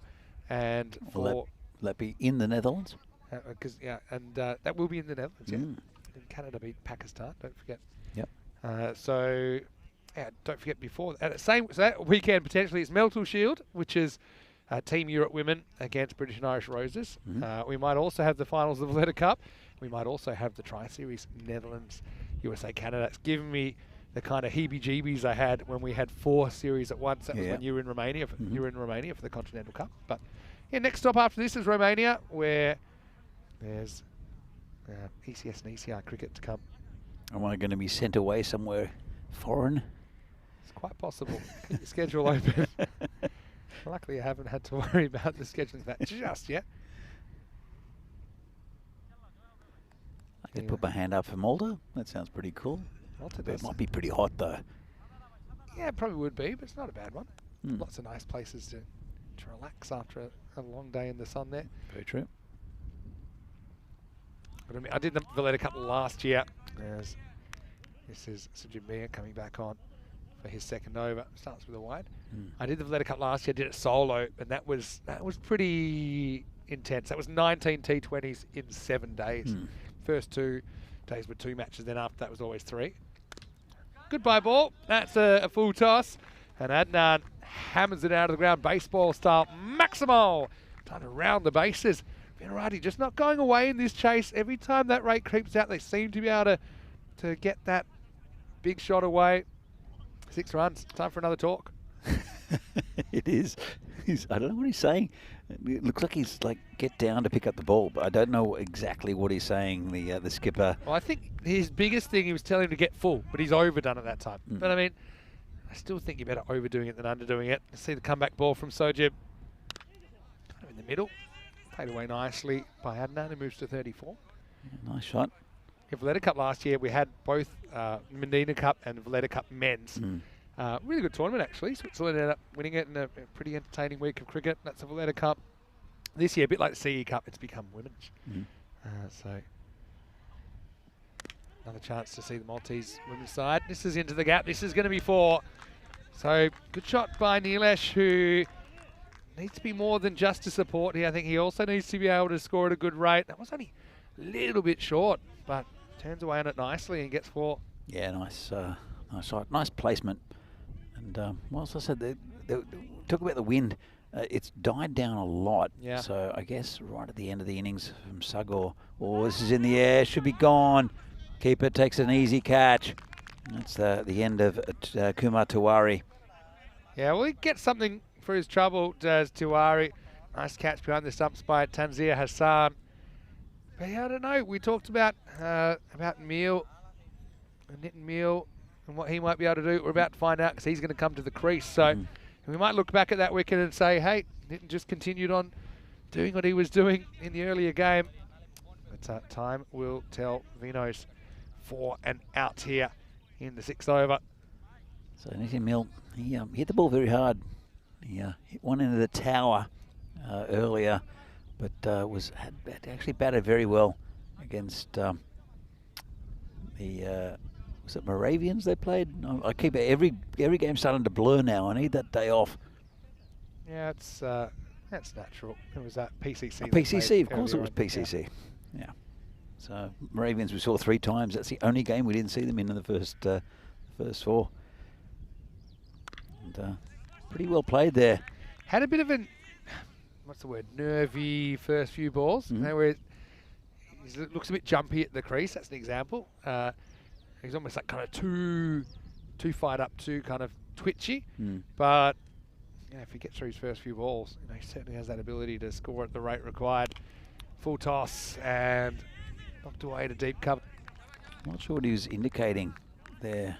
Nitin is he's doing something about it with his putting his hand up in his head. I'm not quite sure. I think he might be saying could be a note. Higher waist. Probably helps him out there. Nitin's indicating, he was indicating something to do with it. Like he touched his helmet, then he put his hand up. I'm not sure what he was doing, but I think it means, please say hi to my mum. So hi to Nitin's Could be, mum. or he might just want a new helmet. But we said hello to Nitin's mum last night. We'll say hello again tonight. I'm sure she's watching. I'm sure she's very proud. Shobit's parents will be watching as well, for sure. Hello to Shobit's parents. Hello to Shobit's This time parents. watching on TV, we did see them at the ground before, didn't we? Yeah, they're Last lovely year. people. Yeah. We stole their food once. I think was it me and you, or was it Phil? And, I don't remember, I think but it might have been it with Phil. sounds like something I would do. He offered us some chapatis or something. Sharif Akhtaruzzaman to bowl out. And he's got that nice little bit of, it's not a huge amount of swing that he gets, but he's got a little bit of wobble. It's that little bit of out, and the feet don't really go towards the ball there. 61 off 23, starting to creep out of hand. It's out towards 16 and over required. Need boundaries, need them soon. Adnan responds with 6. Maximo! This game ain't over, folks, especially with these two at the crease. They're going to have to bat very well. Maybe a few nervous moments for Tigers ahead. Time for another chat. Najjar heads towards the bowler, Akhtaruzzaman. Oh, I love it. The tap on the pat on the back as well. It's an encouraging chat. It's not as though he's losing his nerve Yet. Anyway. Yeah, holds it up slightly. It gets through the field. Some of the ground field has been horrendous here. I will say, Tigers went a little bit viral for a potential 7 bias situation. I think it was last year where it was booted around the field. Like a big triangle. But yeah, still ahead in this game. 85% it says. Well, we'll see what happens. Nitin, I know we will try to do, and that's exactly what he didn't want to do. It was a bit of an awful shot by Nitin, who missed it completely, and that's another wicket there for the Tigers. Yeah, just a wild shot. Again, you never know where the line is between aggression and insanity until you cross it. I think he does cross it here. Heads nowhere. And, yeah, not one that he'll reflect back on fondly. So Vinohrady lose another batter. And it's 80 for 4. Time for the keeper, Praveen Sharma, to come to the crease. Wazza is in the chat. Hello, Wazza. And he was just saying, how many atoms are there? He was going back when we had the random question, which was one of your quiz questions. Someone true or answered false? Yeah, it was answered. I'll give you the answer now. The contention was there are more atoms of hydrogen in a molecule of water than there are suns in the solar system. Answer coming after this ball. Or maybe I can give it a bit quicker. Oh, wait. Sharma gets a chance to face up for the first time. Oh, in the air. This could be out as well. Oh, he's dropped it. Oh, Aja alarm. You could hear it bang off the clavicle. Oh, would have been on a hat trick. Well, he's a guy that plays with a lot of heart. Well, that's exactly where that ball hit him. And now someone needs to have a chat with him and pick him up. They are. They're having a chat to him. Two of them. Look, the bowler said, nah, thanks for all you've done. Three of them. You know, I love it. I hope he's okay. I don't know how many are cardiologists, but he's all right. He said he's feeling terrible. He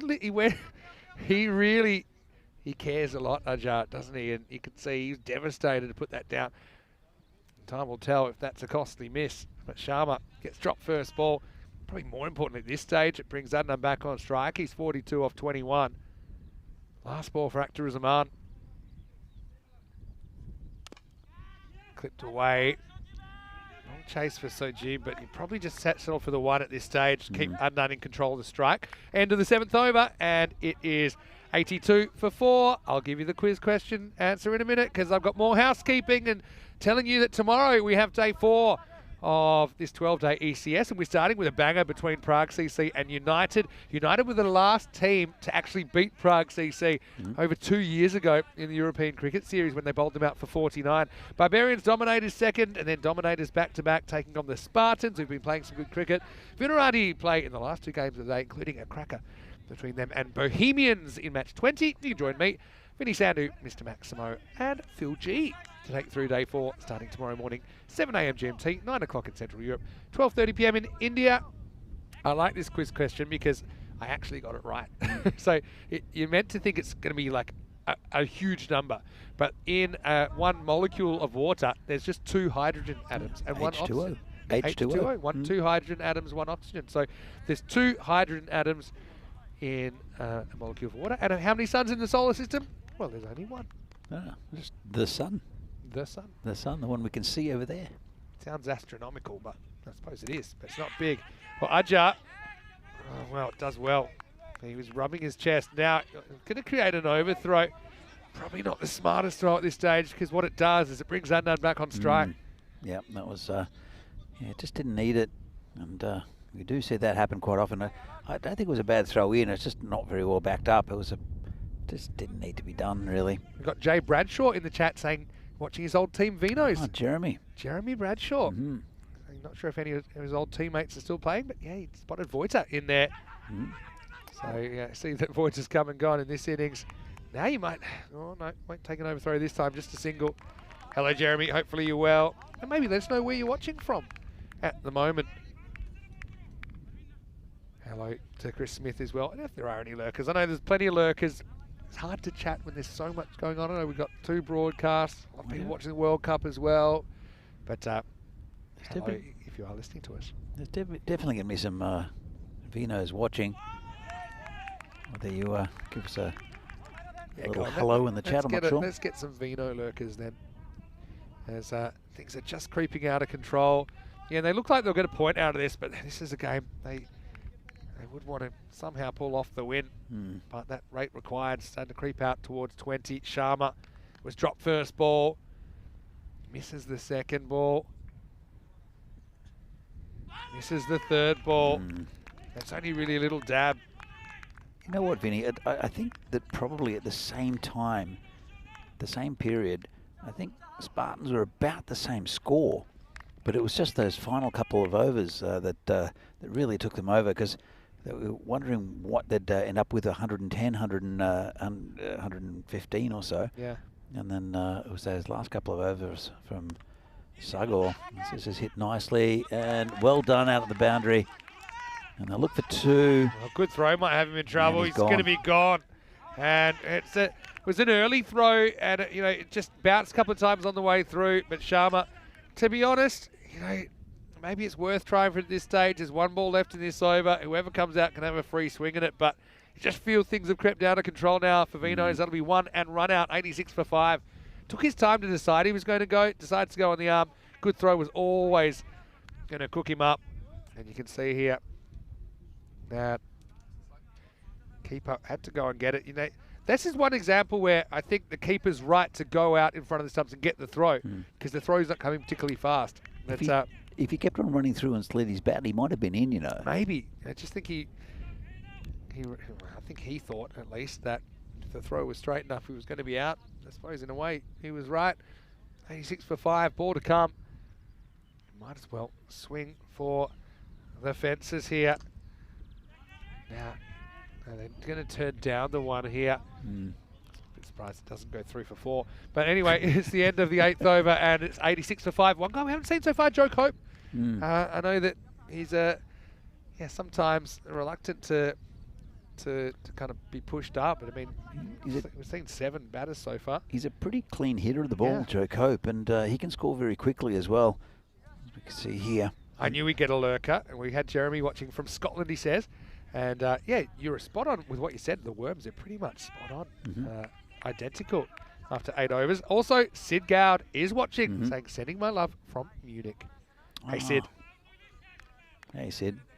I wonder if Sid's going to play in this tournament. I mean, the weekend might be more suitable for him. 46 for Adnan, and that'll be his 50. And he wanted to strike. He does plenty with it. 52 off 25. The last great hope for Vinohrady. Muscles that one miles over the leg side for 6. Well, is Adnan going to do a Sagor? Because that's what he's looking to try to do. And, Ajay Alam's moved. I don't know where he is at the moment. He's not in front of us anymore. My question is, when Ajay Alam gets smashed, who comes to talk to him? Well, that's who's bowling. So no one's going anywhere near him. I think when you get to the top of the tree, there's no one that can really offer the advice. That's a good shot by Adnan, though. 42 off 11. Vino's on a wing and a prayer. They get 6 more here. Maximo. 2 balls, 2 sixes, and these are monsters so far. Only really a big over, I think, can get them back in the game. It doesn't get much bigger than 6 and 6 to start. He's doing this innings is not just of Adnan, but also of VCC. It's kind of mirroring what the Tigers did, and Sagor did it so well, and that's a good piece of bowling. Wants 2 here. Any fumble he's going. No fumble, he can't go. And basically, they chase Kumar back. It's great fielding. A lot of the ground fielding has been, trying to think of a nice way to put it, poor. But that was one really crucial stop. What's that man Sagor Hussain? Again, a quality cricketer. Anyway, Kumar needs to do something. What's his approach? He gets castled. So again, give half that wicket to Sagor Hussain, because he doesn't allow Adnan back on strike. Alam, he just takes it all in his stride, hits the top of the leg stump, and Vinohrady 99 for 6. 8 balls left. And there's Joe Cope coming out, and also he's a left-hander, which will just change the angle. Good bowling by Alam, though. Tough spot for the batter, because it's unclear what his obligation is. Is it to get the established batter back on strike? Then there's only 2 left in the over, or is it to try and manufacture a boundary? There's no right or wrong answer. In the end, he kind of gets quite aggressive. But I don't mind Joe Cope here. But just think about it. Even if they hit 2 sixes off these next 2 balls, they still need 23 in the last over. It's a lot.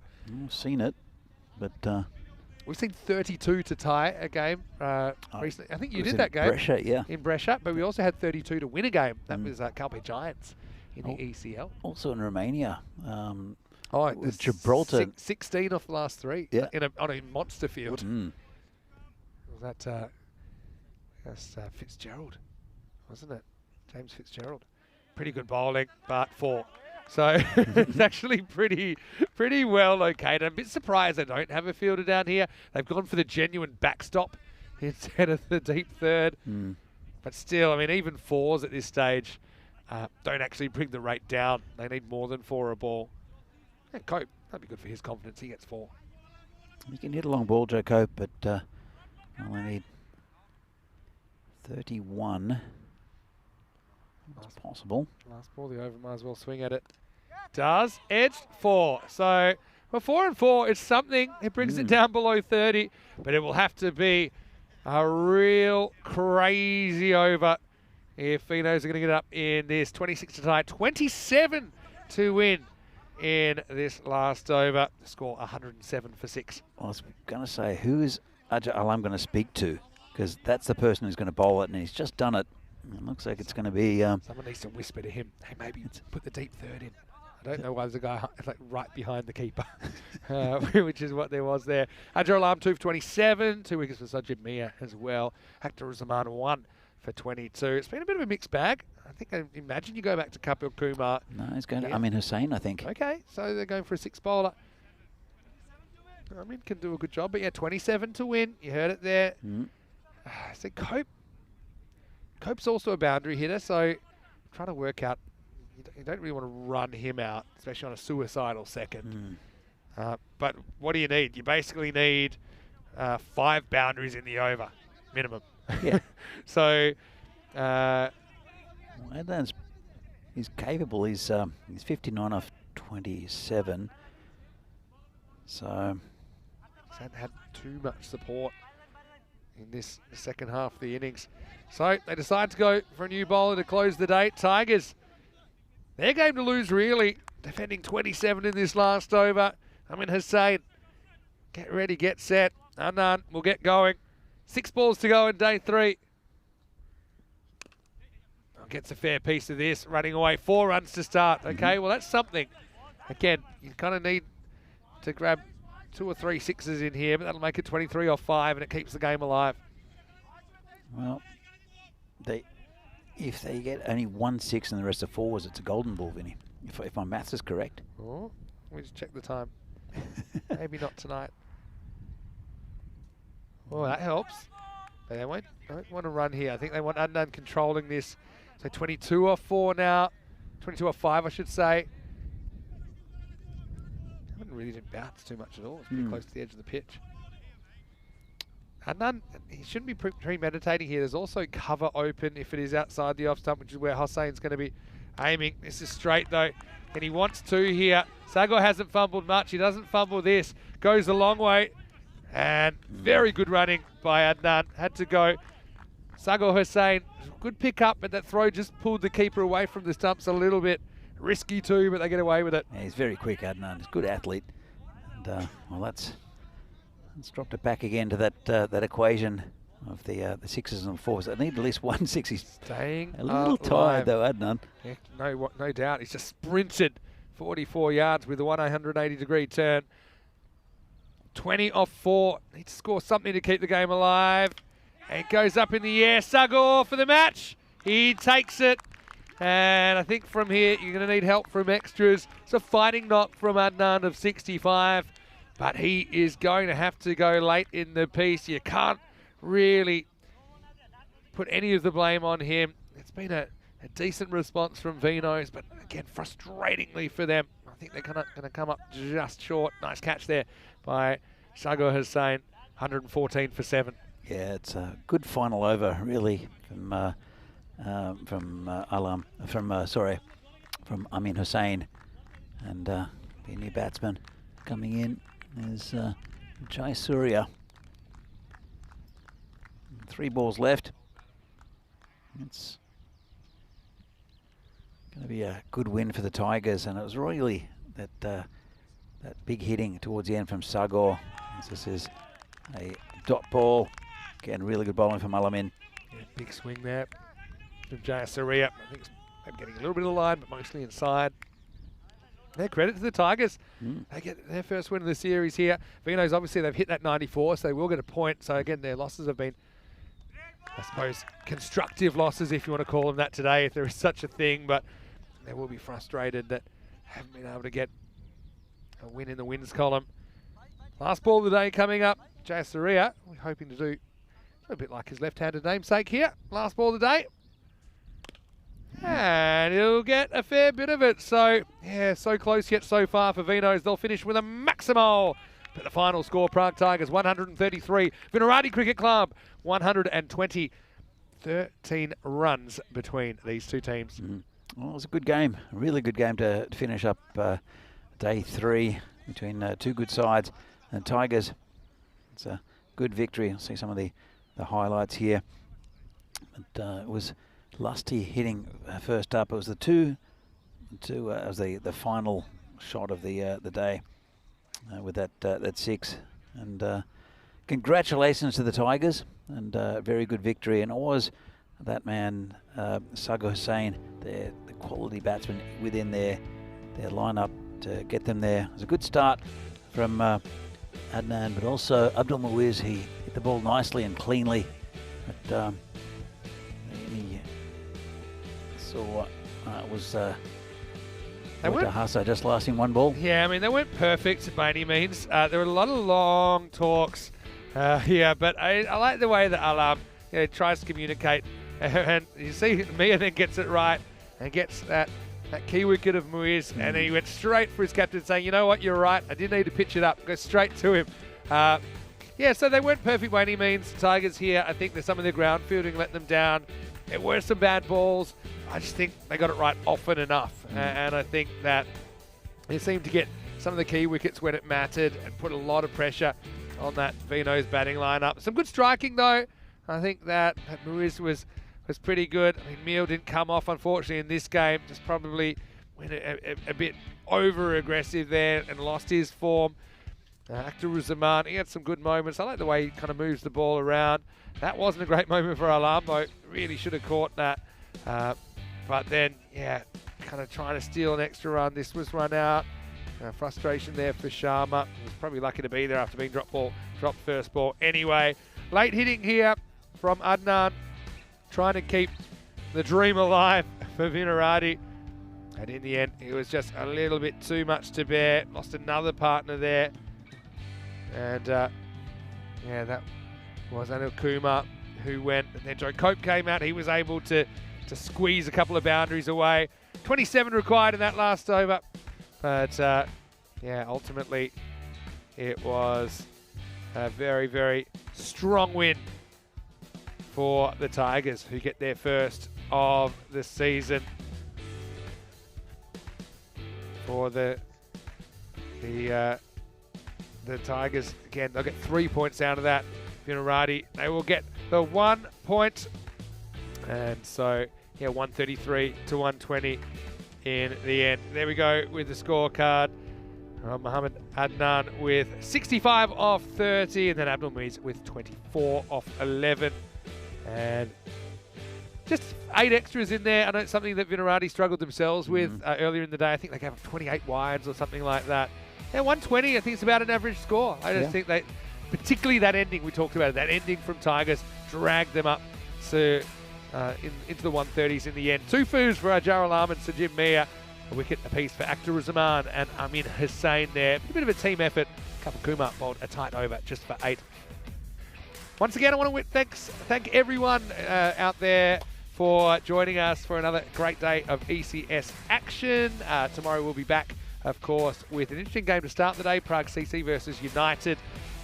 United trying to stop that winning run that actually started after Prague CC lost to United 2 years ago in the European Cricket Series. And then 4 other matches to go. I'll be here. Phil G will be here tomorrow as well. 7 a.m. GMT, 9 o'clock in Central Europe, and 12:30 in India. But I want to say thanks to everyone in the chat. We had some good moments in there. We've had some really entertaining cricket. No real close games today, but still a lot of entertainment. And Danny, you've certainly enjoyed a couple of days off after putting in the graft here 6 days in a row. Looking forward to it. And I'll be joining you again on Monday because you've got the weekend off, haven't you? Funny you say that.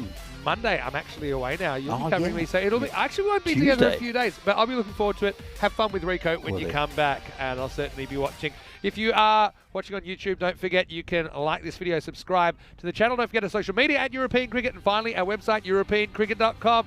Thanks for joining in all the fun as the sun comes out, the rain stayed away. Come again another day, come again tomorrow. Here's some of the best bits of day 3. And we'll see you soon for more action right here in the European Cricket Series. For now, hasta pronto. See ya.